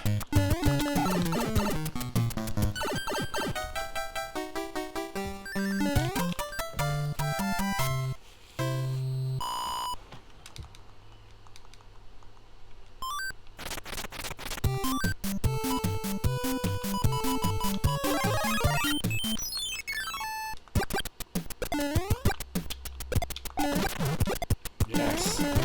Thankfully, we can actually use the fireballs on the fire chomps. That's crazy.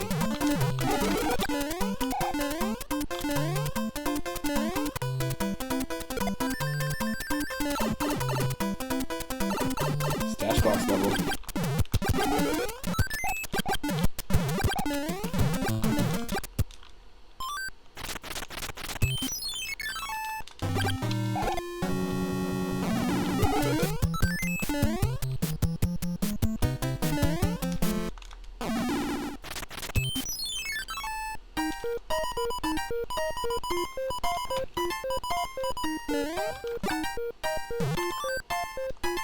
P-Wing.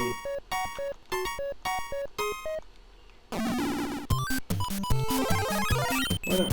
Why not use it? Might as well. It's actually the perfect level to use it because you can skip right past this build a bridge for yourself puzzle, which is super annoying. Ooh, yeah. Good idea too. Having those the double waffles is not gonna be good for us. Those laser discs. We made the right call. What's the music box? It's an item you can use on the overworld, and when you use it, it just puts all the walking Hammer Brother, like the mini encounters, it puts them to sleep. There's also in World 7, there's these two like sort of like event levels that are Piranha Plant based. So I'll show you here in a sec. It just you play music from it, and it's kind of like Poke Flute style. It puts them to sleep instead of, well, I guess it's more like Jigglypuff's song, where it puts them to sleep instead of waking them up. That was so dumb. I'm not sure why my emulator froze there. But yeah, you play the music box, and then for 3 turns on the overworld, they fall asleep. So you can walk past them. That's all it's for. Like, see, they're there. And if you play the music box, it plays a lullaby. And then you can see they're falling asleep, which means that when you walk on the overworld, if you bump into them, you actually don't have to automatically encounter them.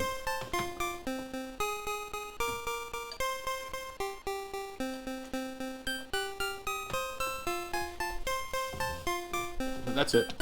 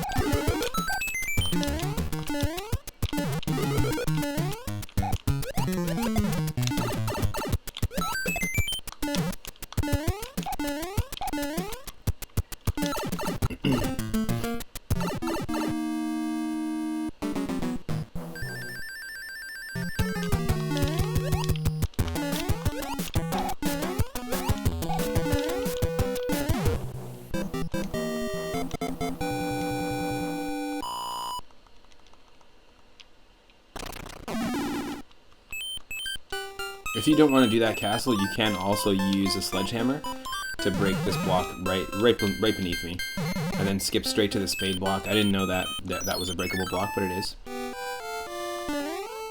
Let's just say you're playing the vanilla game and you happen to have a sledgehammer, and you're having a tough time with that level. It's a good thing to know. That's something I recently found out about this game like 3 weeks ago. Always learning new things about it. Whether it's through the randomizer or just through playing it or watching other people play it or speedrun it.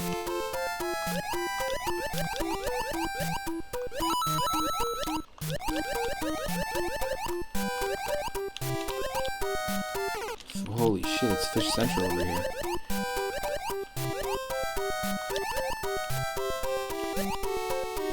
Yes, oh my god, that was so lucky.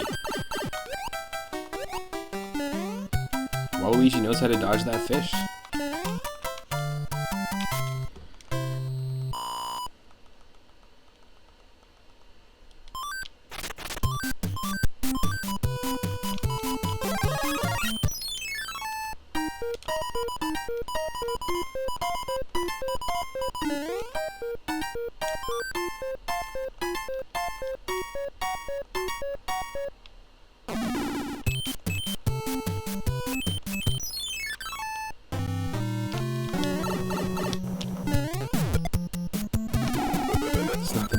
Not the most ideal way to do that.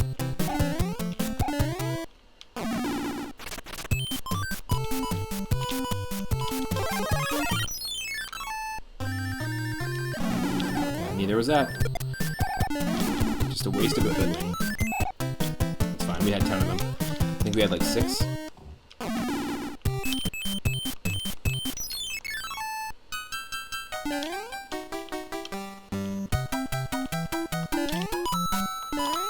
Auto-scroller. super stoked that we found a beatable seed of Super Mario Brothers 2. Even though we did take the warp, I'm very glad that we were able to actually find one.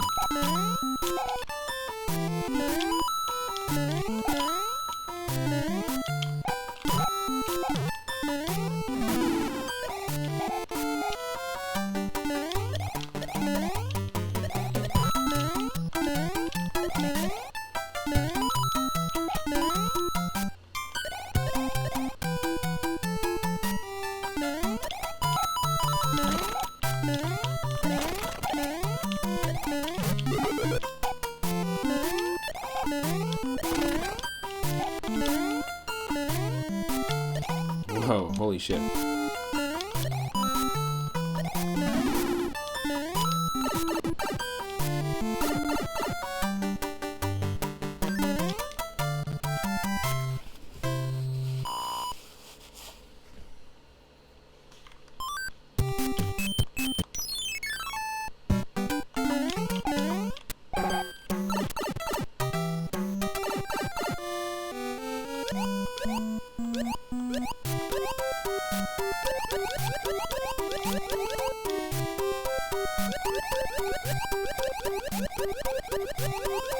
Another swimming through the ooze level. I mean, this is probably why or how Waluigi became a zombie in the first place. Shouldn't be swimming through radioactive ooze.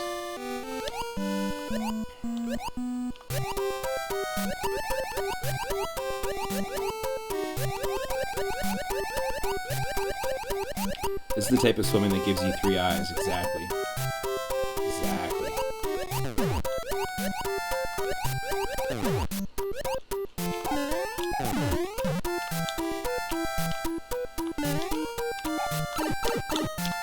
No. Ugh. Oh.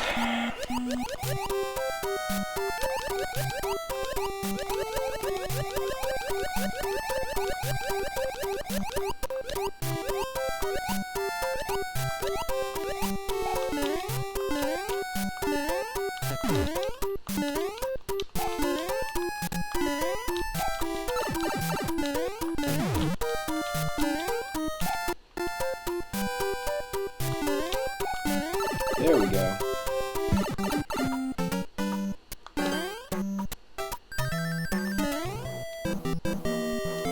Nice 2-up mushroom. I'll take it. We will take it.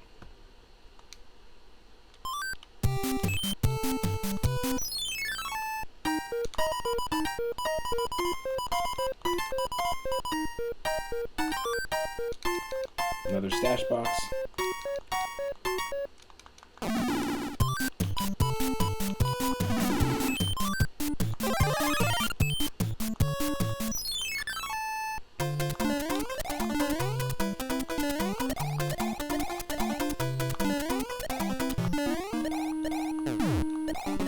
Oh no.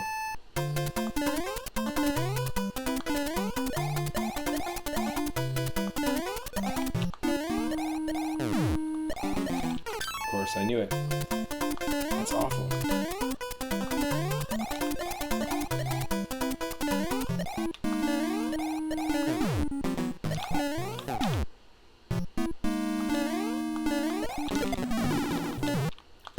Great.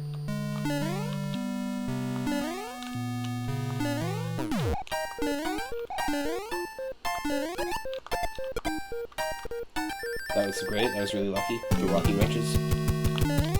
Get the rocky wrenches.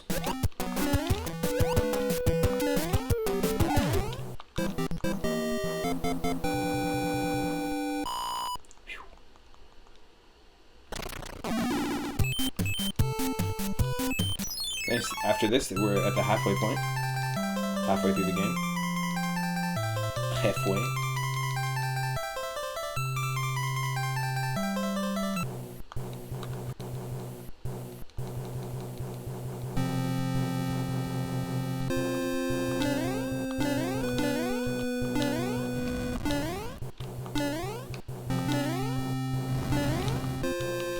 No. Mario's Batman now. Alright. We haven't done this one in a while. So welcome to Super Batman Brothers 3 Randomizer. Except we are playing as Zombie Waluigi, so technically, Batman, we have not seen Batman yet. We did see Batman in Super Batman Brothers 2, though, earlier. We played as Batman. In fact, Batman was the character that we spent the most time with in each level, actually. We played as Peach in 2 levels, and then as Batman in 5. And it turns out that the whole story of Super Batman Brothers 2 is that Batman took a nap and then had a weird bat dream. And had to fight a weird Cronenberg version of a frog. Might have something to do with the fear serum from Scarecrow, but who knows. Pretty nightmarish either way. And we played as Luigi in the first Super Mario Brothers game, or sorry, Super Batman Brothers. And then we primarily played as Batman in Super Batman Brothers 2. And yeah, we're still playing as Zombie Waluigi, so technically this isn't Mario or Batman. Technically. Henny Blank just redeemed name a character. You can redeem that at any time. I'll change how I refer to a character. I'll also name a character in-game if we're starting a new file of something. If we're playing an RPG, which I play a lot of RPGs on the channel, naming some characters in Final Fantasy Tactics Advance. The chat named all of our characters in Final Fantasy IX.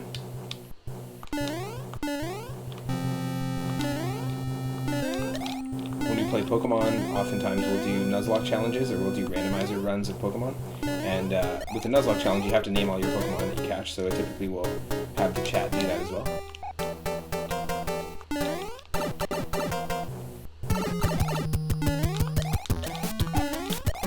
This guy actually, this Koopaling really looks like a Batman villain, to be honest. He's got Batman's mask on. He's an imposter Batman.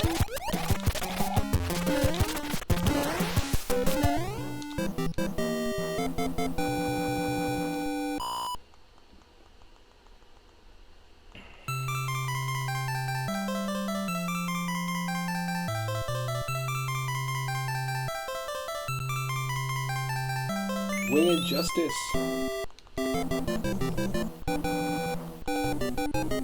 That's funny. I just pictured Batman in the wing cap from Super Mario 64.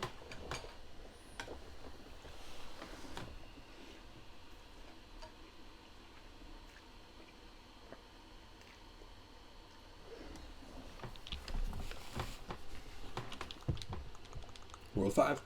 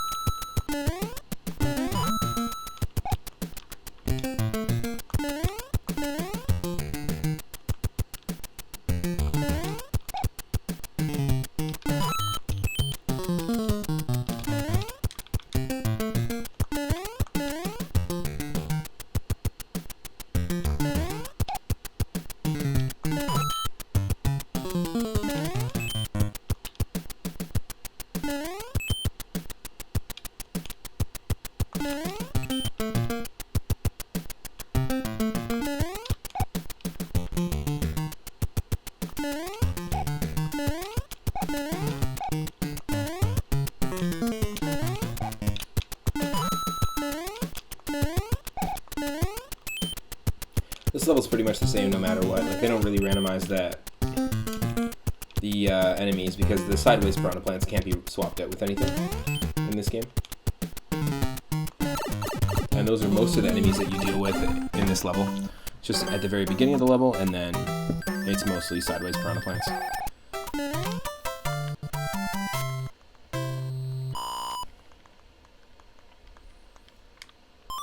That one's always been more like a puzzle level anyways.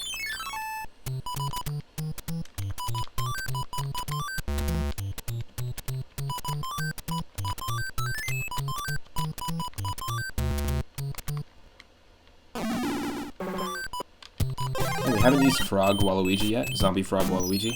And it's the same color as our Tanuki suit, which is kind of cool.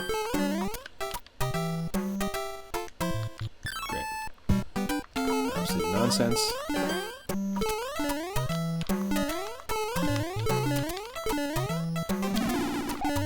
Damn.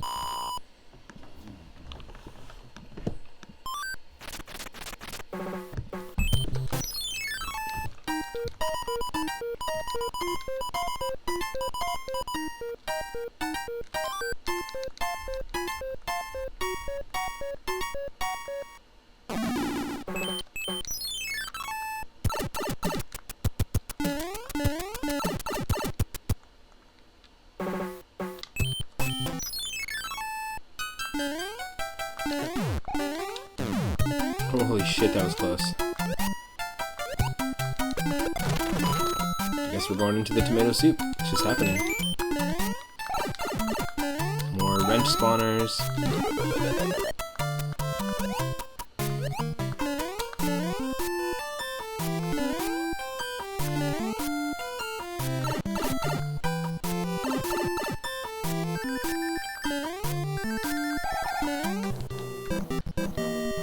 Another 2-up. Still no 3-up moments. We had one 3-up moment early on in all 3 runs so far. In Super Mario Bros. 1, we were able to get 3 1-ups in a row, and that's the closest you can get to a 3-up moment, really.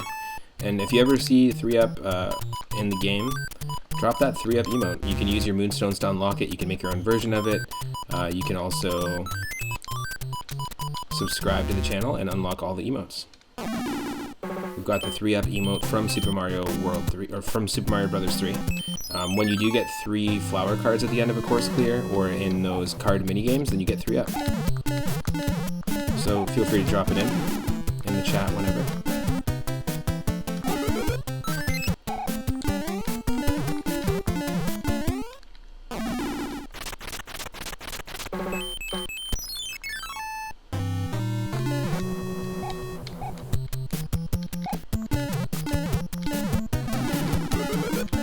Ooh. What the hell was that? I've never seen that. That was like a Halloween mushroom. That was amazing. Could just be a palette swap, but what the hell? Is that just a 1-up? Yes. It's a freaking Halloween 1-up. That was amazing. Never seen that in my life.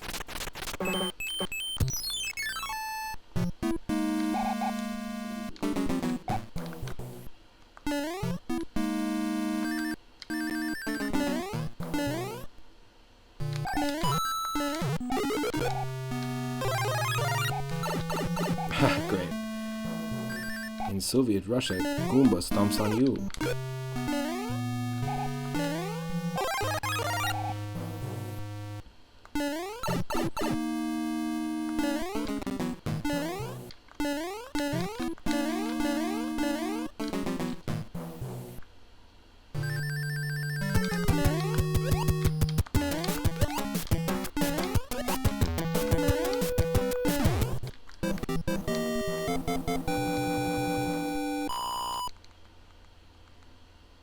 First half of World 5 is done.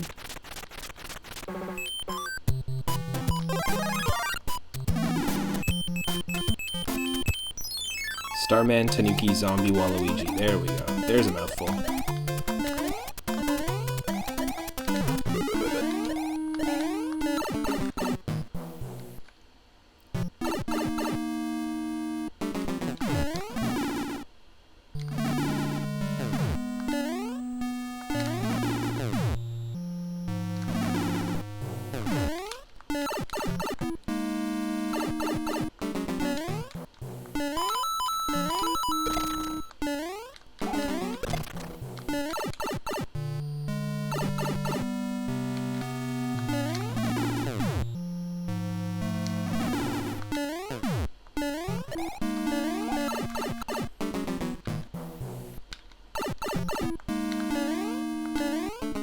I like the color palettes going on here.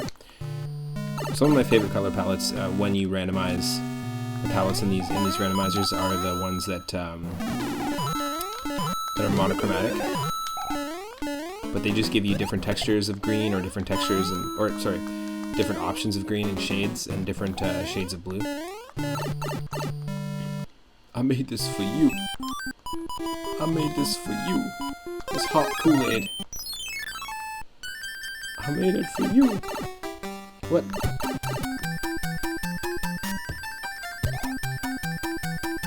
I'll click on it in just a sec.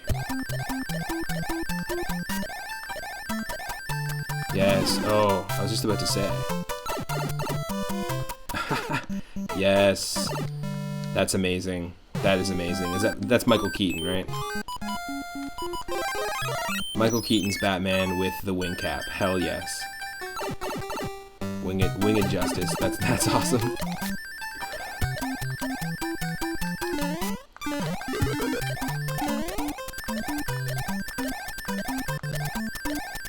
That's so funny. It's also a great shot of Michael Keaton too. Like the eyes. It's pretty funny. You could totally put the nose and mustache on there if you wanted.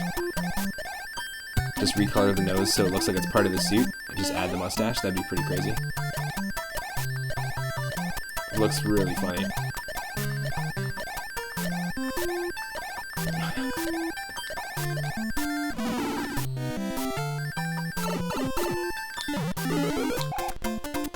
Okay, you can't cheese that part. I'll give him that. You can't cheese that part. But you can cheese most of the level, which I'm okay with. That's so funny.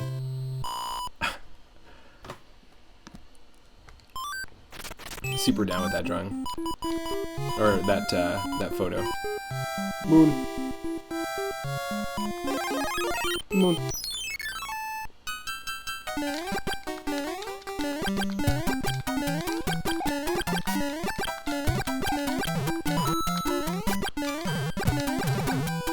Whoa.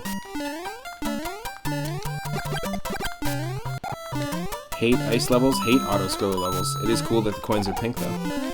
But yeah, least favorite levels for sure.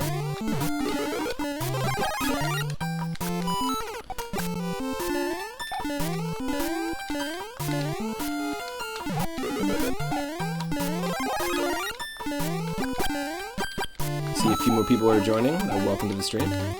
Hope you're having an awesome Tuesday so far, an awesome June 1st. I definitely am. We were playing Super Mario Bros. 1 and 2 earlier, all randomized. Now we're on to 3. We're on World 5. I'm not trying to skip any levels. I'm trying to do them warpless. We ended up accidentally taking a warp, which I thought was just a secret, in Super Mario Bros. 2, so we skipped ahead, I think from like World 3 to World 6. But that wasn't the intention. But the idea with these multi-randomizer streams is that I randomize 5 2D Mario games. We've done 1 and 2 so far and found beatable seeds, which is amazing. Because in Mario 2 it can soft lock quite easily. And now we're on to 3, and then I'm going to take a break, make some dinner with my partner, and then I'm going to jump back in and do Super Mario Land 2 on the Game Boy.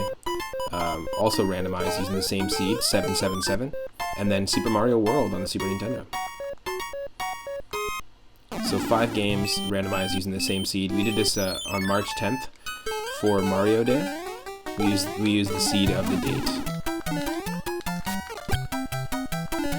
And then when we hit 200 followers, we also did the same thing. We played all 5 games using the seed 200. Ooh. I'll take it. Slime water with purple fireballs was a big highlight for you. Nice.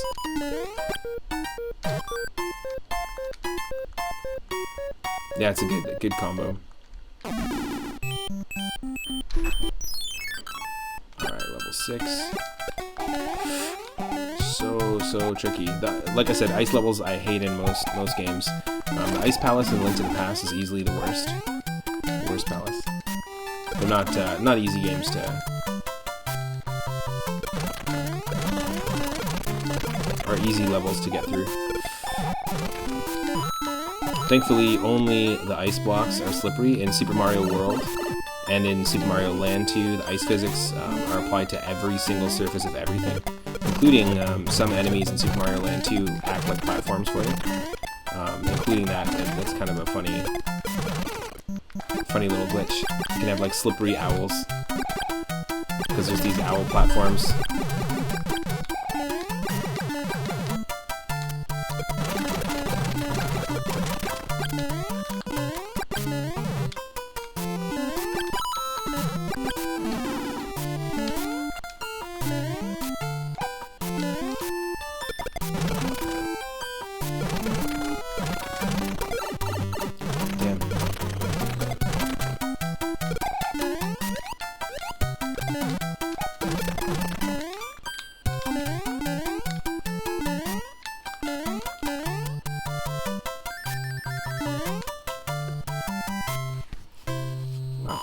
Wow, wow, wow. Wow, wow, wow.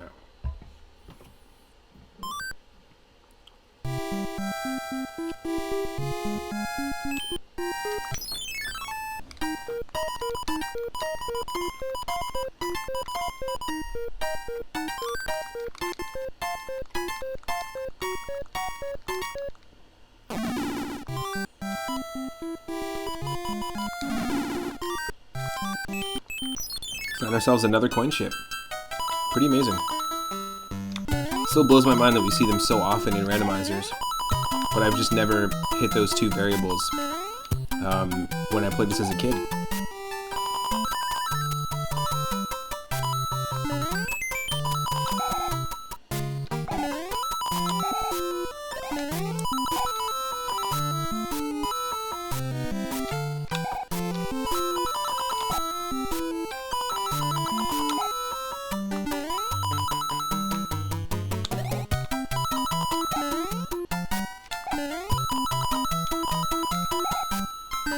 Okay, there's one up, there's two up. Get your emotes ready. If you have that 3-up emote from Super Mario Bros. 3, drop it in the chat. Because there's our 3-up moment right there. In fact, I'll drop a few. If you're a Tier 1 subscriber, you get access to these emotes. If you're a Tier 2 subscriber, you get access to these emotes. If you're a Tier 3 subscriber, you get access to these emotes. Whenever we get a 3-up moment in any game, and there's 3-up moments in lots of games, including the Donkey Kong Country series, you can actually grab a 3-up balloon that they have in those games. Super Mario World 2 Yoshi's Island has bonus games with 3-up Yoshi eggs. Super Mario Land 2, 6 golden coins, has a bonus game where you can get 3-up, 5-up, 20-up, 99-up. It's kind of overkill. But also, there is a 3-up green mushroom. It's a green mushroom, a green 1-up mushroom with a 3 in one of the dots. And it exists only in Super Mario Land 2.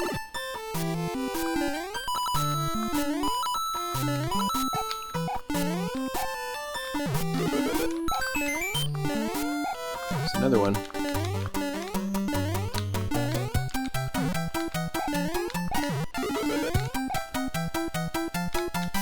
There's another one.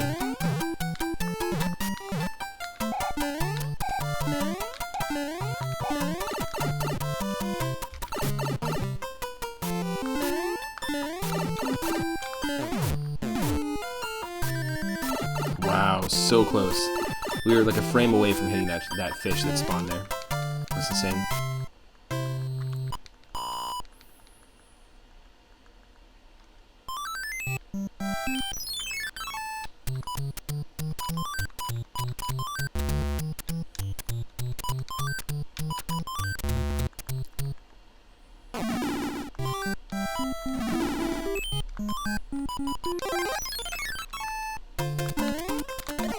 Oh, what?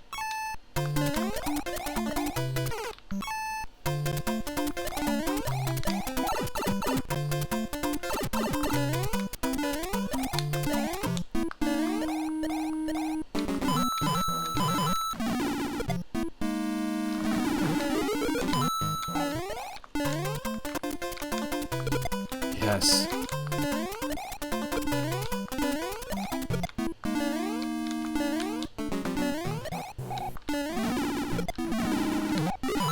that's right.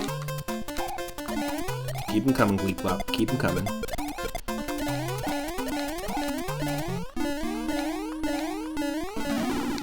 Haha, great. Very funny game. Very funny. You took my Tanook. You took my Tanook.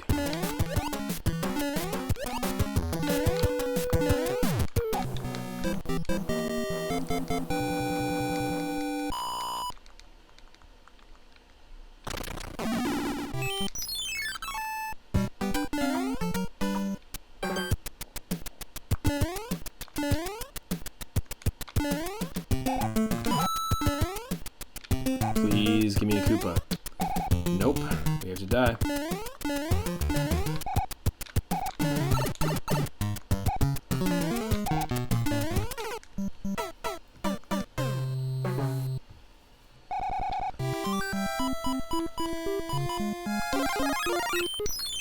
This is what we'll do.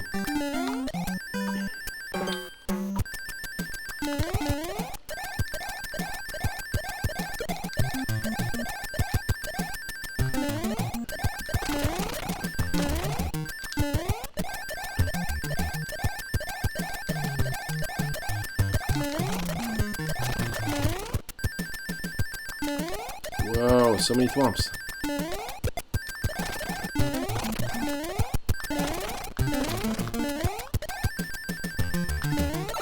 Yes.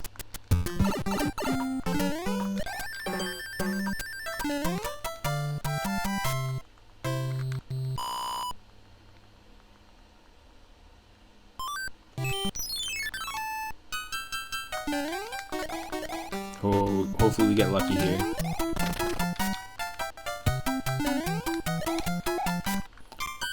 You drove a car on top of a bus? What? In real life?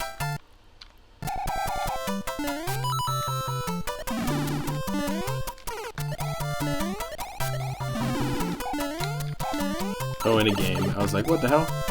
And the first thing you do is you let us know in the chat that you did it. Like, you landed your car on top of a bus, and then you're just like, whoa, I gotta let people know. And then you just log into twitch.tv/3up_moon, and you're like, yo, I will drive a car onto a bus. I clipped it. Clip it or it didn't happen.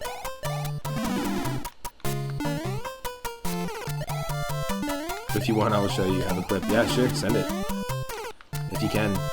That's how Prince Philip died. Ooh, too soon. It's an MP4 though. That's cool. Well, sure. Just whisper me your Discord name and then I'll add you later. After the stream. Whoa.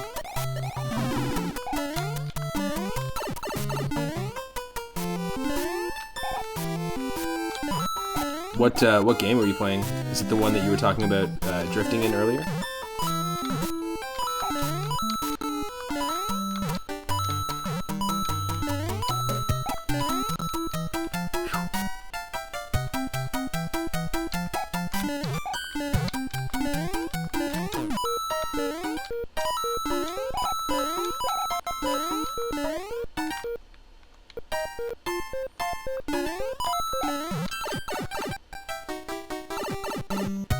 Oh yeah, beaming.drive, that's what you were talking about. Nice. Never heard of it before.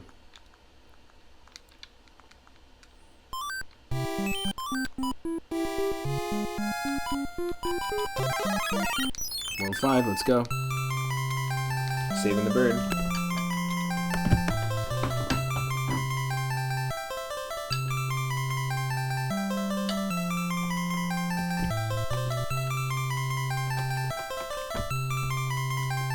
Oh, beamng.drive.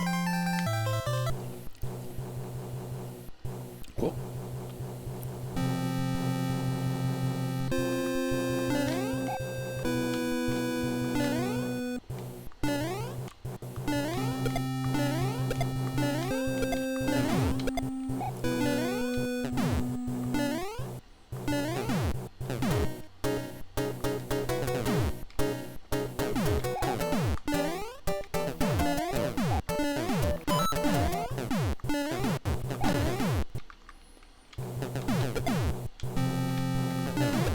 Yes. We're also just about to hit that 4-hour and 20-minute mark on the stream. If you need to take a break for whatever reason.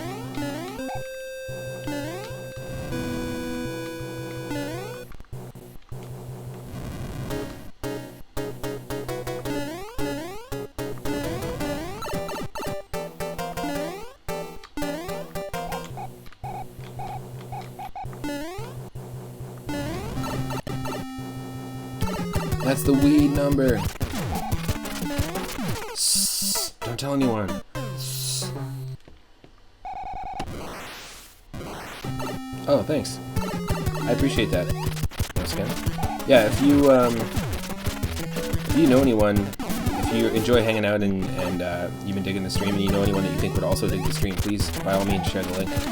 I've got YouTube as well, so if they can't catch me live for whatever reason, but you think they might still enjoy the content, you can share the YouTube channel. It's all on my Twitch page. And I usually keep my VODs up on Twitch for 2 weeks, the maximum amount of time that you can, but you can always catch previous streams since the very beginning of the stream, or since the very beginning of the channel, on YouTube. World 6, to the skies. To the skies.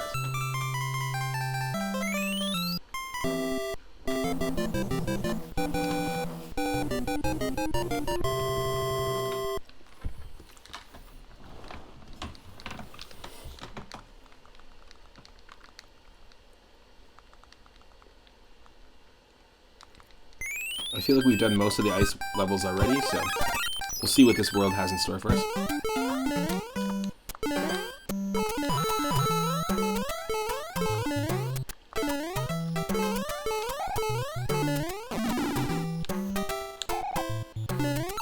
Oh, that sucks.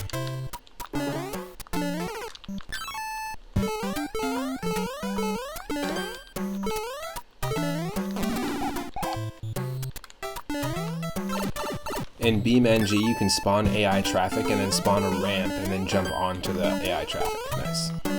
So it's kind of like a sandbox style game.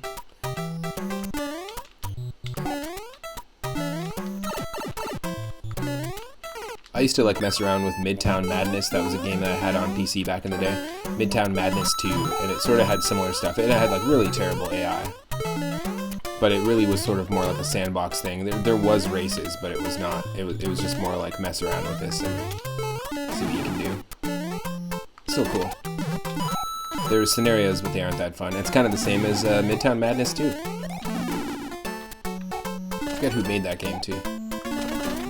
Microsoft?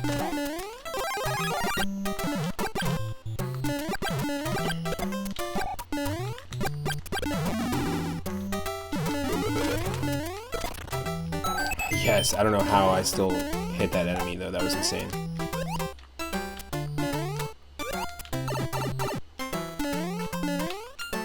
Oh my god.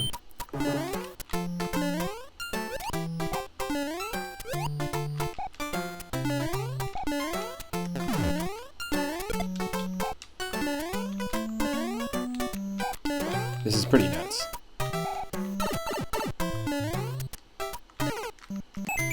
Oh, the game you're playing is also only available on Windows. Nice.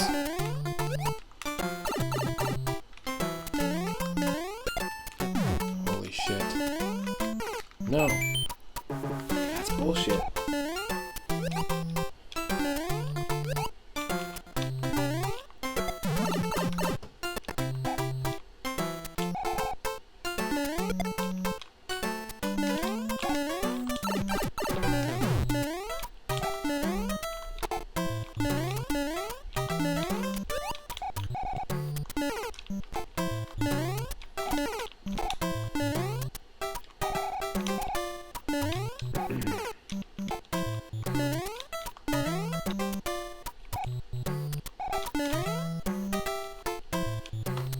Maybe you'll be here for the 400 follower stream. Yeah, only 39 followers, it's true. You'll also be able to catch it on YouTube, of course. We did a 300 follower stream where we played Wario Land 1, 2, and started playing Wario Land 3, but it took us like 6 or 7 streams to get through Wario Land 3, and we still have about 12 or 15 levels to go. I grew up with Wario Land 3 though, and it's a game that came out in 2000, near the very end of the Game Boy Color's lifespan. So it's really interesting. It's got a ton of content. It's got like a day and night cycle. You revisit every level 4 times. A lot of replayability, and the soundtrack is fantastic. But we're still beating that. You can actually go to YouTube right now and check out the Wario Land 3 streams.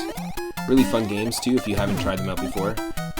I think they're some of the most unique platformers out there in terms of like, there's no death, especially in Wario Land 2, 3, and 4. They've got like enemies and things in your environment will actually just affect Wario, and you do have different power-ups, but in order to, they're typically timed, or you need to use your environment to like return back to normal. So for example, a zombie can bite you, and then you can turn to a zombie, kind of like how we're zombie Waluigi right now. And then you need to like walk around. You walk around really slowly, like you shuffle around as Zombie Wario, and you have to find light. You have to find like natural sunlight, and it will turn you back to normal Wario. For example, there's all sorts of different Wario power-ups.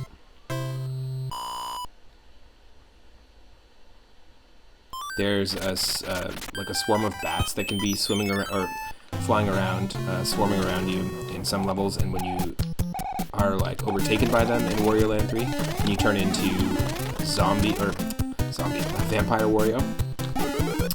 And then you also have the ability to turn into Bat Wario. You can switch back and forth between Vampire and Bat Wario. Bat Wario lets you fly, but if water drips on your head, like if you get hit by any type of water at all, you actually instantly transform back. So you gotta be very careful. That was dumb. That was not fair. Thwomps can move in any direction, but you have no way of knowing. You just have to kind of go for it with the randomizer. You have no way of knowing what type of Thwomp you're dealing with.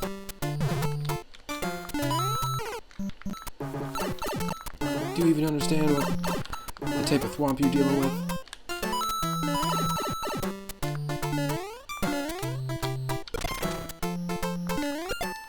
Nice. We were able to somehow manipulate it so the second set of laser discs didn't spawn. That saved our life. Yeah, only 39 followers, and once we get 400 follows, we'll play Wario Land 4 on the Game Boy Advance.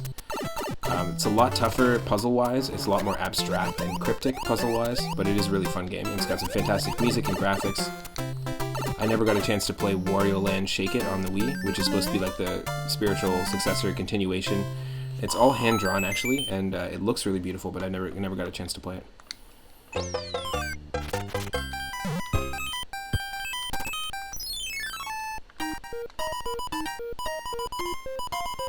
And it's supposed to be quite good. Wario World was a game made by Treasure, who actually is the same developers of the McDonald's Treasure Land game and the recent Dynamite Heady that we were playing last Sunday. For anyone that's new, every single Sunday at 6:30 p.m. Pacific, I do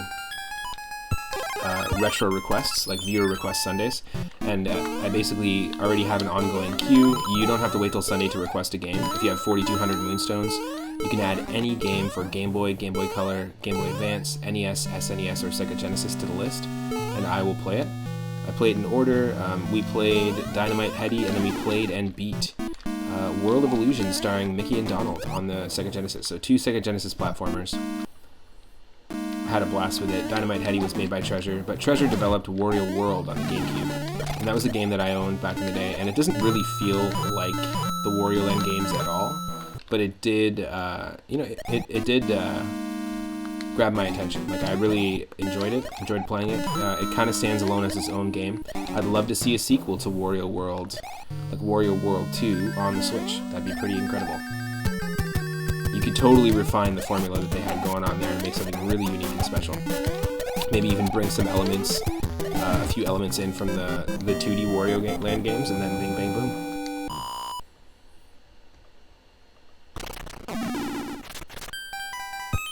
Because there were deaths in Wario World, so that changed things up big time. You could actually die. Khajiit Baby, thank you so much for the follow. Welcome to the stream. Hope you're having an awesome, awesome Tuesday, awesome June 1st. I'm really excited to guest on... I know you guested on the Worst Enemies podcast, and This Friday at noon Pacific or 3 Eastern, I'm going to be guesting on the Worst Enemies podcast. I'm going to be talking about different games that I'm playing. I'm going to be talking about different sound design and sound techniques, like sound design, little tips and tricks that people use in retro games, and also some of my favorite video game composers. Just come hang out. It's an awesome time. It's a really cool podcast, and also it happens to be episode 42, and as you know, if you follow the channel, we have that number following us constantly. 42 coins, 42 lives, 42 points, 42 enemies killed, 42 HP left. It's just a nice little universal nod to the answer to the meaning of life, basically.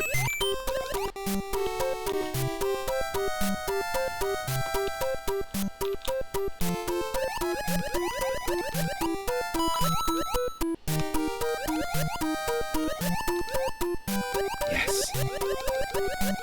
Thanks for helping us get closer to 400 followers, by the way, and closer to Warrior Land 4. I appreciate it.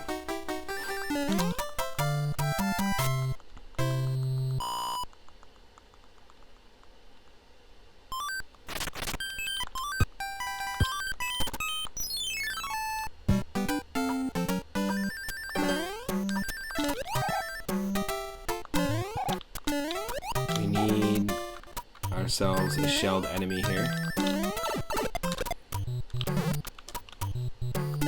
Some crazy color schemes we got going on here. Yo, Daryl, welcome to the stream. We are doing a multi-randomizer stream today. It's going well. I played Super Mario Bros. 1 and we beat it. I played Super Mario Bros. 2 and we beat it. And now we're playing Super Mario Bros. 3. We're on World 6. We're using the seed 777, like the jackpot on the slots, for every single game. Jackpot on the slots. Don't know why I started to sound like I was from Boston all of a sudden.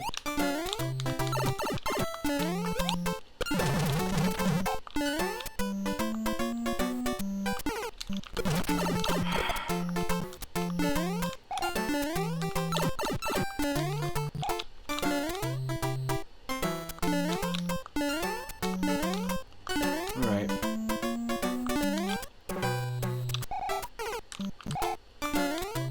What was the seed name? Just 777. 3 sevens, like as if you got the jackpot on the slots. Which is what I just said. How was your day? Third time's a charm. This is only the third of... Wow. This is only the third of 5 games we're going to play tonight. I'm going to take a quick break, though, after we beat this, and then I'm going to make some dinner with Michelle. We warped ahead in Mario 2, so we beat it a little bit earlier. I didn't mean to. I thought I was finding a secret, and I guess I did find a secret, but I found a warp from World 3 to World... from World 3 to World 6. So we skipped ahead a couple worlds, unfortunately. It was not intentional. Yeah, Daryl, it's Stegosaurus McCartney. It's definitely fitting for Mario 2. I think we only got like 2 lives total in any of the slot machine minigames. So. No scam. Michelle's my partner who I live with. And every once in a while, Michelle and I will do a co-op stream. We were playing some Mario Golf 64 recently. Took a little break from that, and we've also been playing... We'll probably be playing some Mario Golf Toadstool Tour.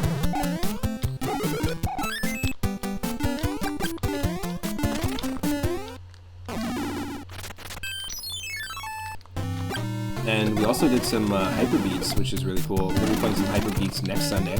I was talking about the viewer request Sundays. One of the cool things about the fact that people request retro games is that we've had some people request retro games that they made themselves.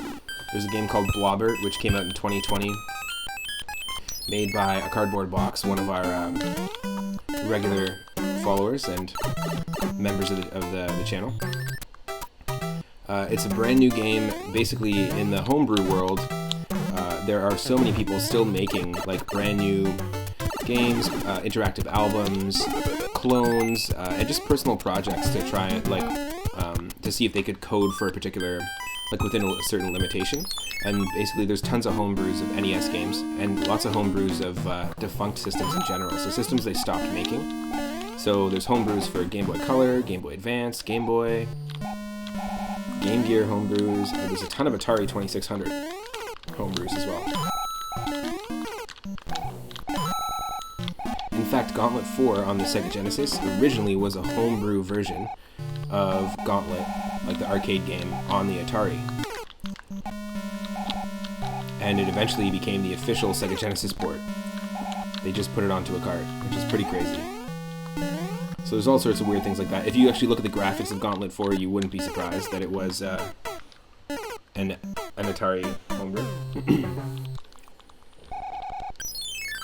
Yeah, Hyper Beats is another one that's fantastic. Hyper Beats was made by the same person who made Blobbert, a cardboard box, and it's basically Stepmania on the NES, and you use the 4 D-pad buttons, but you also use A and B.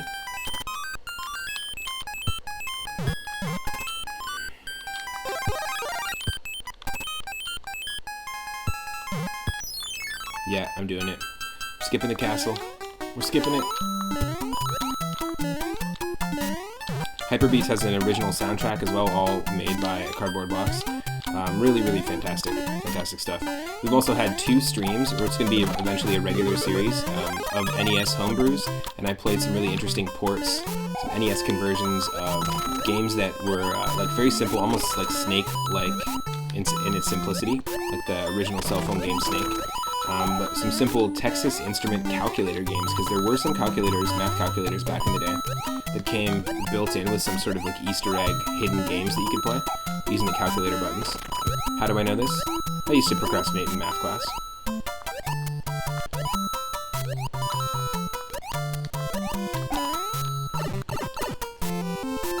And it was funny, somebody just as a personal project decided to make their own version. Another person made just a one-screen, one-level version, clone of Frogger, as best they could. It was just a personal project. And we also played a 6 or 7 stage demo of an example on how to make, how to program in C++. Somebody put together a course online, and their example game was, it was an article how to program in C++ on the NES. And it was pretty cool. Their example game was very inspired by Adventures of Lolo 2 or Bomberman, in that you just have different stages with enemies, and it kind of looked a little bit like Clue Clue Land if you have played any of those games on the NES. But it's really interesting. It came out in 2012. It was part of somebody's university course that they were teaching. There's all sorts of really cool stuff out there. And so we've done a few. We also played a really fun conversion of a ZX Spectrum game. That was ZX Spectrum was an old PC. When I was talking about the CMYK color schemes and early Commodore 64 computers back in the day, and earlier in the stream I mentioned that. I was mentioning early DOS games having a similar color palette. Well, there's just this sort of small chunk of time where that was the big way to game, is on your personal computers, because unlike Apple IIs and Amigas and Amstrad PCs and all sorts of stuff, and ZX Spectrum was one of those PCs. And a lot of these computers actually let you make games for them on them, so they were very open source that way. That's where a lot of people got their start. The creator of the Ultima series actually just created the game with his brother at home because it was their family computer. So yeah, there's all sorts of really cool backstories to those early PCs, and a lot of games came out of that. The other cool thing about the ZX Spectrum is that it has a unique look and visual style as well. There's nothing like it. It's kind of like the Virtual Boy. But we played a game called Alter Ego, and it was a really, really, really good game. It was from 2011. It was an NES conversion with custom music. It was an arcade platformer puzzle game, and it was just really, really well put together. We'll skip that one too. Let's go straight for it. As Star Frog Mario, let's go. Oh yeah, cool level. It looks like it's duck. It does look like it's duck. I mean, that looks a little bit more like a seal, but I'll go with duck. No, I'm kidding. I know you said dusk. Here we go.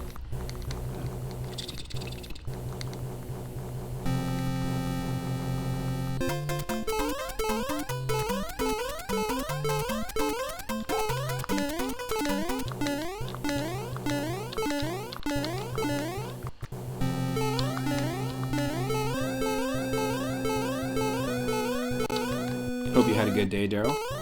And Nicolette, if you're watching.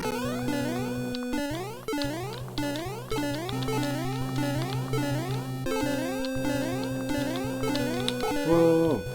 Yeah, I'm stoked to dive more into the NES homebrew stuff and to play some more Hyper Beats with Michelle. Definitely check out Hyper Beats. It's from 2021 if you're a fan of Friday Night Funkin', Tap Tap Revolution, Dance Dance Revolution, Step Mania, all those awesome rhythm games. You'll really like it.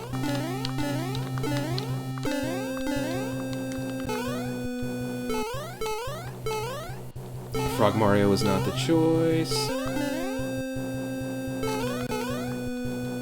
Definitely not the choice.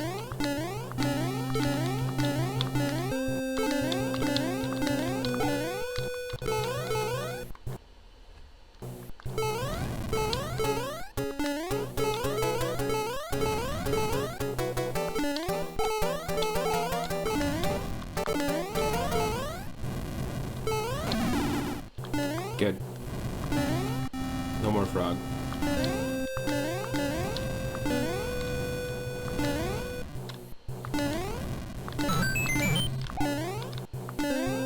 Got the freaking one up. If you're just joining and you haven't tried the randomizer for Super Mario Bros. 1 or 3, or 2 for that matter, give it a shot. 2's a little janky, but highly recommend 1 and 3 for sure. Such a fun way to re-experience the game.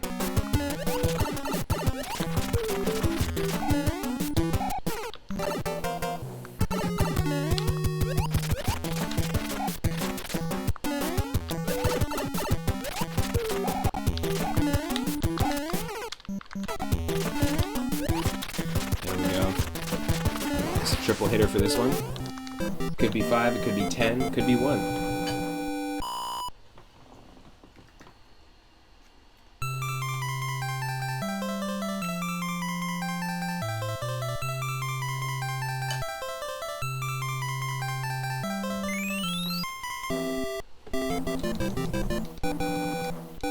Roll 7.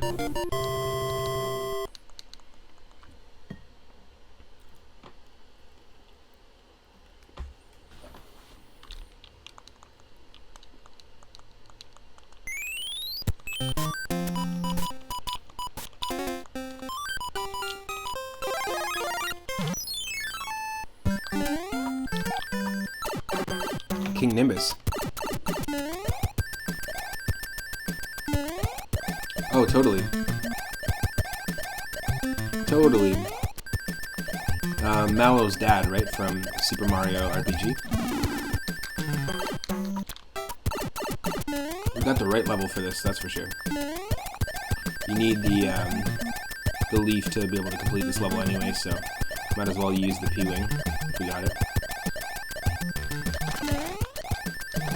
Also, welcome to the stream, Itarama. Hope you're having an awesome Tuesday. I don't know if you've been lurking or if you just got here, but either way.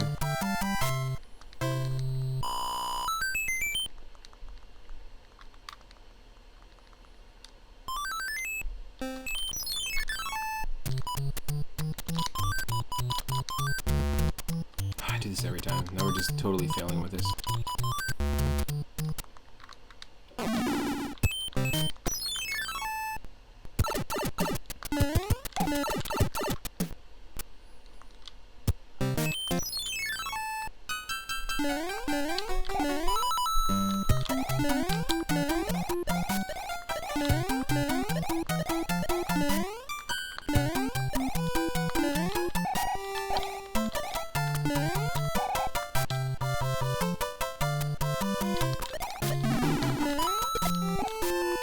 You've been running all over today, running errands, but you got a little Super Ghouls and Ghosts practice in earlier. Nice. What was the name of the Ghouls and Ghosts game on Switch that recently came out? That was basically done in the style of Super Ghouls and Ghosts?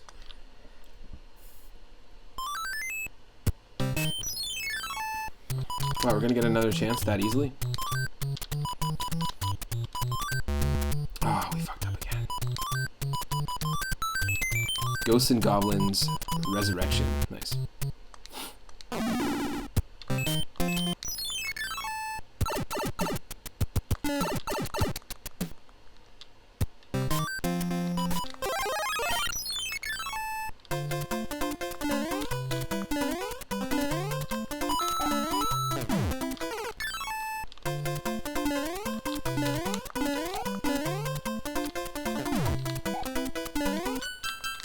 Come on.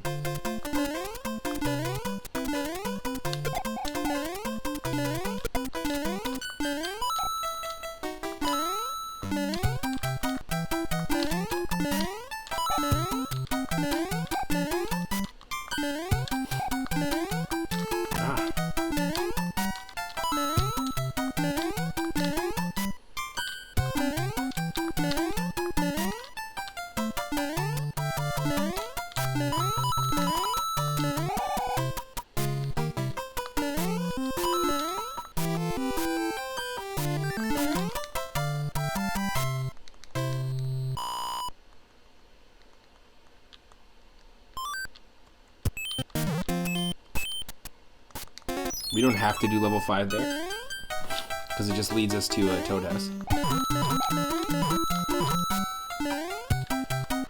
You loved Ghosts and Goblins for the Genesis? Nice. Such a hard game. So yeah, there's a newer version of it that's like done in the same style of on the Switch. You wonder if there's a Mario ROM hack that gives permanent stars but has short timers. Ooh, interesting. What do you mean by permanent stars?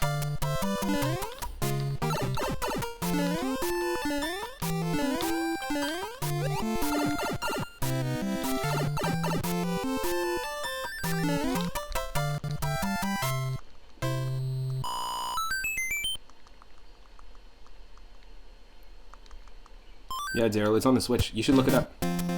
Ghosts and Goblins Resurrection. They're making something called Shredder's Revenge on the Switch as well, which is a really cool... It's like a sequel to Turtles in Time, the Super Nintendo game.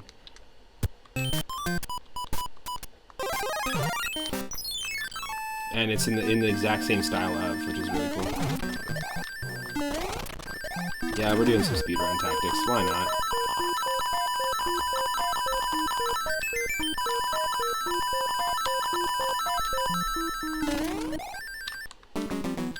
We're doing the speedrun tactics.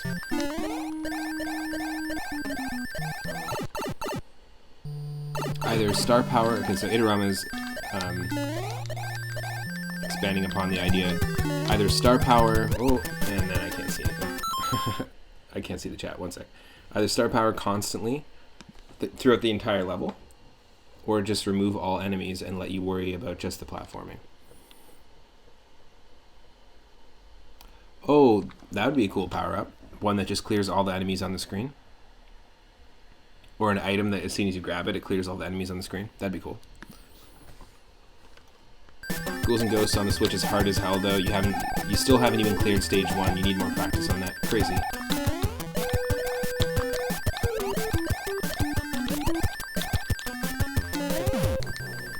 Nuts.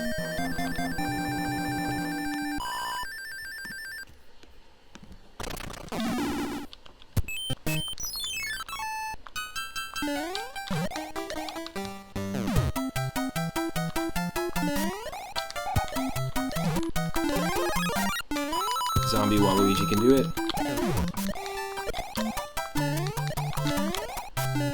So we didn't do all of our ice levels yet.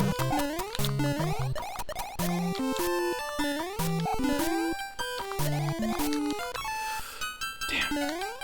Fucking emulator.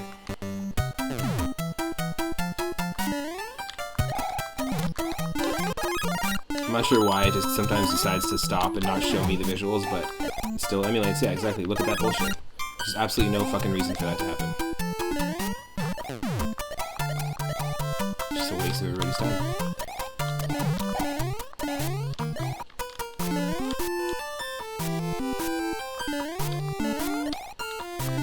I was thinking about playing some Binding of Isaac soon because I haven't played it in a bit. I don't have any of the DLC. which I've mentioned many times. I just have the original Binding of Isaac Rebirth, that's it. And I've got about 30 streams on the YouTube channel at the moment. Had a blast with it. It's basically just like a roguelike, different every single time Zelda dungeon exploration game with really cool visuals. Lots of people play it. Lots of people play Afterbirth, Afterbirth Plus, and there's the brand new one, Repentance, which is quite popular. It's a little bit overkill for me though, visually. Just too many things on the screen at once. Not my cup of tea the same way as the other games are.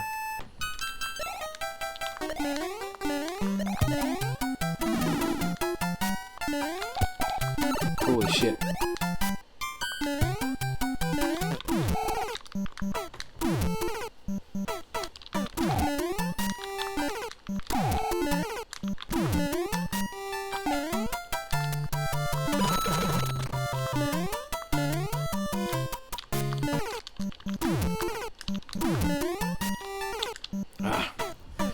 You picked it up recently when the latest update came out, but you haven't played much.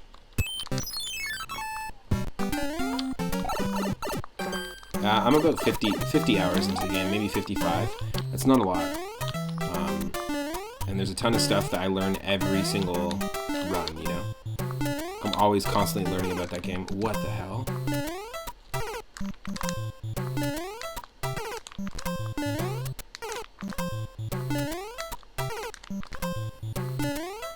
We were able to jump on that fish the first time. There we go. Gotta use the fish. There's a challenge in Binding of Isaac Repentance, which is literally Zelda. Instead of the Master Sword, you have a Spirit Sword, but it's amazing. Nice. I mean, the game basically is Zelda. I'd love to see a mod of the Binding of Isaac where all the characters, all the enemies are just their Zelda equivalents. Because each enemy in Binding of Isaac is basically based off another enemy that you've seen in a Zelda game before. And yeah, the random aspect is one of my favorite things. Isaac is one of the few games you play right now, and you don't even mind losing every time because it's a lot of fun. Totally.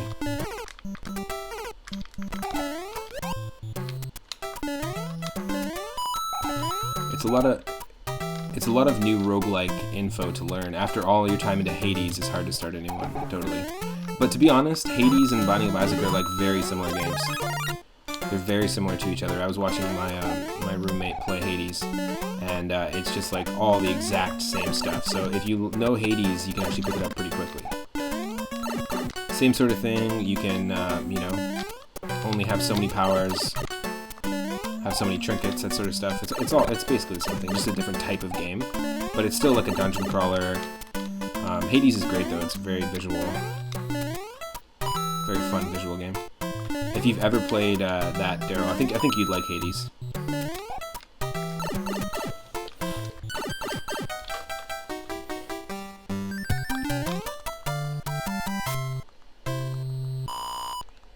Bowser's right around the corner. We have skip clouds, we might as well have some fun with it. We don't need to use them later on, so. Nice, trapped dry bone.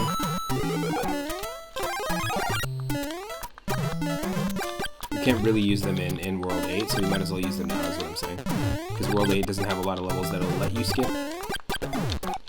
And we definitely had runs where it's given us like 8 or 9 skip clouds. If I was racing somebody in a randomizer run of this, I definitely wouldn't use skip clouds. I would actually probably make that a rule. We couldn't use skip clouds. Maybe even we can't even clip. I think it'd be interesting to make like no glitches, no clips. Because a lot of people clip through walls to like completely skip a level in this, and I'm not a big fan. P-wings could work, but no warp whistles and no skip clouds. Itarama says, although I do kind of want to revisit Hades and complete it before moving on to Isaac fully. You finished all the story, but you have house items to unlock. Nice. Did you stream Hades when you were playing it, or was it a lot of it off stream?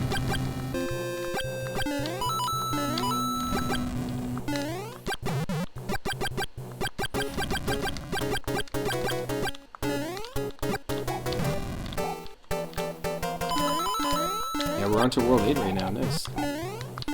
We got this.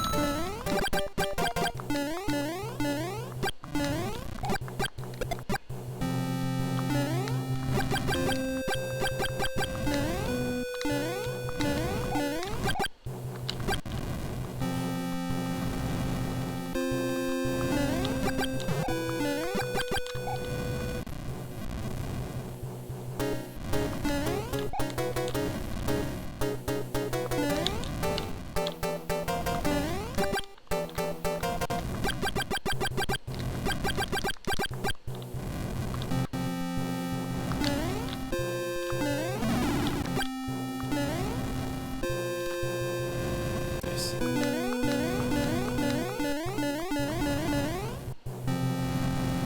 Yeah, Hades' visual style is really cool because it has this sort of like hand-drawn aspect to it.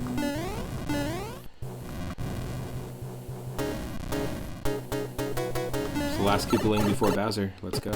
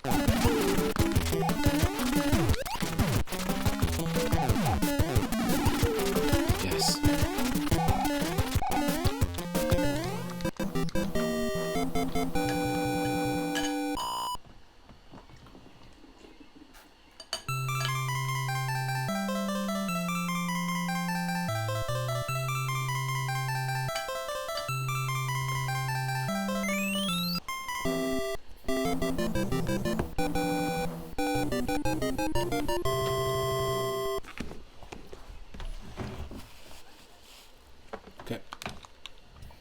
Well done.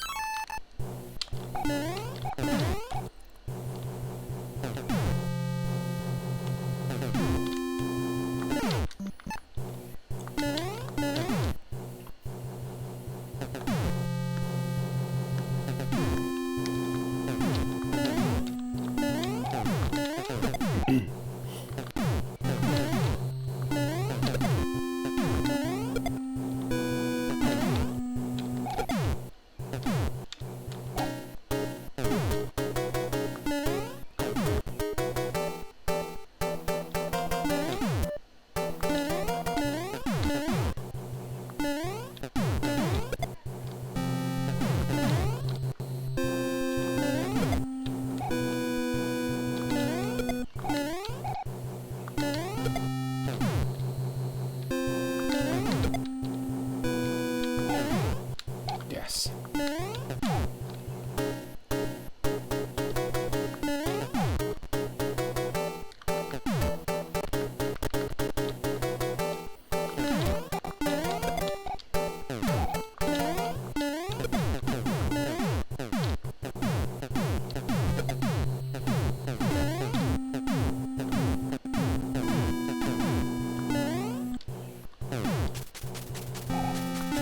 Holy shit.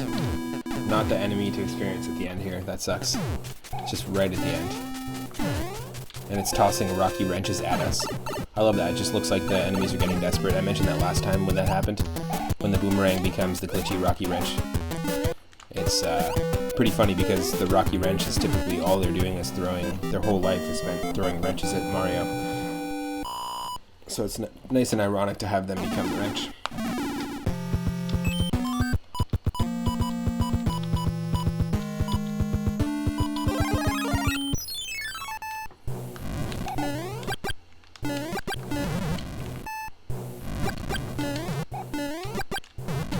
The enemies are going to glitch out here. The fire might look glitchy. The enemies, I'm only going to know what kind of enemy they are based on their animation. So that's a Paracoopa.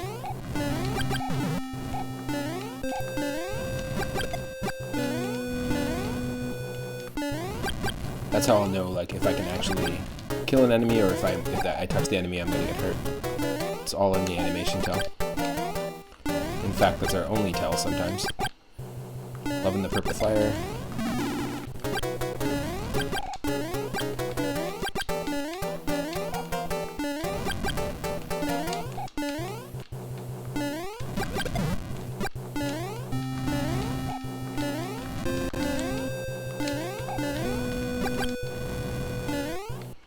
No.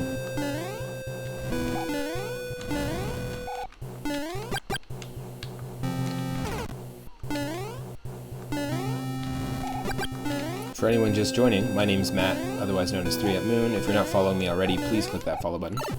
It helps the channel to grow, and once we get to 400 follows, we're going to play Wario Land 4. I stream every single day from 1 p.m. Pacific onward on Twitch. You can always catch me here, but if you can't catch me live for whatever reason, you can always go to my YouTube channel. Every single one of my streams is posted there in full. Today we've been doing a multi-randomizer stream using the same randomizer seed, 777, and we've randomized Super Mario Bros. 1, 2, 3, Super Mario World, and Super Mario Land 2. So this is 3 of 5 games we're going to be playing today. We beat the first 2, and we were really lucky to find a beatable, non-soft-locked version or seed of Super Mario Bros. 2. Because it is very, very common to run into a glitch, have a door not spawn after you beat a boss, to have the floor not spawn so that you can't even pick up a key or stand on a block to be able to enter a door. The game can really lock you out of it. I do a ton of randomizers though. I play Link to the Past randomizer, Adventure Island 2 randomizer, Pokemon randomizers. We do Pokemon Stadium 2, where all the rental Pokemon and the movesets and stuff are shuffled around. I'm currently taking on a Nuzlocke challenge of a Pokemon ROM hack, and I also do play a lot of ROM hacks of like Super Mario Brothers games, Super Mario World games. There's a ton of really great ones out there. But yeah, I hope that you're enjoying yourself, and if you do, give that channel a follow.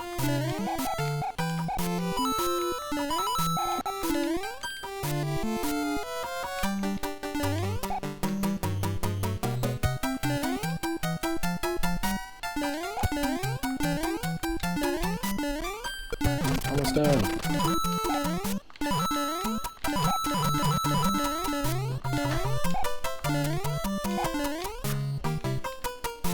We're basically like six levels away, which is awesome. I also have an ongoing playlist of all of my Super Mario Bros. 3 randomizer seeds. Every time you play it, it's completely different, so that's it's kind of been my go-to game. It's my favorite game of all time and favorite NES game, so something to be said there.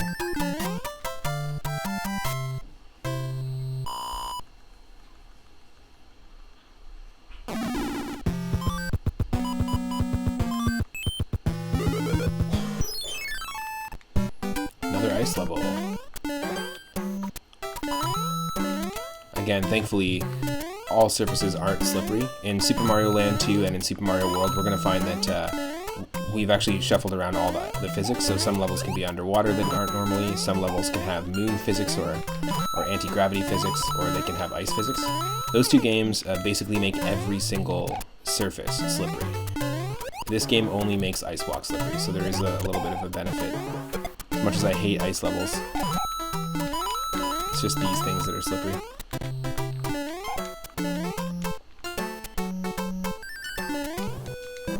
Nice 5 up and 55 lives.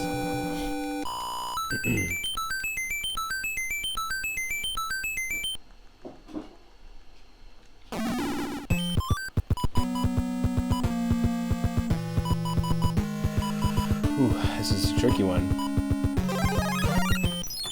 We might get soft locked. We don't have a fire flower right now. Should have saved the fire flower.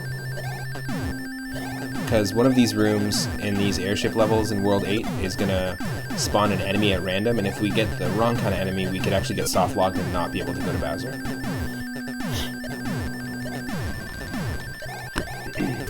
I think there might be a back way around, but still. I'm just gonna cheese through this level because we can.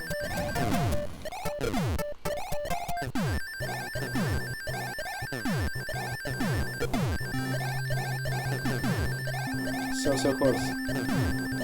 Literally, like, I think we only have like 3 or 4 more levels to do.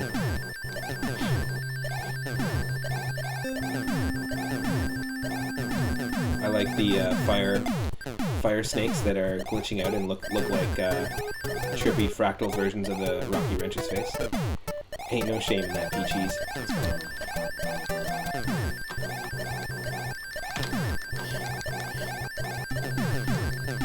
The fire snake is actually, we're like bringing it along with us, which is funny. Unless this bomb blows it up. Yes.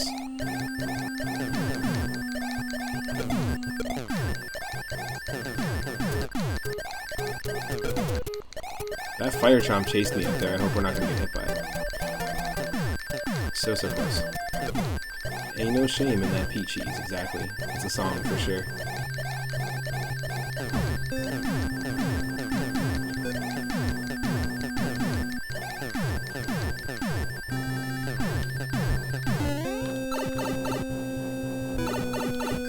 Oh no.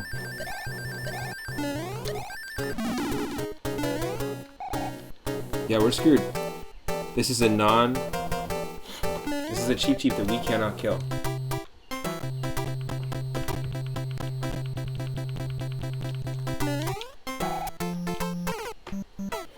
We actually might have hit a soft lock, which doesn't happen often with Super Mario Bros. 3. In fact, it happens very, very rarely. Okay, the way to do this then, we hit a soft lock in that direction. Because there's multiple different types of cheeps. There's ones that fall like this. You can jump on those. There's ones that do the arc back and forth. You can only jump on them when they're not still in their two stationary positions. There's ones that go back and forth really quickly on the bottom of the screen. You can jump on those all the time in any state, and as soon as you do, they're going to respawn within 2 seconds. There's a chance that those cheap will also multiply, and you'll have one, and then you'll eventually get 2 or 3. And then there's the cheap that we just saw, which only appears underwater, and as you know in Super Mario Bros. 3, you cannot hit any enemies underwater. You can't jump on them. And that level does not end or let us through unless we kill the enemy in that room. No! Yep, that's it. We didn't save a hammer either. We also have a setting in the randomizer that lets hammers break locks, so you don't have to do the castle. Instead of just breaking the boulders, it breaks locks and rocks, not just rocks.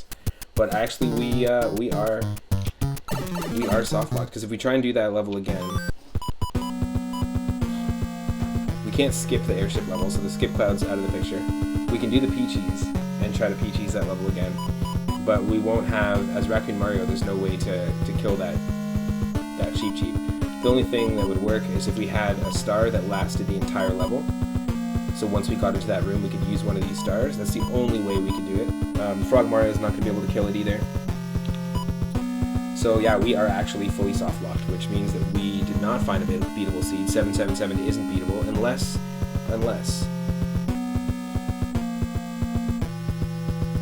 we saved one of our hammers, didn't go for one of those bonus islands early on.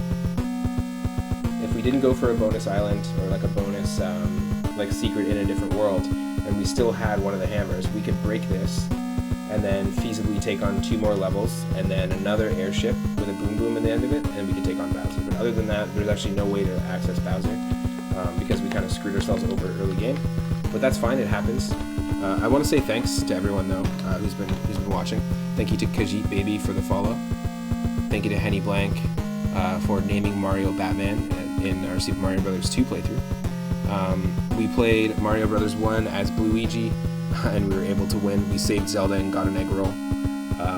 This is all based on the random text in the game. In Super Mario Bros. 2, we beat that as well. We used a warp from World 3 to 6, and then we went straight to the end, which is rare. That was only our 4th beatable seed that we found. I want to say thank you to No Scam No Lie for the follow, as well as Simmer for Life. Thank you for helping us get closer to 400 followers. Once we do, I'm going to be playing Wario Land 4 on the Game Boy Advance. Parahack64, thank you for the raid yesterday, and also Eternal Symmetry, thank you for the raid yesterday. Speaking of raids, I'm going to take a break now, and then we're going to just raid someone else that's playing something. Let's see who's online and what they're playing. Going to take a little break, and then we're going to jump into part 2 of our Multi-Randomizer stream today. We're going to be playing Super Mario Land 2 randomized with the seed 777, and then we're going to be playing Super Mario World randomized. Same seed. If you want to watch some other streams of mine, you can go and take a look at my YouTube channel. Stick around because you can actually get extra like bonus moonstones if you're a part of a raid.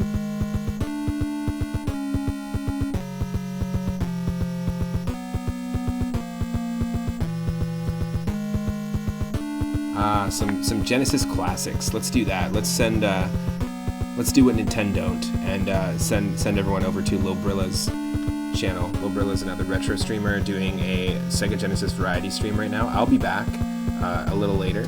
I'll either do it a little later tonight, or we'll continue tomorrow and do part 2 of our multi-randomizer stream. But tune in. I stream every single day from 1 p.m. Pacific onward. You can always catch me here. I'm doing all sorts of things like ROM hacks, fan games, randomizers of retro games, and so forth. If you can support the channel in any way, that'd be awesome. Just by showing up, by following, by subscribing, you can unlock some cool emotes. You can even send one-time donations to PayPal via the email at the very bottom of the screen, 3upmoonget@gmail.com. A few people have done that to help support the channel, and that money goes towards making sure that I can do this every single day for you and bring you daily content, helping grow the channel, helping grow the gear and all the equipment that we have, so that we can start eventually working our way towards a show where we can the idea that I want to put together is a show where I host multiple streamers, multiple gamers, and we do challenges live, where somebody has to beat a boss fight quicker than someone else, or somebody has to race somebody in a particular level or a particular game, and kind of just set it up almost like a game show, like a classic sort of cheesy 90s game show meets like retro gaming extravaganza. Something I've been wanting to do for a while, so all the support helps grow the channel and helps us get to that point. So thanks again, everyone.